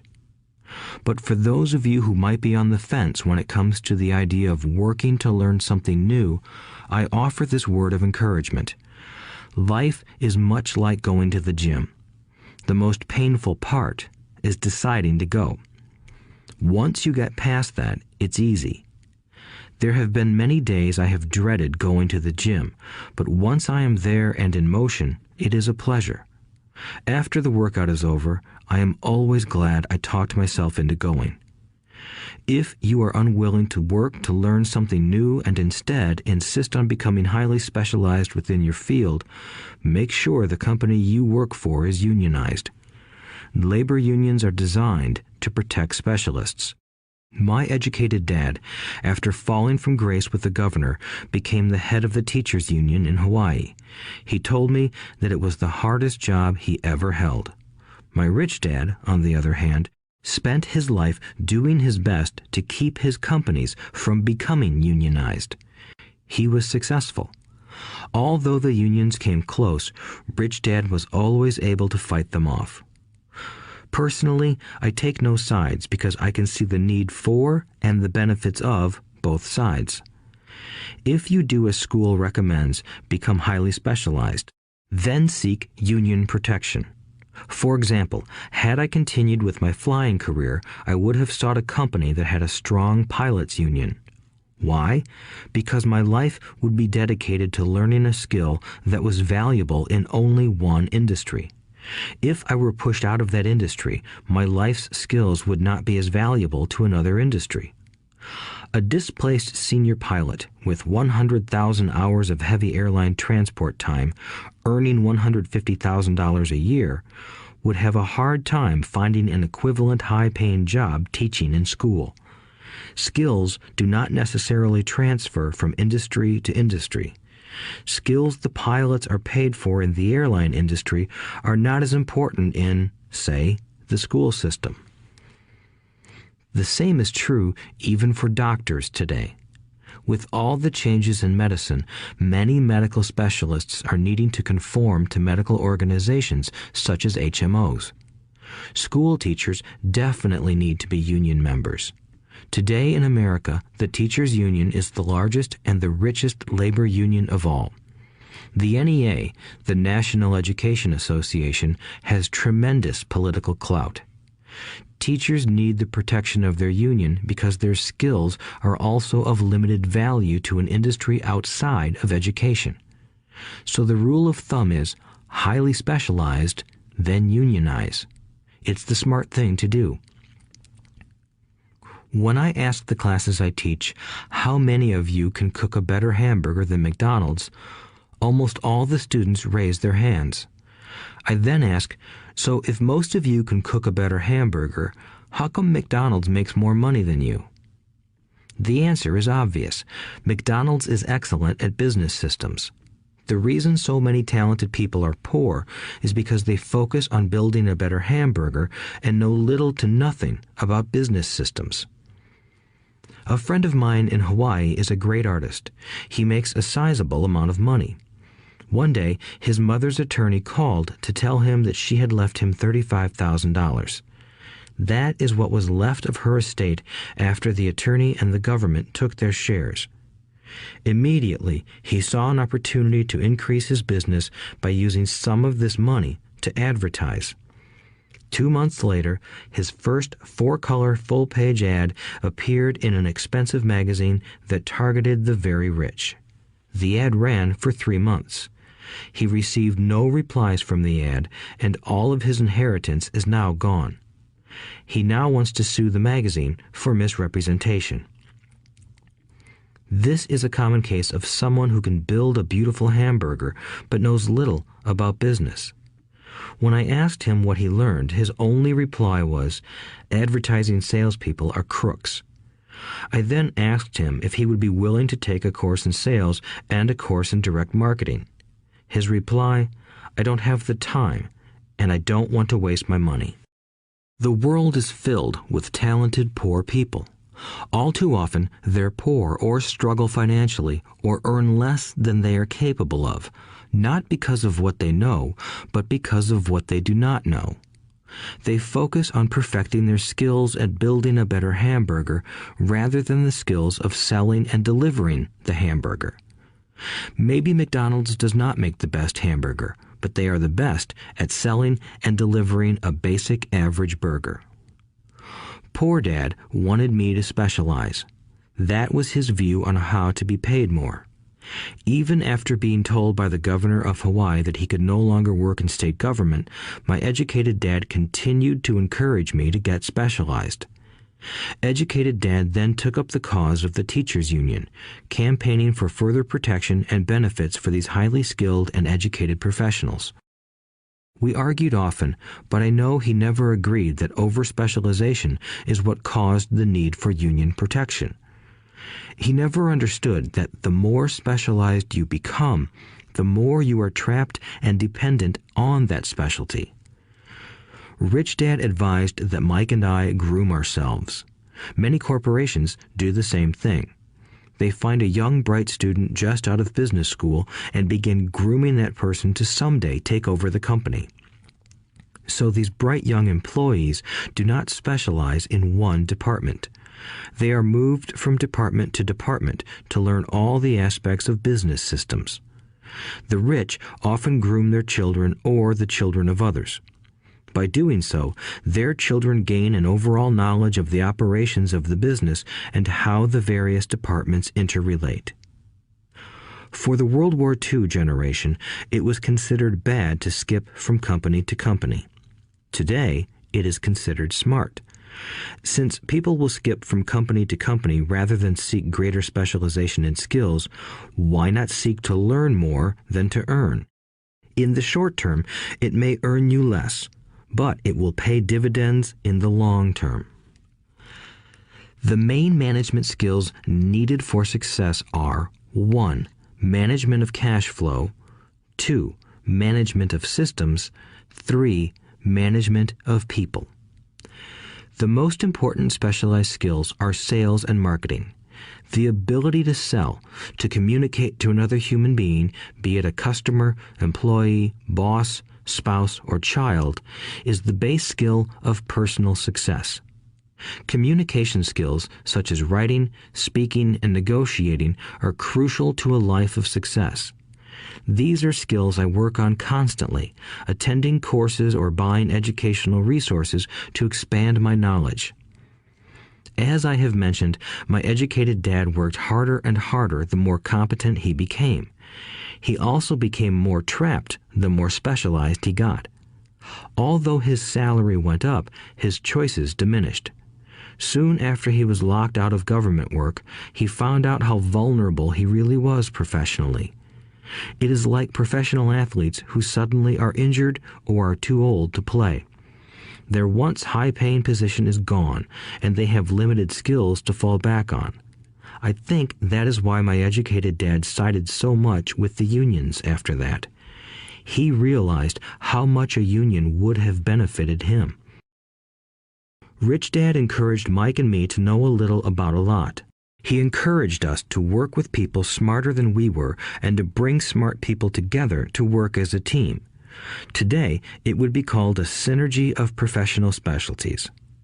Today, I meet ex-school teachers earning hundreds of thousands of dollars a year. They earn that much because they have specialized skills in their field as well as other skills. They can teach as well as sell and market. I know of no other skills to be more important than selling and marketing. The skills of selling and marketing are difficult for most people, primarily due to their fear of rejection. The better you are at communicating, negotiating, and handling your fear of rejection, the easier life is. Just as I advise that newspaper writer who wanted to become a best-selling author, I advise anyone else today. Being technically specialized has its strengths as well as its weaknesses. I have friends who are geniuses, but they cannot communicate effectively with other human beings, and, as a result, their earnings are pitiful. I advise them to just spend a year learning to sell. Even if they earn nothing, their communication skills will improve, and that is priceless. In addition to being good learners, sellers, and marketers, we need to be good teachers as well as good students. To be truly rich, we need to be able to give as well as to receive. In cases of financial or professional struggle, there is often a lack of giving and receiving. I know many people who are poor because they are neither good students nor good teachers. Both of my dads were generous men. Both made it a practice to give first. Teaching was one of their ways of giving. The more they gave, the more they received. One glaring difference was in the giving of money. My rich dad gave lots of money away. He gave to his church, to charities, and to his foundation. He knew that to receive money, you had to give money. Giving money is the secret to most great wealthy families. That is why there are organizations like the Rockefeller Foundation and the Ford Foundation. These are organizations designed to take their wealth and increase it, as well as give it away in perpetuity. My educated dad always said, "When I have some extra money, I'll give it." The problem was that there was never any extra. So he worked harder to draw more money in rather than focus on the most important law of money. Give and you shall receive. Instead, he believed in receive and then you give. In conclusion, I became both dads. One part of me is a hardcore capitalist who loves the game of money making money. The other part is a socially responsible teacher who is deeply concerned with this ever-widening gap between the haves and have-nots. I personally hold the archaic educational system primarily responsible for this growing gap. Chapter 7. Overcoming Obstacles. The primary difference between a rich person and a poor person is how they manage fear. Once people have studied and become financially literate, they may still face roadblocks to becoming financially independent. There are 5 main reasons why financially literate people may still not develop abundant asset columns that could produce a large cash flow. The 5 reasons are: 1. Fear. 2. Cynicism. 3. Laziness. 4. Bad habits. 5. Arrogance. Overcoming fear. I have never met anyone who really likes losing money. And in all my years, I have never met a rich person who has never lost money. But I have met a lot of poor people who have never lost a dime. Investing, that is. The fear of losing money is real. Everyone has it, even the rich. But it's not having fear that is the problem. It's how you handle fear. It's how you handle losing. It's how you handle failure that makes the difference in one's life. The primary difference between a rich person and a poor person is how they manage that fear. It's okay to be fearful. It's okay to be a coward when it comes to money. You can still be rich. We're all heroes at something and cowards at something else. My friend's wife is an emergency room nurse. When she sees blood, she flies into action. When I mention investing, she runs away. When I see blood, I don't run. I pass out. My rich dad understood phobias about money. Some people are terrified of snakes. Some people are terrified about losing money. Both are phobias, he would say. So his solution to the phobia of losing money was this little rhyme. If you hate risk and worry, start early. If you start young, it's easier to be rich. I won't go into it here, but there is a staggering difference between a person who starts investing at age 20 versus age 30. The purchase of Manhattan Island is said to be one of the greatest bargains of all time. New York was purchased for $24 in trinkets and beads. Yet if that $24 had been invested at 8% annually, that $24 would have been worth more than $28 trillion by 1995. Manhattan could be repurchased with money left over to buy much of Los Angeles. But what if you don't have much time left or would like to retire early? How do you handle the fear of losing money? My poor dad did nothing. He simply avoided the issue, refusing to discuss the subject. My rich dad, on the other hand, recommended that I think like a Texan. I like Texas and Texans, he used to say. In Texas, everything is bigger. When Texans win, they win big. And when they lose, it's spectacular. They like losing? I asked. That's not what I'm saying. Nobody likes losing. Show me a happy loser, and I'll show you a loser, said Rich Dad. It's a Texan's attitude toward risk, reward, and failure I'm talking about. It's how they handle life. They live it big. Not like most of the people around here, living like roaches when it comes to money, terrified that someone will shine a light on them and whimpering when the grocery clerk shortchanges them a quarter. Rich Dad went on, "What I like best is the Texas attitude. They're proud when they win, and they brag when they lose. Texans have a saying, if you're going to go broke, go big. You don't want to admit you went broke over a duplex." He constantly told Mike and me that the greatest reason for lack of financial success was because most people played it too safe. People are so afraid of losing that they lose, were his words. Fran Tarkenton, a one-time great NFL quarterback, says it still another way. Winning means being unafraid to lose. In my own life, I've noticed that winning usually follows losing. Before I finally learned to ride a bike, I first fell down many times. I've never met a golfer who has never lost a golf ball. I've never met people who have fallen in love who have never had their heart broken. And I've never met someone rich who has never lost money. So for most people, the reason they don't win financially is because the pain of losing money is far greater than the joy of being rich. Another saying in Texas is, everyone wants to go to heaven, but no one wants to die. Most people dream of being rich, but are terrified of losing money, so they never get to heaven. Rich Dad used to tell Mike and me stories about his trips to Texas. If you really want to learn the attitude of how to handle risk, losing, and failure, go to San Antonio and visit the Alamo. The Alamo is a great story of brave people who chose to fight, knowing there was no hope of success. They chose to die instead of surrendering. It's an inspiring story, worthy of study. Nonetheless, it's still a tragic military defeat. They got their butts kicked. So, how do Texans handle failure? They still shout, "Remember the Alamo." Mike and I heard this story a lot. He always told us this story when he was about to go into a big deal and he was nervous. After he had done all his due diligence and it was time to put up or shut up, he told us this story.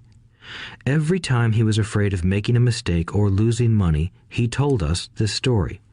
It gave him strength, for it reminded him that he could always turn a financial loss into a financial win. Rich Dad knew that failure would only make him stronger and smarter. It's not that he wanted to lose. He just knew who he was and how he would take a loss. He would take a loss and make it a win. That's what made him a winner and others losers. It gave him the courage to cross the line when others backed out. That's why I like Texans so much, he would say. They took a great failure and turned it into inspiration, as well as a tourist destination that makes them millions. But probably his words that mean the most to me today are these. Texans don't bury their failures. They get inspired by them. They take their failures and turn them into rallying cries. Failure inspires Texans to become winners. But that formula is not just the formula for Texans. It is the formula for all winners. I've said that falling off my bike was part of learning to ride. I remember falling off only made me more determined to learn to ride, not less. I also said that I have never met a golfer who has never lost a ball. For top professional golfers, losing a ball or a tournament provides the inspiration to be better, to practice harder, to study more. That's what makes them better. For winners, losing inspires them. For losers, losing defeats them. I like to quote John D. Rockefeller, who said, "I always tried to turn every disaster into an opportunity." And being Japanese American, I can say this. Many people say that Pearl Harbor was an American mistake. I say it was a Japanese mistake. From the movie Tora, Tora, Tora, a somber Japanese admiral says to his cheering subordinates, "I am afraid we have awakened a sleeping giant." Remember Pearl Harbor became a rallying cry. It turned one of America's greatest losses into the reason to win. This great defeat gave America strength, and America soon emerged as a world power. Failure inspires winners, and failure defeats losers. It is the biggest secret of winners.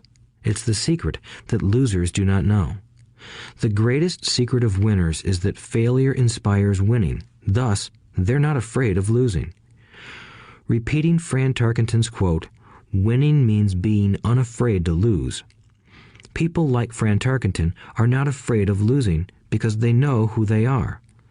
They hate losing, so they know that losing will only inspire them to become better. There is a big difference between hating losing and being afraid to lose. Most people are so afraid of losing money that they lose. They go broke over a duplex. Financially, they play life too safe and too small. They buy big houses and big cars, but not big investments. The main reason that over 90% of the American public struggles financially is because they play not to lose. They don't play to win. They go to their financial planners or accountants or stockbrokers and buy a balanced portfolio.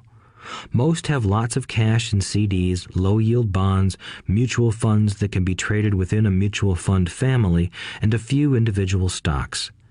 It is a safe and sensible portfolio, but it is not a winning portfolio.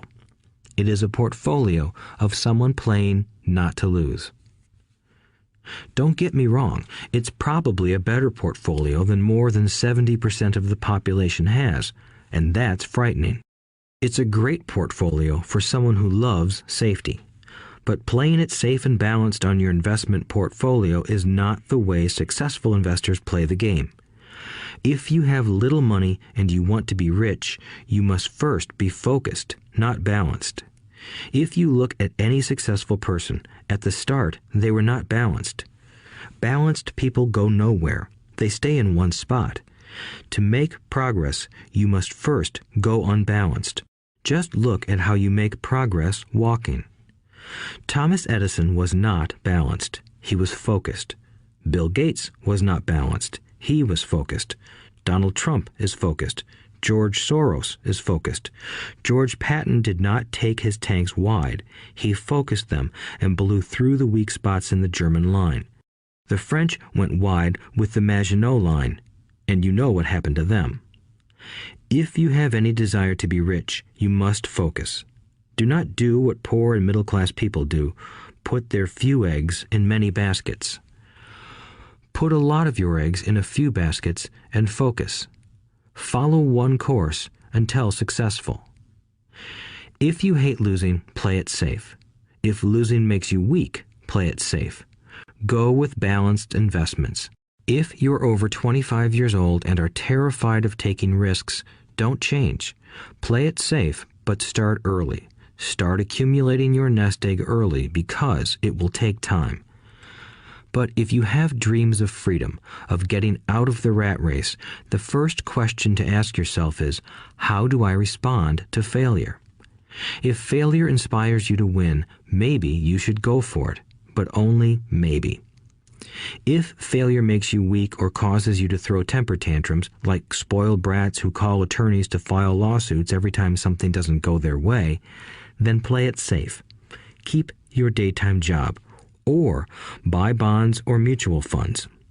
But remember, there is risk in those financial instruments also, even though they may appear safe. I say all this, mentioning Texas and Fran Tarkenton, because stacking the asset column is easy. It's really a low aptitude game. It doesn't take much education. 5th grade math will do. But building your asset column is a game in which attitude plays a major role. It takes guts, patience, and a great attitude toward failure. Losers avoid failing, and failure turns losers into winners. Just remember the Alamo. Overcoming cynicism. The sky is falling. The sky is falling. Most of us know the story of Chicken Little, who ran around warning the barnyard of impending doom. We all know people who are that way. There's a Chicken Little inside each of us. As I stated earlier, the cynic is really a little chicken. We all get a little chicken when fear and doubt cloud our thoughts. All of us have doubts. I'm not smart. I'm not good enough. So-and-so is better than me. Our doubts often paralyze us. We play the what-if game. What if the economy crashes right after I invest? What if I lose control and I can't pay the money back? What if things don't go as I planned? Or we have friends or loved ones who will remind us of our shortcomings. They often say, "What makes you think you can do that? If it's such a good idea, how come someone else hasn't done it? That will never work. You don't know what you're talking about." These words of doubt often get so loud that we fail to act. A horrible feeling builds in our stomach. Sometimes we can't sleep. We fail to move forward. So we stay with what is safe, and opportunities pass us by. We watch life passing by as we sit immobilized with a cold knot in our body. We have all felt this at one time in our lives, some more than others. Peter Lynch of Fidelity Magellan Mutual Fund fame refers to warnings about the sky falling as noise, and we all hear it. Noise is either created inside our heads or comes from outside, often from friends, family, co-workers, and the media. Lynch recalls the time during the 1950s when the threat of nuclear war was so prevalent in the news that people began building fallout shelters and storing food and water. If they had invested that money wisely in the market, instead of building a fallout shelter, they'd probably be financially independent today. When violence breaks out in a city, gun sales go up all over the country.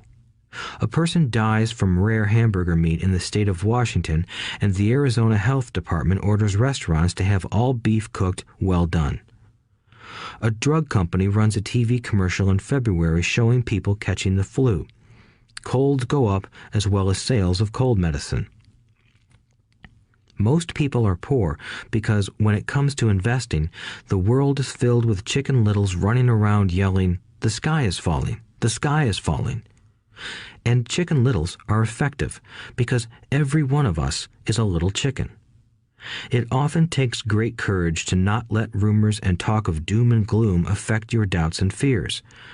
But a savvy investor knows that the seemingly worst of times is actually the best of times to make money. When everyone else is too afraid to act, they pull the trigger and are rewarded. Some time ago, a friend named Richard came from Boston to visit Kim and me in Phoenix. He was impressed with what we had done through stocks and real estate. The Phoenix real estate prices were depressed. We spent 2 days showing him what we thought were excellent opportunities for cash flow and capital appreciation. Kim and I are not real estate agents. We are strictly investors. After identifying a unit in a resort community, we called an agent who sold it to him that afternoon. The price was a mere $42,000 for a 2-bedroom townhome. Similar units were going for $65,000. He had found a bargain. Excited, he bought it and returned to Boston. 2 weeks later, the agent called to say that our friend had backed out. I called immediately to find out why. All he said was that he talked to his neighbor, and his neighbor told him it was a bad deal. He was paying too much. I asked Richard if his neighbor was an investor. Richard said he was not. When I asked why he listened to him, Richard got defensive and simply said he wanted to keep looking. The real estate market in Phoenix turned, and a few years later, that little unit was renting for $1,000 a month, $2,500 in the peak winter months. The unit was worth $95,000. All Richard had to put down was $5,000, and he would have had a start at getting out of the rat race. Today, he still has done nothing. Richard's backing out did not surprise me. It's called buyer's remorse, and it affects all of us. The little chicken won, and a chance at freedom was lost.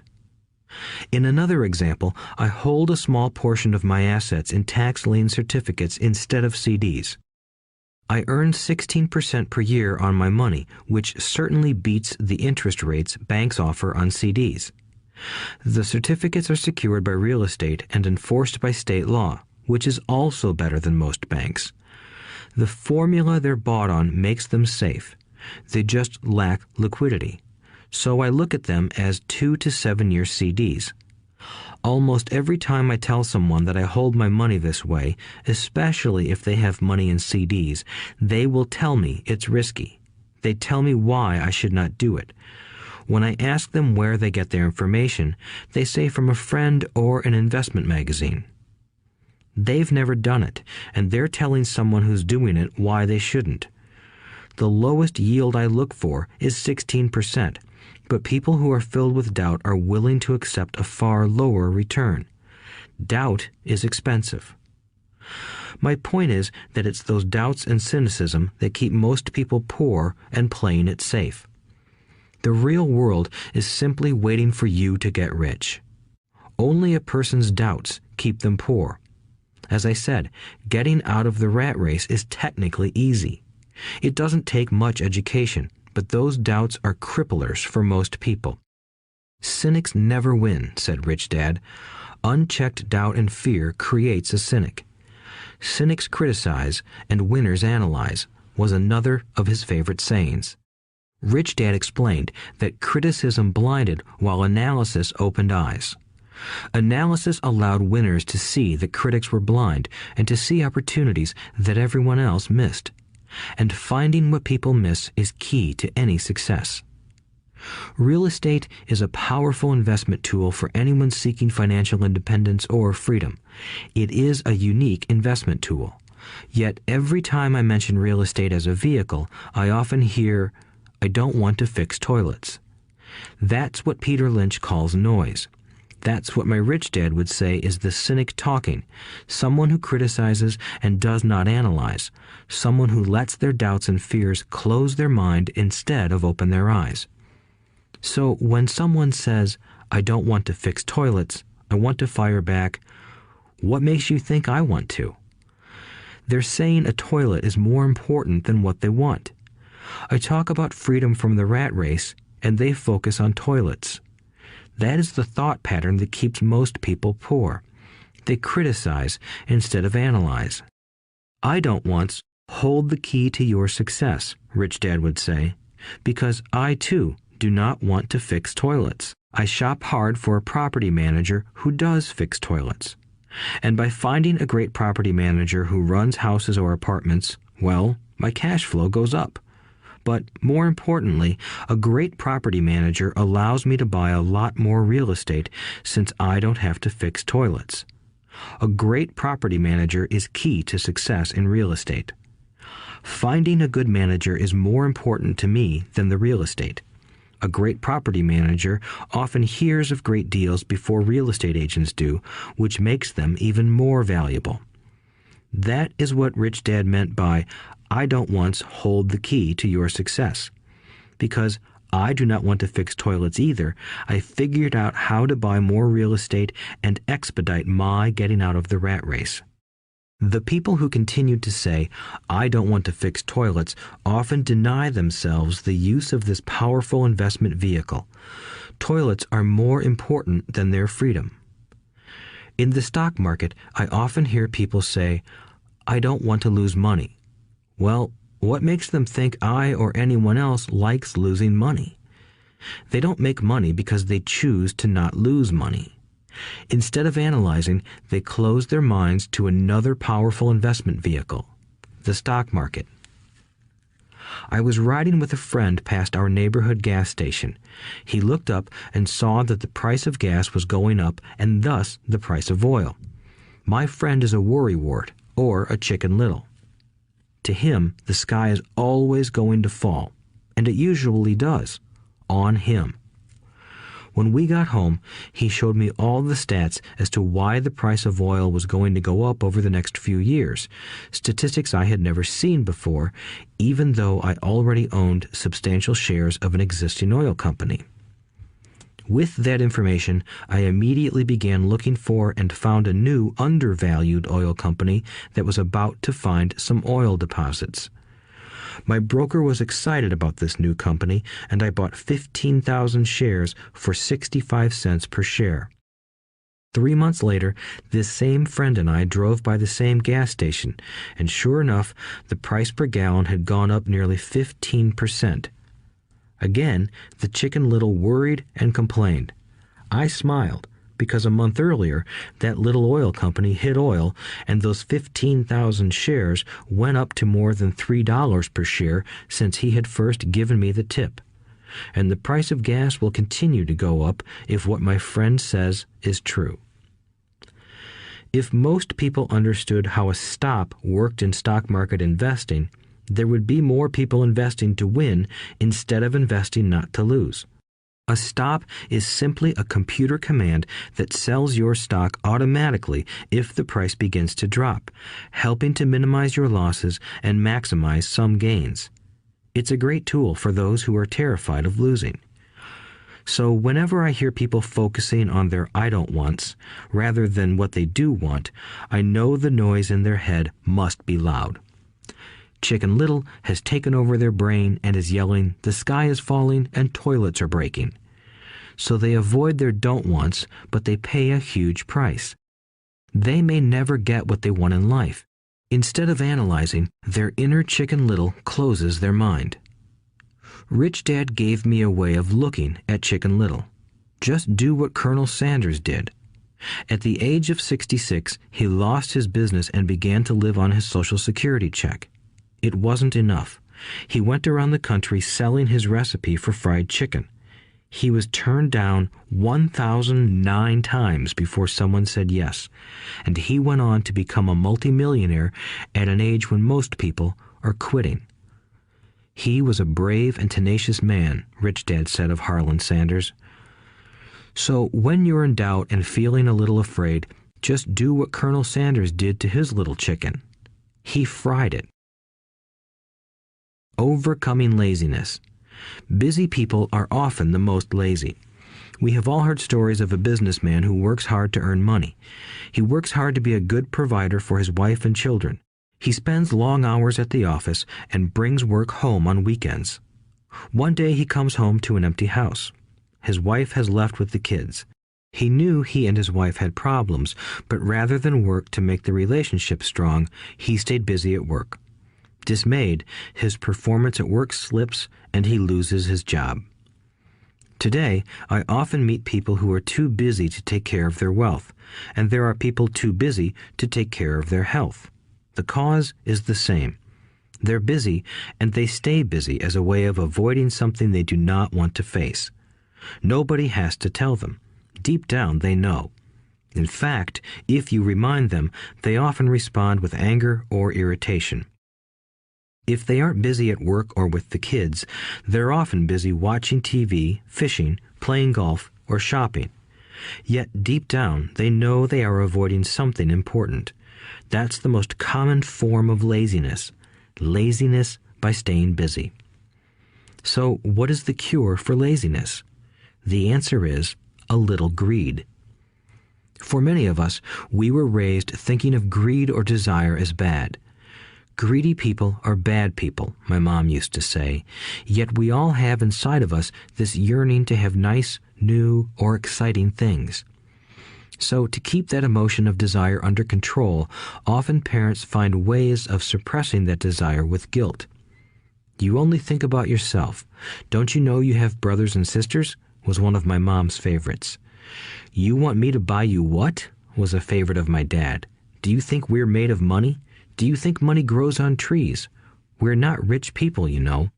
It wasn't so much the words, but the angry guilt trip that went with the words that got to me. Or the reverse guilt trip was the, I'm sacrificing my life to buy this for you. I'm buying this for you because I never had this advantage when I was a kid. I have a neighbor who is stone broke but can't park his car in his garage. The garage is filled with toys for his kids. Those spoiled brats get everything they ask for. I don't want them to know the feeling of want are his everyday words. He has nothing set aside for their college or his retirement, but his kids have every toy ever made. He recently got a new credit card in the mail and took his kids to visit Las Vegas. I'm doing it for the kids, he said with great sacrifice. Rich Dad forbade the words, I can't afford it. In my real home, that's all I heard. Instead, Rich Dad required his children to say, how can I afford it? He believed that the words, I can't afford it, shut down your brain. It didn't have to think anymore. How can I afford it opened up the brain and forced it to think and search for answers. But most importantly, he felt the words, I can't afford it, were a lie, and the human spirit knows it.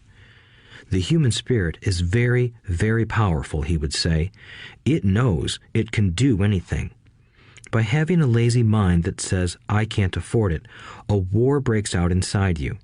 Your spirit is angry, and your lazy mind must defend its lie. The spirit is screaming, come on, let's go to the gym and work out. And the lazy mind says, but I'm tired. I worked really hard today.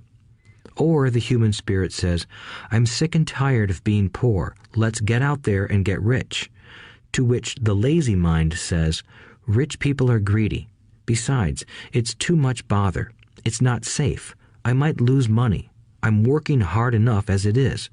I've got too much to do at work anyway.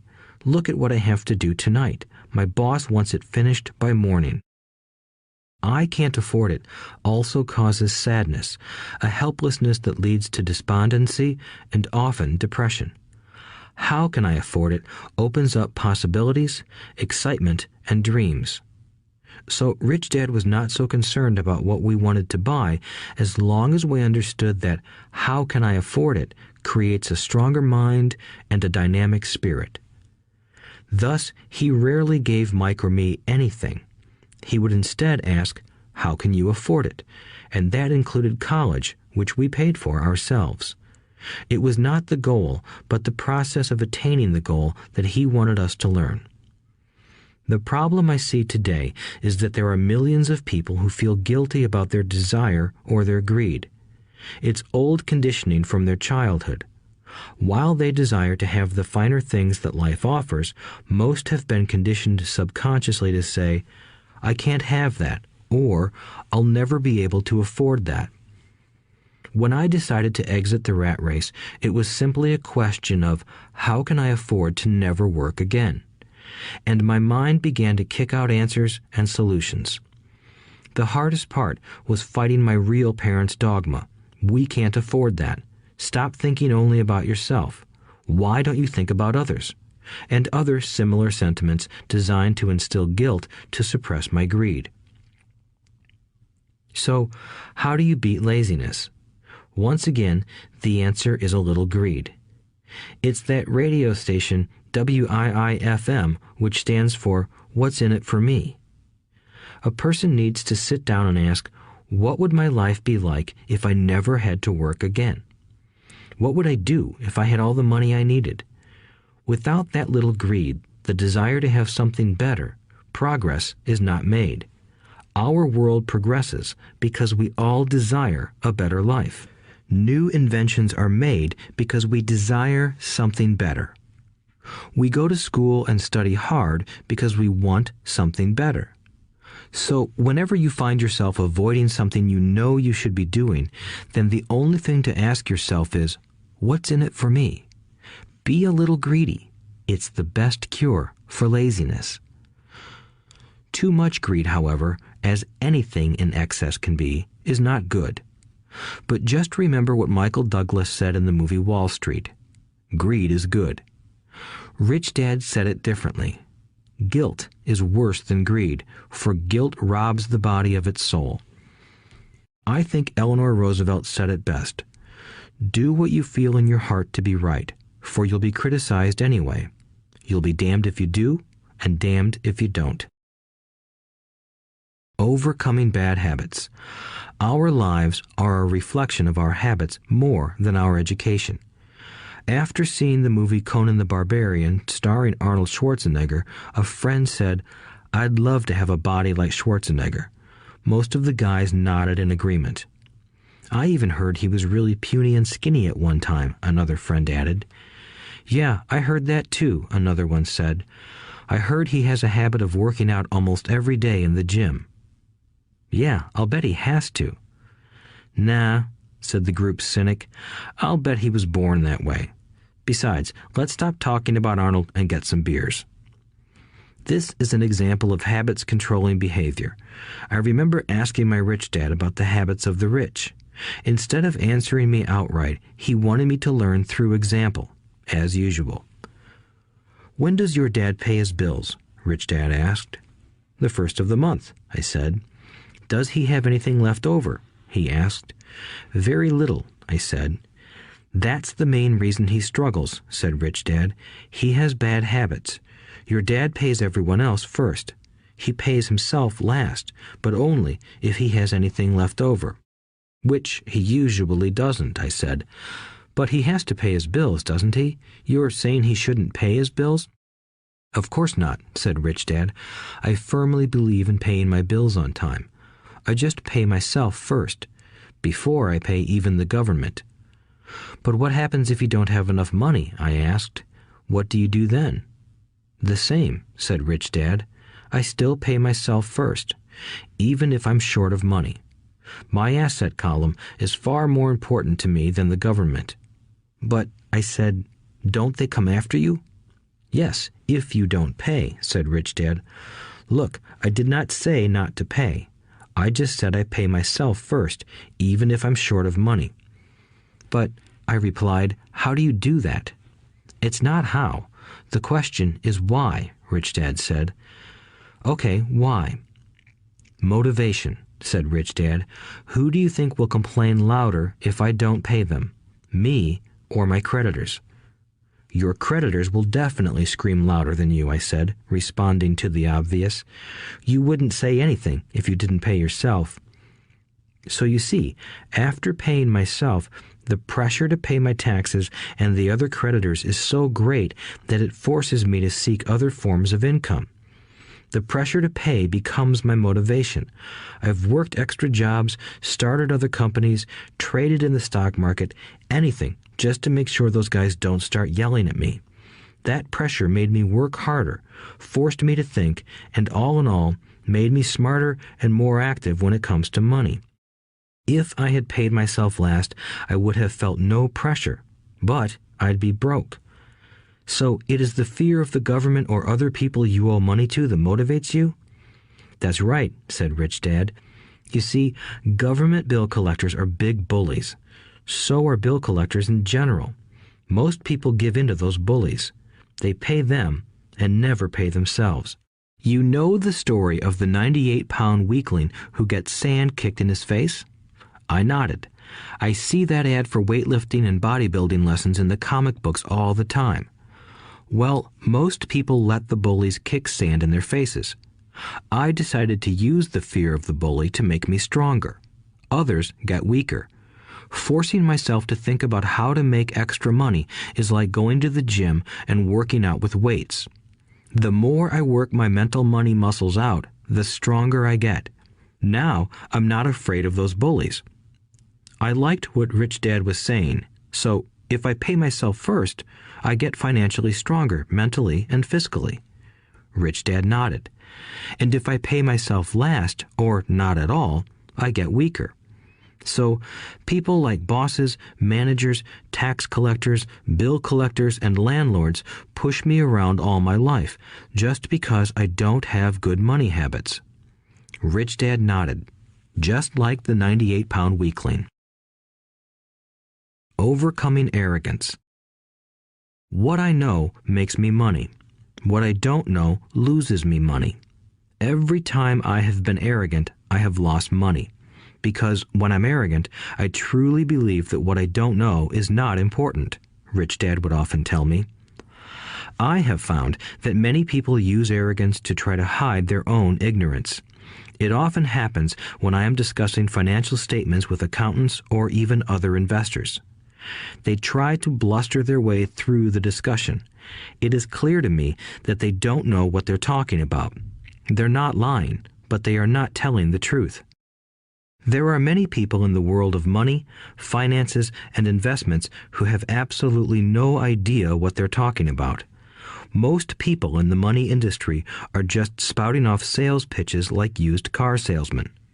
When you know you are ignorant in a subject, start educating yourself by finding an expert in the field or a book on the subject. Chapter 8. Getting Started. There is gold everywhere. Most people are not trained to see it. I wish I could say acquiring wealth was easy for me, but it wasn't. So in response to the question, how do I start, I offer the thought process I go through on a day-to-day basis. It really is easy to find great deals. I promise you that. It's just like riding a bike. After a little wobbling, it's a piece of cake. But when it comes to money, it takes determination to get through the wobbling. That's a personal thing. To find million-dollar deals of a lifetime requires us to call on our financial genius. I believe that each of us has a financial genius within us. The problem is that our financial genius lies asleep, waiting to be called upon. It lies asleep because our culture has educated us into believing that the love of money is the root of all evil. It has encouraged us to learn a profession so we can work for money, but failed to teach us how to have money work for us. It taught us not to worry about our financial future because our company or the government would take care of us when our working days are over. However, it is our children, educated in the same school system, who will end up paying for this absence of financial education. The message is still to work hard, earn money, and spend it. And when we run short, we can always borrow more. Unfortunately, 90% of the Western world subscribes to the above dogma, simply because it's easier to find a job and work for money. If you are not one of the masses, I offer you the following 10 steps to awaken your financial genius. I simply offer you the steps I have personally followed. If you want to follow some of them, great. If you don't, make up your own. Your financial genius is smart enough to develop its own list. While in Peru, I asked a gold miner of 45 years how he was so confident about finding a gold mine. He replied, "There is gold everywhere. Most people are not trained to see it." And I would say that is true. In real estate, I can go out and in a day come up with 4 or 5 great potential deals. while the average person will go out and find nothing, even looking in the same neighborhood. The reason is that they have not taken the time to develop their financial genius. I offer you the following 10 steps as a process to develop your God-given powers, powers over which only you have control. 1. Find a reason greater than reality, the power of spirit. If you ask most people if they would like to be rich or financially free, they would say yes. But then reality sets in. The road seems too long with too many hills to climb. It's easier to just work for money and hand the excess over to your broker. I once met a young woman who had dreams of swimming for the U.S. Olympic team. The reality was that she had to get up every morning at 4 o'clock to swim for 3 hours before going to school. She did not party with her friends on Saturday night. She had to study and keep her grades up, just like everyone else. When I asked her what fueled her superhuman ambition and sacrifice, she simply said, "I do it for myself and the people I love. It's love that gets me over the hurdles and sacrifices." A reason or a purpose is a combination of wants and don't wants. When people ask me what my reason for wanting to be rich is, I tell them that it is a combination of deep emotional wants and don't wants. I will list a few. First, the don't wants, for they create the wants. I don't want to work all my life. I don't want what my parents aspired for, which was job security and a house in the suburbs. I don't like being an employee. I hated that my dad always missed my football games because he was so busy working on his career. I hated it when my dad worked hard all his life and the government took most of what he worked for at his death. He could not even pass on what he worked so hard for when he died. The rich don't do that. They work hard and pass it on to their children. Now, the wants. I want to be free to travel the world and live in the lifestyle I love. I want to be young when I do this. I want to simply be free. I want control over my time and my life. I want money to work for me. Those are my deep-seated emotional reasons. What are yours? If they are not strong enough, then the reality of the road ahead may be greater than your reasons. I have lost money and been set back many times, but it was the deep emotional reasons that kept me standing up and going forward. I wanted to be free by age 40, but it took me until I was 47, with many learning experiences along the way. As I said, I wish I could say it was easy. It wasn't, but it wasn't that hard either. I've learned that without a strong reason or purpose, anything in life is hard. If you do not have a strong reason, there is no sense listening further. It will sound like too much work. 2. Make daily choices. The power of choice.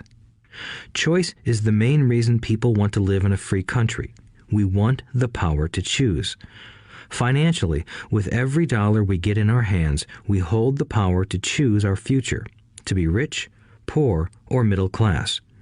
Our spending habits reflect who we are. Poor people simply have poor spending habits. The benefit I had as a boy was that I loved playing Monopoly constantly.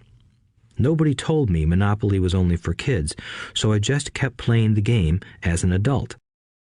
I also had a rich dad who pointed out to me the difference between an asset and a liability. So a long time ago, as a little boy, I chose to be rich, and I knew that all I had to do was learn to acquire assets, real assets. My best friend, Mike, had an asset column handed to him, but he still had to choose to learn to keep it. Many rich families lose their assets in the next generation simply because there was no one trained to be a good steward over their assets. Most people choose not to be rich. For 90% of the population, being rich is too much of a hassle. So they invent sayings that go, "I'm not interested in money. I'll never be rich. I don't have to worry. I'm still young. When I make some money, then I'll think about my future." My husband or wife handles the finances. The problem with those statements is that they rob the person who chooses to think such thoughts of two things. One is time, which is your most precious asset. The second is learning. Having no money should not be an excuse to not learn, but that is a choice we all make daily. The choice of what we do with our time, our money, and what we put in our heads. That is the power of choice. All of us have choice. I just choose to be rich, and I make that choice every day. Invest first in education. In reality, the only real asset you have is your mind, the most powerful tool we have dominion over. Each of us has the choice of what we put in our brain once we're old enough. You can watch TV, read golf magazines, or go to ceramics class or a class on financial planning. You choose. Most people simply buy investments rather than first investing in learning about investing. A friend of mine recently had her apartment burglarized. The thieves took her electronics and left all the books. And we all have that same choice. 90% of the population buys TV sets, and only about 10% buy business books. So what do? I go to seminars. I like it when they are at least 2 days long because I like to immerse myself in a subject. In 1973, I was watching this guy on TV who was advertising a 3-day seminar on how to buy real estate for nothing down. I spent $385, and that course has made me at least $2 million, if not more. But more importantly, it bought me life. I don't have to work for the rest of my life because of that one course. I go to at least 2 such courses every year. I love CDs and audiobooks. The reason? I can easily review what I just heard. I was listening to an investor say something I completely disagreed with. Instead of becoming arrogant and critical, I simply listened to that 5-minute stretch at least 20 times, maybe more. But suddenly, by keeping my mind open, I understood why he said what he said. It was like magic. I felt like I had a window into the mind of one of the greatest investors of our time. I gained tremendous insight into the vast resources of his education and experience. The net result? I still have the old way I used to think, and I now have a new way of looking at the same problem or situation. I have 2 ways to analyze a problem or trend, and that is priceless. Today, I often say, how would Donald Trump do this, or Warren Buffett, or George Soros? The only way I can access their vast mental power is to be humble enough to read or listen to what they have to say. Arrogant or critical people are often people with low self-esteem who are afraid of taking risks. That's because if you learn something new, you are then required to make mistakes in order to fully understand what you have learned. If you have listened this far, arrogance is not one of your problems. Arrogant people rarely read or listen to experts. Why should they? They are the center of the universe. There are so many intelligent people who argue or defend when a new idea clashes with the way they think. In this case, their so-called intelligence combined with arrogance equals ignorance. Each of us knows people who are highly educated or believe they are smart, but their balance sheet paints a different picture. A truly intelligent person welcomes new ideas, for new ideas can add to the synergy of other accumulated ideas. Listening is more important than talking. If that were not true, God would not have given us 2 ears and only 1 mouth. Too many people think with their mouth instead of listening in order to absorb new ideas and possibilities. They argue instead of asking questions. I take a long view on my wealth. I do not subscribe to the get-rich-quick mentality most lottery players or casino gamblers have. I may go in and out of stocks, but I am long on education. If you want to fly an airplane, I advise taking lessons first. I am always shocked at people who buy stocks or real estate but never invest in their greatest asset, their mind. Just because you bought a house or two does not make you an expert at real estate. 3. Choose friends carefully. The power of association. First of all, I do not choose my friends by their financial statements. I have friends who have actually taken a vow of poverty, as well as friends who earn millions every year. The point is that I learn from all of them. Now, I will admit that there are people I have actually sought out because they had money. But I was not after their money. I was seeking their knowledge. In some cases, these people who had money have become dear friends. I've noticed that my friends with money talk about money. They don't do it to brag. They're interested in the subject. So I learn from them, and they learn from me. My friends who are in dire financial straits do not like talking about money, business, or investing. They often think it rude or unintellectual. So I also learn from my friends who struggle financially. I find out what not to do. I have several friends who have generated over $1 billion in their short lifetimes. The 3 of them report the same phenomenon. Their friends who have no money have never come to them to ask them how they did it, but they do come asking for one of 2 things, or both, a loan or a job. Warning: don't listen to poor or frightened people. I have such friends, and while I love them dearly, they are the Chicken Littles of life. To them, when it comes to money, especially investments, it's always the sky is falling, the sky is falling. They can always tell you why something won't work. The problem is that people listen to them. But people who blindly accept doom and gloom information are also Chicken Littles. As that old saying goes, birds of a feather flock together. If you watch business channels on TV, they often have a panel of so-called experts. One expert will say the market is going to crash, and the other will say it's going to boom. If you're smart, you listen to both. Keep your mind open, because both have valid points. Unfortunately, most poor people listen to Chicken Little. I have had many close friends try to talk me out of a deal or an investment. Not long ago, a friend told me he was excited because he found a 6% certificate of deposit. I told him I earned 16% from the state government. The next day, he sent me an article about why my investment was dangerous. I have received 16% for years now, and he still receives 6%. I would say that one of the hardest things about wealth building is to be true to yourself and to be willing to not go along with the crowd. This is because, in the market, it is usually the crowd that shows up late that is slaughtered. If a great deal is on the front page, it's too late in most instances. Look for a new deal. As we used to say as surfers, there is always another wave. People who hurry and catch a wave late usually are the ones who wipe out. Smart investors don't time the markets. If they miss a wave, they search for the next one and get themselves in position. This is hard for most investors because buying what is not popular is frightening. Timid investors are like sheep going along with the crowd. Or their greed gets them in when wise investors have already taken their profits and moved on. Wise investors buy an investment when it's not popular. They know their profits are made when they buy, not when they sell.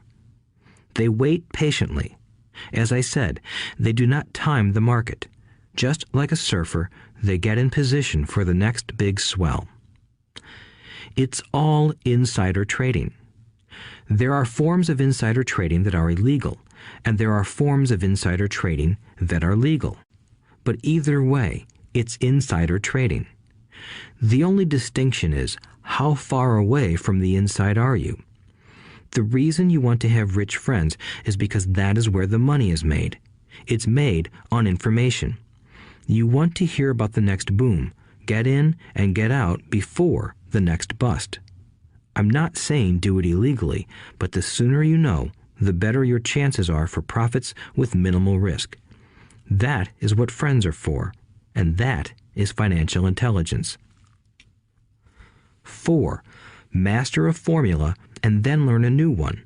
The power of learning quickly. In order to make bread, every baker follows a recipe, even if it's only held in their head. The same is true for making money. Most of us have heard the saying, "You are what you eat." I have a different slant. I say, "You become what you study." In other words, be careful what you learn, because your mind is so powerful that you become what you put in your head. For example, if you study cooking, you then tend to cook. If you don't want to be a cook anymore, then you need to study something else. When it comes to money, the masses generally have one basic formula they learned in school, and it's this: work for money.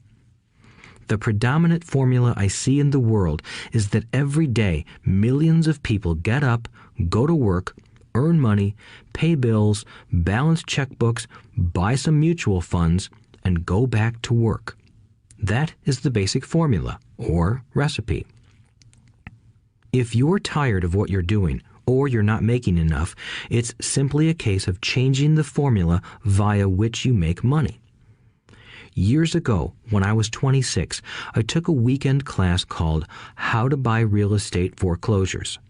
I learned a formula. The next trick was to have the discipline to actually put into action what I had learned. That is where most people stop. For 3 years, while working for Xerox, I spent my spare time learning to master the art of buying foreclosures. I've made several $1,000,000 using that formula. So after I mastered that formula, I went in search of other formulas. For many of the classes, I did not directly use the information I learned, but I always learned something new. I have attended classes designed for derivative traders, commodity option traders, and chaologists. I was way out of my league, being in a room full of people with doctorates in nuclear physics and space science. Yet, I learned a lot that made my stock and real estate investing more meaningful and lucrative. Most junior colleges and community colleges have classes on financial planning and buying traditional investments. They are good places to start, but I always search for a faster formula. That is why, on a fairly regular basis, I make more in a day than many people will make in their lifetime. Another side note, in today's fast-changing world, it's not so much what you know anymore that counts, because often what you know is old. It is how fast you learn. That skill is priceless. It's priceless in finding faster formulas, recipes, if you will, for making dough.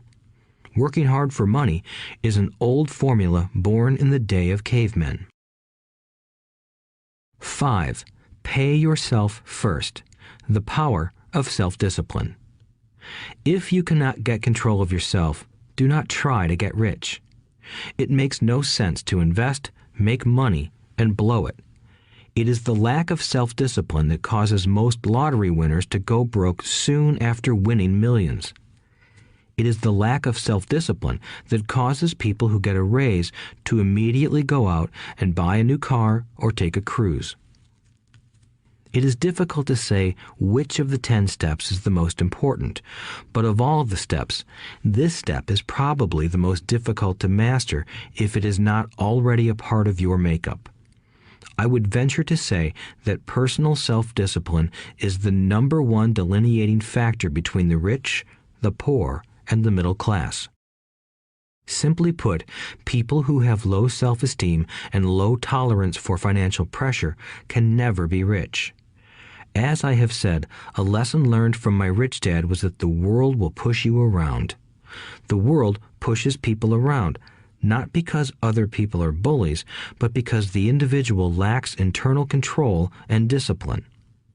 People who lack internal fortitude often become victims of those who have self-discipline. In the entrepreneur classes I teach, I constantly remind people to not focus on their product, service, or widget, but to focus on developing management skills. The 3 most important management skills necessary to start your own business are management of 1. Cash flow, 2. people. 3, personal time. I would say the skills to manage these 3 apply to anything, not just entrepreneurs. The 3 matter in the way you live your life as an individual or as part of a family, a business, a charitable organization, a city, or a nation. Each of these skills is enhanced by the mastery of self-discipline. I do not take the saying, "pay yourself first," lightly. The statement, "pay yourself first," comes from George Clayson's book, The Richest Man in Babylon. Millions of copies have been sold. But while millions of people freely repeat that powerful statement, few follow the advice. As I said, financial literacy allows one to read numbers, and numbers tell the story. By looking at a person's income statement and balance sheet, I can readily see if people who spout the words, "pay yourself first," actually practice what they preach. In reality, each month, many allocate money to their asset column before they pay their monthly expenses. Although millions of people have read Clayson's book and understand the words, "pay yourself first," in reality, they pay themselves last. Now, I can hear the howls from those of you who sincerely believe in paying your bills first, and I can hear all the responsible people who pay their bills on time. I am not saying be irresponsible and not pay your bills. All I am saying is do what the book says, which is pay yourself first. If you can truly begin to understand the power of cash flow, you will soon realize why 90% of people work hard all their lives and need government support like Social Security when they are no longer able to work. Kim and I have had many bookkeepers, accountants, and bankers who have had a major problem with this way of looking at pay yourself first. The reason is that these financial professionals actually do what the masses do. They pay themselves last. There have been times in my life when, for whatever reason, cash flow was far less than my bills. I still paid myself first. My accountant and bookkeeper screamed in panic. "They're going to come after you. The IRS is going to put you in jail. You're going to ruin your credit rating. They'll cut off the electricity." I still paid myself first. Why, you ask? Because that's what the story, The Richest Man in Babylon, was all about. The power of self-discipline and the power of internal fortitude.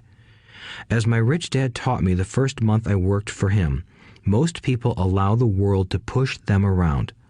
A bill collector calls and you pay or else. A sales clerk says, "Oh, just put it on your charge card." Your real estate agent tells you, "Go ahead. The government allows you a tax deduction on your home." That is what the book is really about. Having the guts to go against the tide and get rich. You may not be weak, but when it comes to money, many people get wimpy. I am not saying be irresponsible. The reason I don't have high credit card debt and doodad debt is because I pay myself first. The reason I minimize my income is because I don't want to pay it to the government. That is why my income comes from my asset column through a Nevada corporation. If I work for money, the government takes it. Although I pay my bills last, I am financially astute enough to not get into a tough financial situation. I don't like consumer debt. I actually have liabilities that are higher than 99% of the population, but I don't pay for them. Other people pay for my liabilities. They're called tenants. So rule number 1 in paying yourself first is don't get into debt in the first place. Although I pay my bills last, I set it up to have only small, unimportant bills that are due. When I occasionally come up short, I still pay myself first. I let the creditors and even the government scream. I like it when they get tough. Why? Because those guys do me a favor. They inspire me to go out and create more money. So I pay myself first, invest the money, and let the creditors yell. I generally pay them right away anyway. Kim and I have excellent credit. We just don't cave into pressure and spend our savings or liquidate stocks to pay for consumer debt. That is not too financially intelligent. To successfully pay yourself first, keep the following in mind. 1. Don't get into large debt positions that you have to pay for. Keep your expenses low. Build up assets first. Then buy the big house or nice car. Being stuck in the rat race is not intelligent. 2. When you come up short, let the pressure build and don't dip into your savings or investments. Use the pressure to inspire your financial genius to come up with new ways of making more money and then pay your bills. You will have increased your ability to make more money as well as your financial intelligence. So many times I have gotten into financial hot water and used my brain to create more income while staunchly defending the assets in my asset column. My bookkeeper has screamed and dived for cover, but I was like a good soldier defending the fort. Fort assets. Poor people have poor habits. A common bad habit is innocently called dipping into savings. The rich know that savings are only used to create more money, not to pay bills. I know that sounds tough, but as I said, if you're not tough inside, the world will always push you around anyway. If you do not like financial pressure, then find a formula that works for you. A good one is to cut expenses, put your money in the bank, pay more than your fair share of income tax, buy safe mutual funds, and take the vow of the average. But this violates the pay yourself first rule. This rule does not encourage self-sacrifice or financial abstinence. It doesn't mean pay yourself first and starve. Life was meant to be enjoyed. If you call on your financial genius, you can have all the goodies of life, get rich, and pay bills. And that is financial intelligence. 6. Pay your brokers well. The power of good advice. Sometimes I see people posting a sign in front of their house that says, "For sale by owner." Or I see people on TV claiming to be discount brokers. My rich dad taught me to take the opposite approach. He believed in paying professionals well, and I have adopted that policy also. Today, I have expensive attorneys, accountants, real estate brokers, and stockbrokers. Why? Because if, and I do mean if, the people are professionals, their services should make you money. And the more money they make, the more money I make. We live in the information age. Information is priceless. A good broker should provide you with information as well as take the time to educate you. I have several brokers who do that for me. Some taught me when I had little or no money, and I am still with them today. What I pay a broker is tiny in comparison with what kind of money I can make because of the information they provide. I love it when my real estate broker or stockbroker makes a lot of money because that usually means I made a lot of money. A good broker saves me time in addition to making me money. Like when I bought the vacant land for $9,000 and sold it immediately for over $25,000 so I could buy my Porsche quicker. A broker is my eyes and ears in the market. They're there every day, so I do not have to be. I'd rather play golf. People who sell their house on their own must not value their time much. Why would I want to save a few bucks when I could use that time to make more money or spend it with those I love? What I find funny is that so many poor and middle-class people insist on tipping restaurant help 15 to 20%, even for bad service, but complain about paying a broker 3 to 7%. They enjoy tipping people in the expense column and stiffing people in the asset column. That is not financially intelligent. Keep in mind that not all brokers are created equal. Unfortunately, most brokers are only salespeople. They sell, but they themselves own little or no real estate. There is a tremendous difference between a broker who sells houses and a broker who sells investments.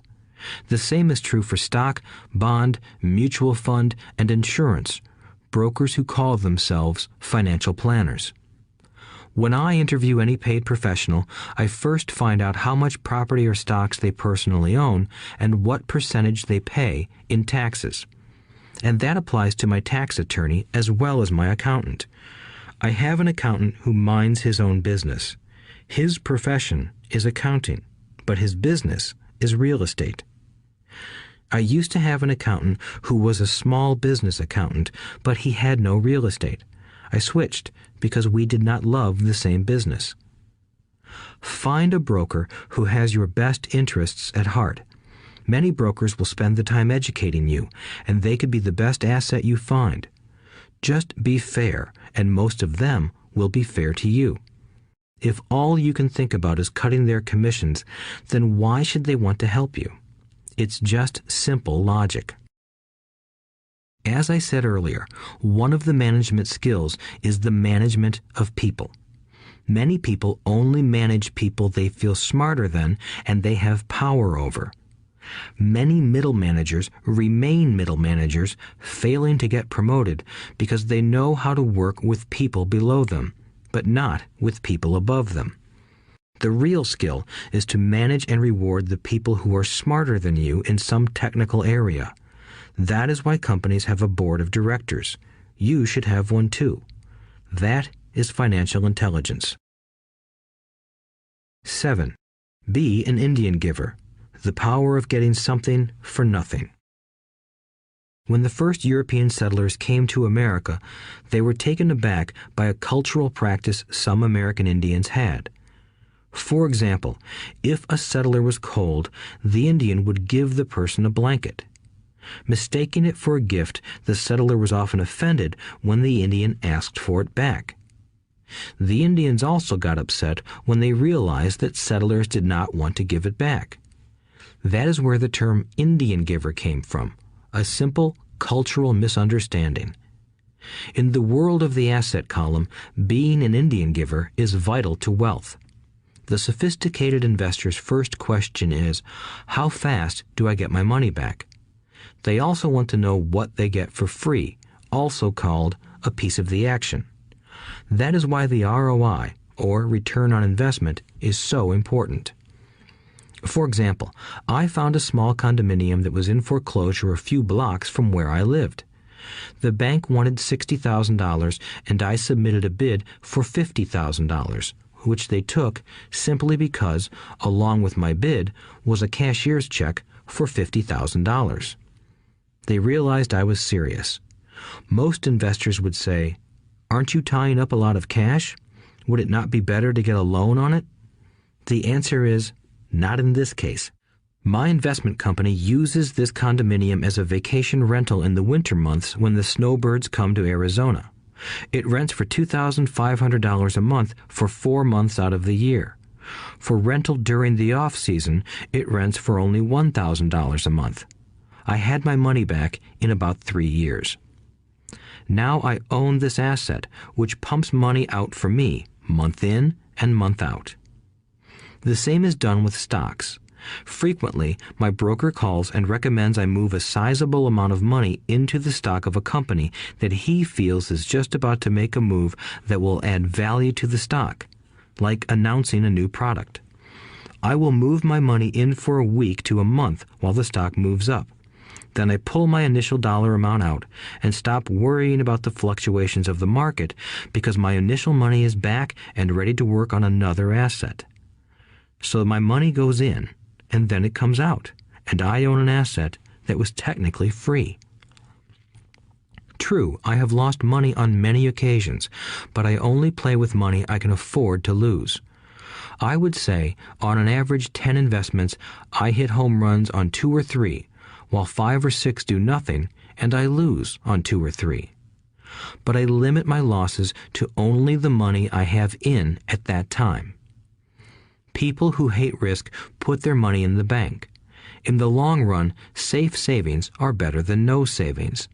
But it takes a long time to get your money back, and, in most instances, you don't get anything for free with it. On every one of my investments, there must be an upside, something for free, like a condominium, a mini storage, a piece of free land, a house, stock shares, or an office building. and there must be limited risk or a low-risk idea. There are books devoted entirely to this subject, so I will not talk about it here. Ray Kroc of McDonald's fame sold hamburger franchises, not because he loved hamburgers, but because he wanted the real estate under the franchise for free. So wise investors must look at more than ROI. They look at the assets they get for free once they get their money back. That is financial intelligence. 8. Use assets to buy luxuries. The power of focus. A friend's child has been developing a nasty habit of burning a hole in his pocket. Just 16, he wanted his own car. The excuse? All his friends' parents gave their kids cars. The child wanted to go into his savings and use it for a down payment. That was when his father called me and then came to see me. Do you think I should let him do it, or should I just buy him a car? I answered, it might relieve the pressure in the short term, but what have you taught him in the long term? Can you use this desire to own a car and inspire your son to learn something? Suddenly, the lights went on and he hurried home. 2 months later, I ran into my friend again. Does your son have his new car? I asked. No, he doesn't, but I gave him $3,000 for the car. I told him to use my money instead of his college money. Well, that's generous of you, I said. Not really. The money came with a hitch. So what was the hitch? I asked. Well, first we played your cash flow game. We then had a long discussion about the wise use of money. After that, I gave him a subscription to the Wall Street Journal and a few books on the stock market. Then what? I asked. What was the catch? I told him the $3,000 was his, but he could not directly buy a car with it. He could use it to find a stockbroker and buy and sell stocks. Once he had made $6,000 with the $3,000, the money would be his for the car, and the $3,000 would go into his college fund. And what are the results? I asked. Well, he got lucky early in his trading, but lost everything a few days later. Then he really got interested. Today, I would say he is down $2,000, but his interest is up. He has read all the books I bought him, and he's gone to the library to get more. He reads the Wall Street Journal voraciously, watching for indicators. He's only got $1,000 left, but his interest and learning are sky high.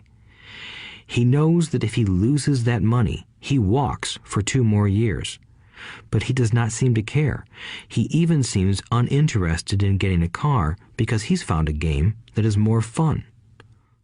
What happens if he loses all the money? I asked. We'll cross that bridge when we get to it. I'd rather have him lose everything now than wait till he's our age to risk losing everything. And besides, that is the best $3,000 I've ever spent on his education. What he is learning will serve him for life, and he seems to have gained a new respect for the power of money. As I said earlier, if a person cannot master the power of self-discipline, it is best not to try to get rich.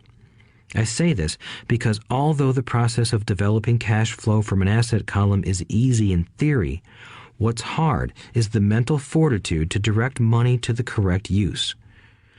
Due to external temptations, it is much easier in today's consumer world to simply blow money out the expense column. With weak mental fortitude, that money flows into the paths of least resistance. That is the cause of poverty and financial struggle. The following example illustrates the financial intelligence needed to direct money to make more money. If we give 100 people $10,000 at the start of the year, I believe that at the end of the year, 80 would have nothing left. In fact, many would have created greater debt by making a down payment on a new car, refrigerator, electronics, or a holiday. 16 would have increased that $10,000 by 5 to 10%. 4 would have increased it to $20,000 or into the millions. We go to school to learn a profession so we can work for money. It is my opinion that it's just as important to learn how to have money work for you. I love my luxuries as much as anyone else. The difference is I don't buy them on credit. It's the keep up with the Joneses trap. When I wanted to buy a Porsche, the easy road would have been to call my banker and get a loan. Instead of choosing to focus in the liability column, I chose to focus in the asset column. As a habit, I use my desire to consume to inspire and motivate my financial genius to invest. Too often today, we focus on borrowing money to get the things we want instead of focusing on creating money. One is easier in the short term, but harder in the long term. It's a bad habit that we as individuals and as a nation have gotten into. Remember, the easy road often becomes hard, and the hard road often becomes easy. The earlier you can train yourself and those you love to be masters of money, the better.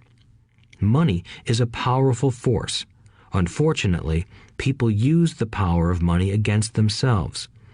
If your financial intelligence is low, money will run all over you. It will be smarter than you. If money is smarter than you will work for it all your life.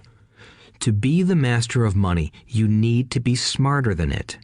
Then money will do as it is told. It will obey you. Instead of being a slave to it, you will be the master of it. That is financial intelligence. 9. Choose heroes. The power of myth. When I was a kid, I greatly admired Willie Mays, Hank Aaron, and Yogi Berra. They were my heroes, and I wanted to be just like them. I treasured their baseball cards. I knew their stats, the RBIs, the ERAs, their batting averages, how much they got paid, and how they came up from the minor leagues. As a 9-year-old kid, when I stepped up to bat or played first base or catcher, I wasn't me. I pretended I was a famous baseball player. It's one of the most powerful ways we learn, and we often lose that as adults. We lose our heroes. Today, I watch young kids playing basketball near my home. On the court, they're not little Johnny. They're pretending to be their favorite basketball hero. Copying or emulating heroes is true power learning. I have new heroes as I grow older. I have golf heroes, and I copy their swings and do my best to read everything I can about them. I also have heroes such as Donald Trump, Warren Buffett, Peter Lynch, George Soros, and Jim Rogers. I know their stats just like I knew the ERAs and RBIs of my childhood baseball heroes. I follow what Warren Buffett invests in, and I read anything I can about his point of view on the market and how he chooses stocks. And I read about Donald Trump, trying to find out how he negotiates and puts deals together. Just as I was not me when I was up to bat, when I'm in the market or I'm negotiating a deal, I am subconsciously acting with the bravado of Trump. Or, when analyzing a trend, I look at it as though Warren Buffett were doing it. By having heroes, we tap into a tremendous source of raw genius. But heroes do more than simply inspire us. Heroes make things look easy. Making it look easy convinces us to want to be just like them. If they can do it, so can I. When it comes to investing, too many people make it sound hard. Instead, find heroes who make it look easy. 10. Teach and you shall receive. The power of giving.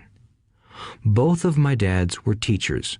My rich dad taught me a lesson I have carried all my life, the necessity of being charitable or giving. My educated dad gave a lot of his time and knowledge, but almost never gave away money. He usually said that he would give when he had some extra money, but of course, there was rarely any extra. My rich dad gave money as well as education. He believed firmly in tithing. If you want something, you first need to give, he would always say. When he was short of money, he gave money to his church or to his favorite charity.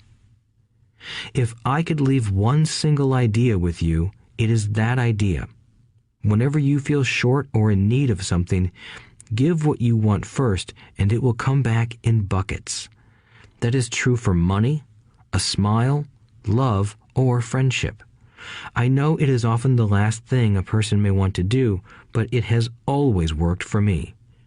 I trust that the principle of reciprocity is true, and I give what I want. I want money, so I give money, and it comes back in multiples.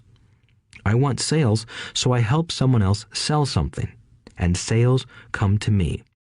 I want contacts, and I help someone else get contacts. Like magic, contacts come to me. I heard a saying years ago that went, "God does not need to receive, but humans need to give." My rich dad would often say, poor people are more greedy than rich people. He would explain that if a person was rich, that person was providing something that other people wanted. In my life, whenever I have felt needy or short of money or short of help, I simply went out or found in my heart what I wanted and decided to give it first.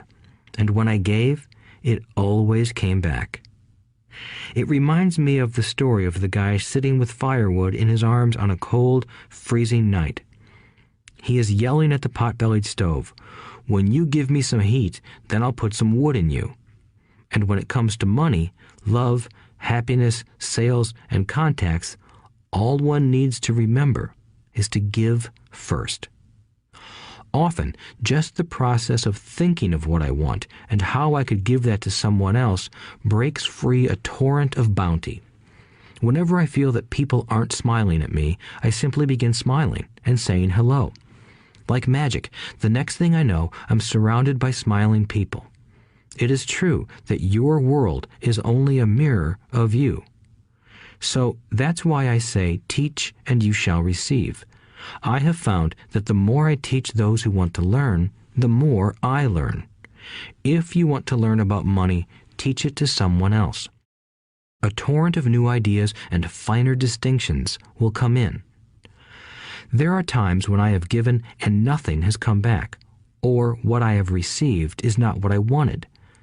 But upon closer inspection and soul-searching, I was often giving to receive in those instances, instead of giving for the joy that giving itself brings. My dad taught teachers, and he became a master teacher. My rich dad always taught young people his way of doing business. In retrospect, it was their generosity with what they knew that made them smarter. There are powers in this world that are much smarter than we are. You can get there on your own, but it's easier with the help of the powers that be. You only need to be generous with what you have. Chapter 9. Still want more? Here are some to-dos. Many people may not be satisfied with my 10 steps. They see them more as philosophies than actions. I think understanding the philosophy is just as important as the action. There are many people who want to do instead of think, and then there are people who think but do not do. I would say that I am both. I love new ideas, and I love action. So for those who want a to-do list on how to get started, I will share with you some of the things I do in abbreviated form. Stop doing what you're doing. In other words, take a break and assess what is working and what is not working.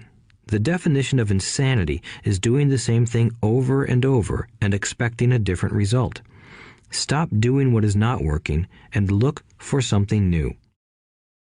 Look for new ideas. For new investing ideas, I go to bookstores and search for books on different and unique subjects. I call them formulas. I buy how-to books on formulas I know nothing about.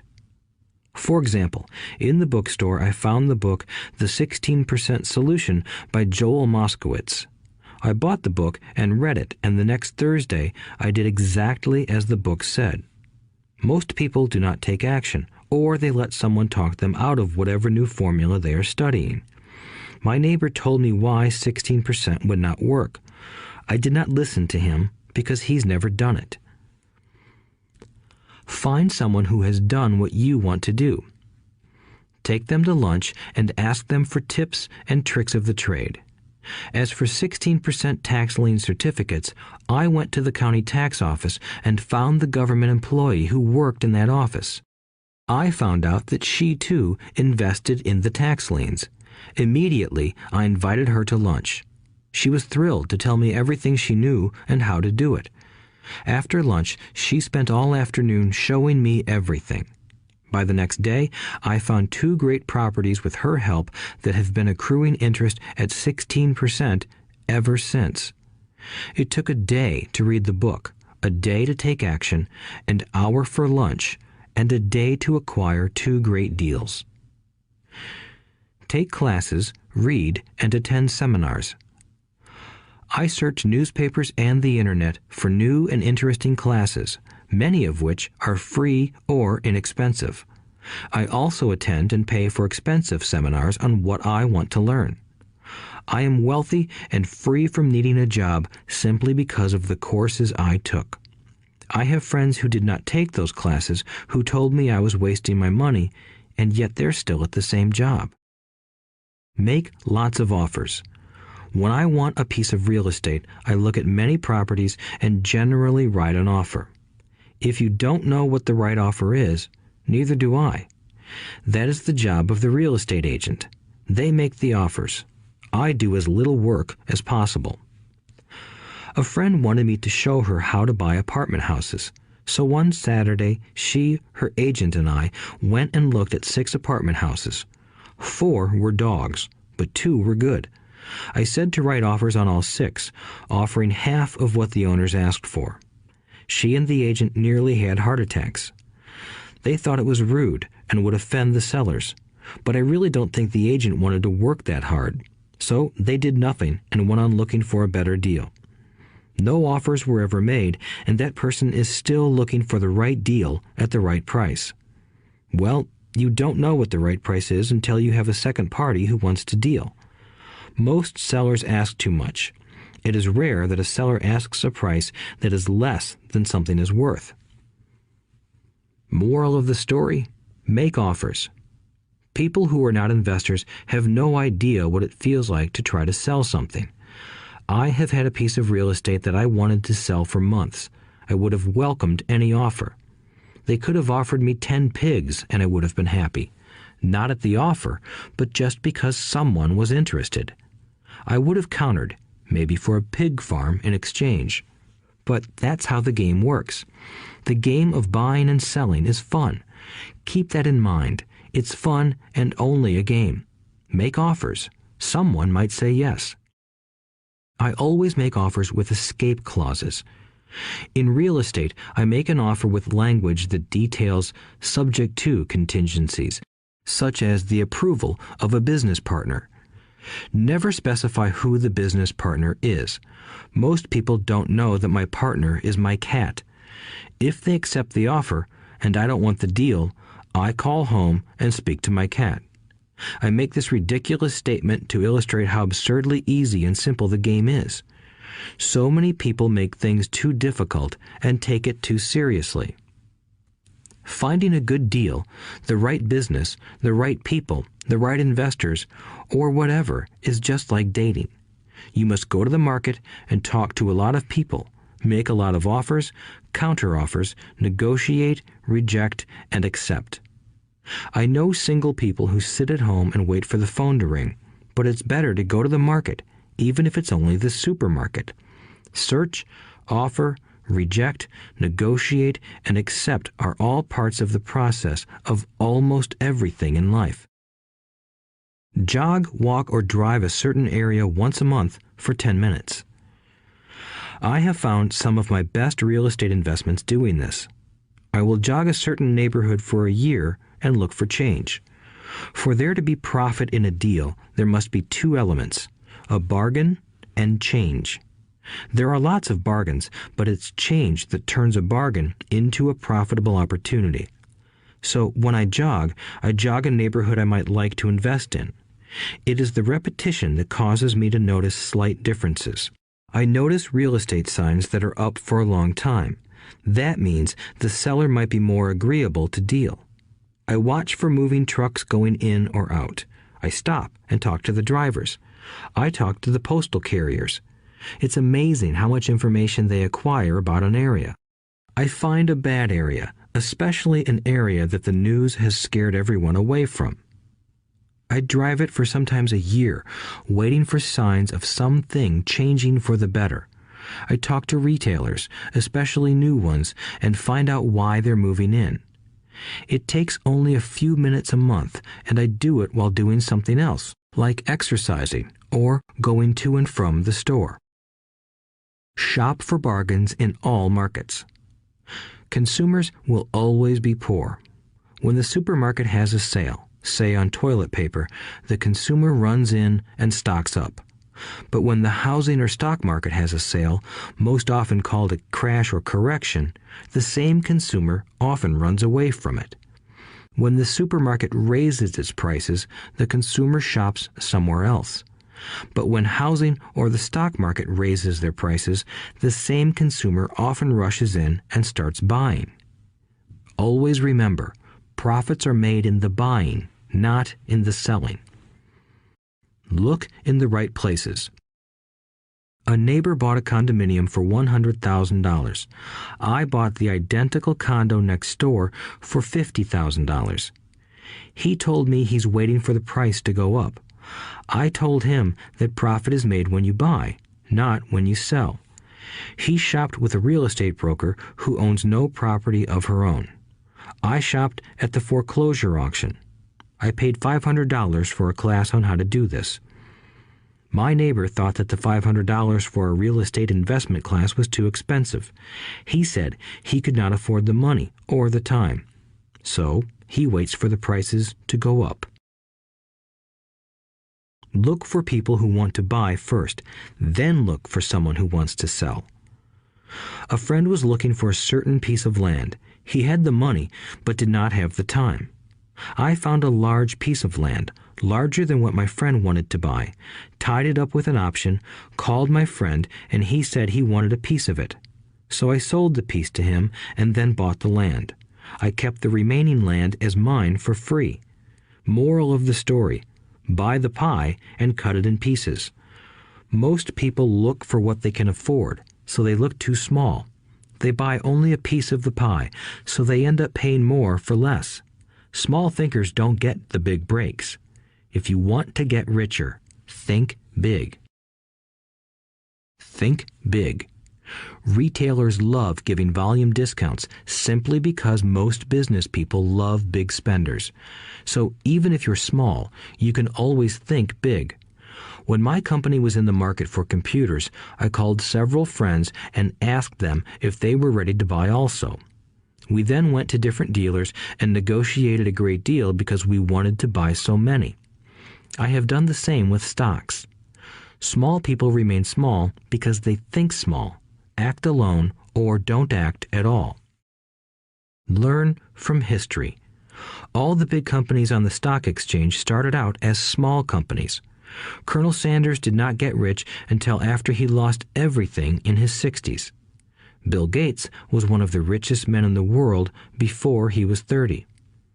Action always beats inaction. These are just a few of the things I have done and continue to do to recognize opportunities. The important words are have done and do. As repeated many times throughout this audiobook, you must take action before you can receive the financial rewards. Act now. Final thoughts. I would like to share some final thoughts with you. The main reason I wrote this book, and the reason it has remained a bestseller since 2000, was to share insights into how increased financial intelligence can be used to solve many of life's common problems. Without financial training, we all too often use the standard formulas to get through life. Work hard, save, borrow, and pay excessive taxes. Today, more than ever, we need better information. I use the following story as an example of a financial problem that confronts many young families today. How do you afford a good education for your children and provide for your own retirement? It requires using financial intelligence instead of hard work. A friend of mine was griping one day about how hard it was to save money for his 4 children's college educations. He was putting $300 away in a college fund each month and had so far accumulated only about $12,000. He had about 12 more years to save for college since his oldest child was then 6 years old. At the time, the real estate market in Phoenix was terrible. People were giving houses away. I suggested to my friend that he buy a house with some of the money in his college fund. The idea intrigued him, and we began to discuss the possibility. His primary concern was that he did not have credit with the bank to buy another house since he was so overextended. I assured him that there were other ways to finance a property rather than through the bank. We looked for a house for 2 weeks, a house that would fit all our criteria. There were plenty to choose from, so shopping was fun. Finally, we found a 3-bedroom, 2-bath home in a prime neighborhood. The owner had been downsized and needed to sell that day because he and his family were moving to California where another job waited. The owner wanted $102,000, but we offered only $79,000.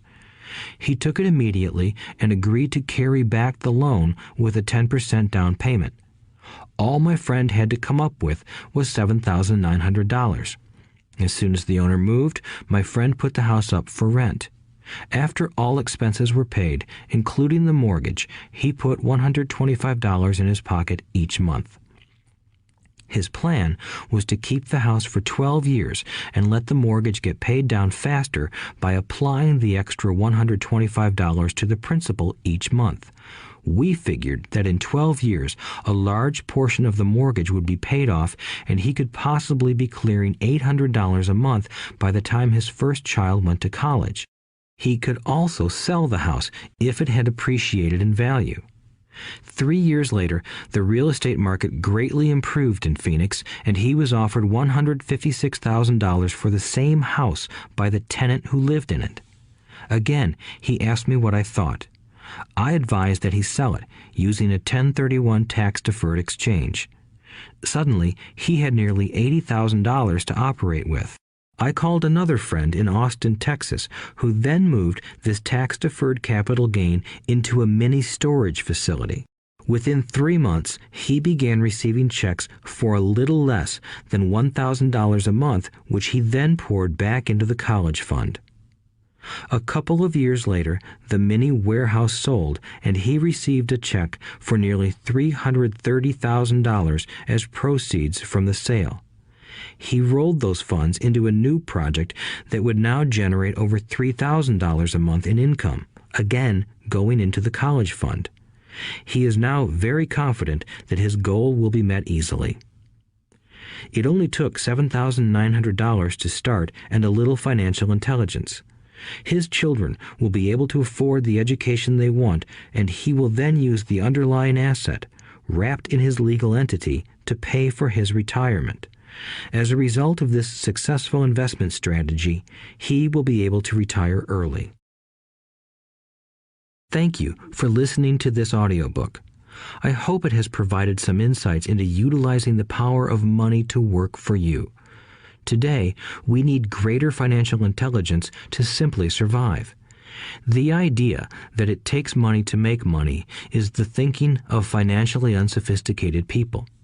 It does not mean that they're not intelligent. They have simply not learned the science of money making money. Money is only an idea. If you want more money, simply change your thinking.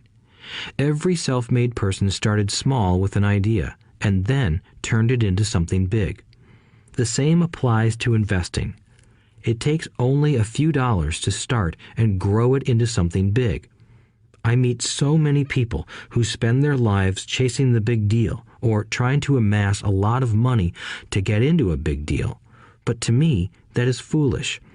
Too often, I have seen unsophisticated investors put their large nest egg into one deal and lose most of it rapidly.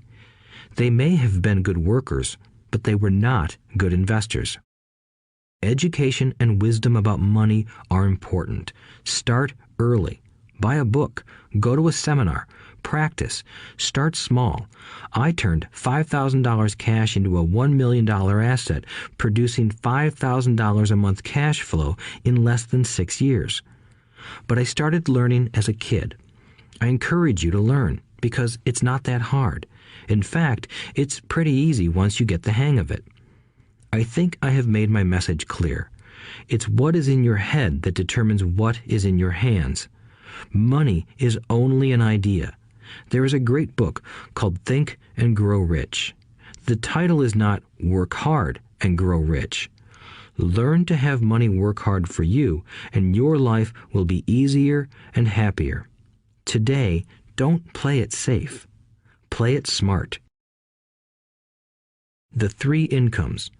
In the world of accounting, there are 3 different types of income. 1. Ordinary earned. 2. Portfolio. 3. Passive. When my poor dad said to me, "Go to school, get good grades, and find a safe, secure job," he was recommending I work for earned income. When my rich dad said, "The rich don't work for money, they have their money work for them," he was talking about passive income and portfolio income. Passive income, in most cases, is income derived from real estate investments. Portfolio income is income derived from paper assets such as stocks and bonds. Portfolio income is the income that makes Bill Gates the richest man in the world, not earned income. Rich Dad used to say, the key to becoming wealthy is the ability to convert earned income into passive income or portfolio income as quickly as possible. He would say, taxes are highest on earned income. The least taxed income is passive income. That is another reason why you want your money working hard for you. The government taxes the income you work hard for more than the income your money works hard for. In my second book, Rich Dad's Cash Flow Quadrant, I explain the 4 different types of people who make up the world of business. They are E, employee, S, self-employed, B, business owner, and I, investor. Most people go to school to learn to be an E or an S. The cash flow quadrant is written about the core differences of these 4 types and how people can change their quadrant. In fact, most of our products are created for people in the B and I quadrants.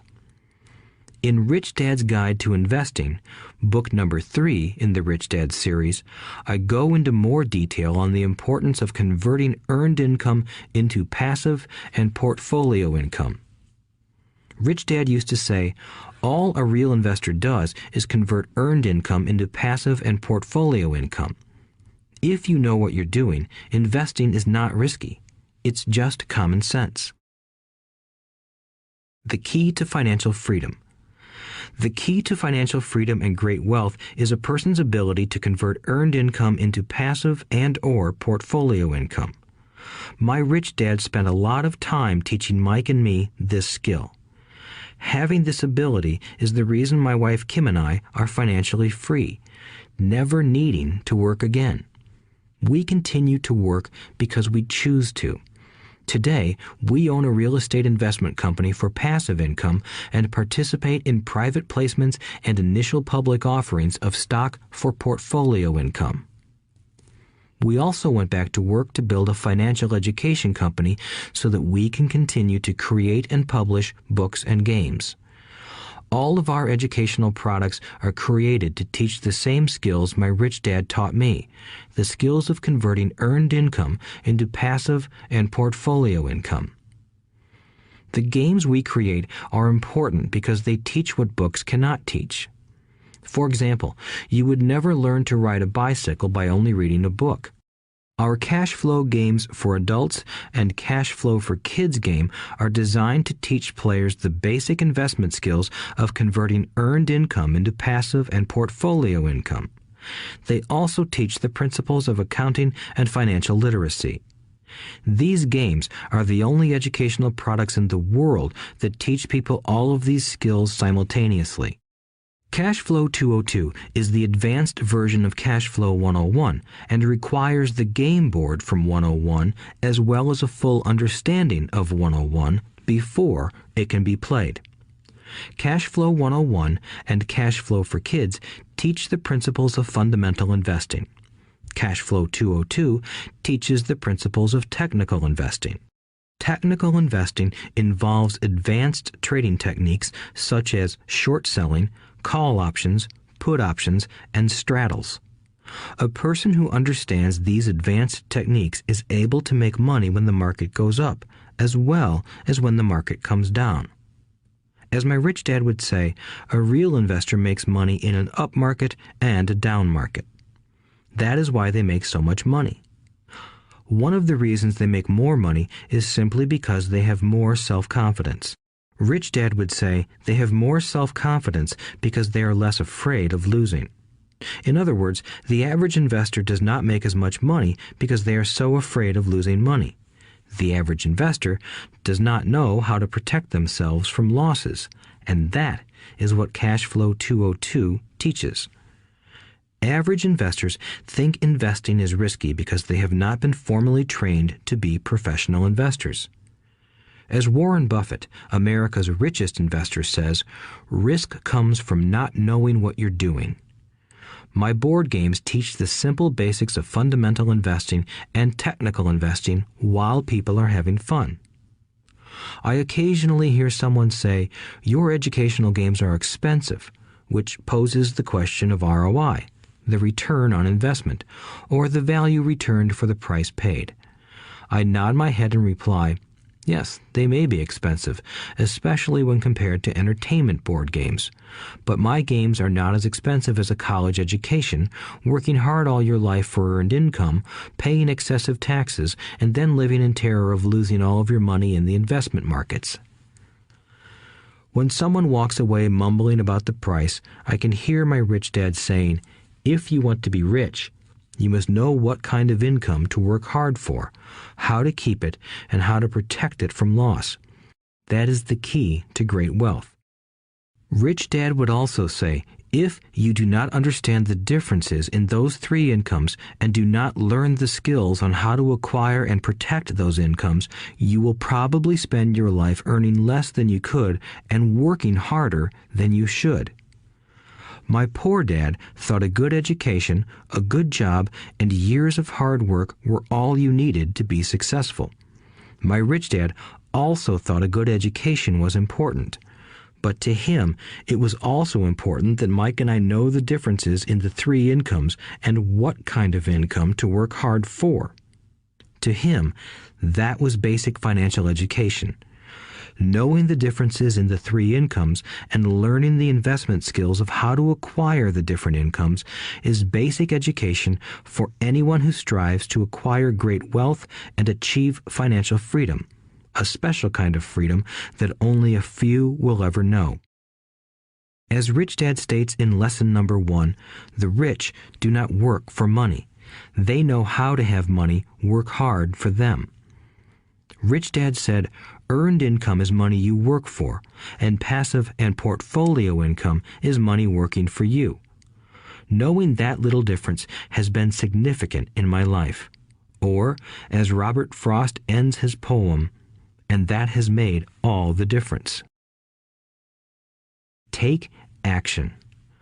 All of you were given two great gifts, your mind and your time. It is up to you to do what you please with both. With each dollar bill that enters your hand, you and only you have the power to determine your destiny. Spend it foolishly, and you choose to be poor. Spend it on liabilities, and you join the middle class. Invest it in your mind and learn how to acquire assets, and you will be choosing wealth as your goal and your future. The choice is yours and only yours. Every day, with every dollar, you decide to be rich, poor, or middle class. Choose to share this knowledge with your children, and you choose to prepare them for the world that awaits. No one else will. You and your children's future will be determined by choices you make today. not tomorrow. I wish you great wealth and much happiness with this fabulous gift called life. Robert Kiyosaki.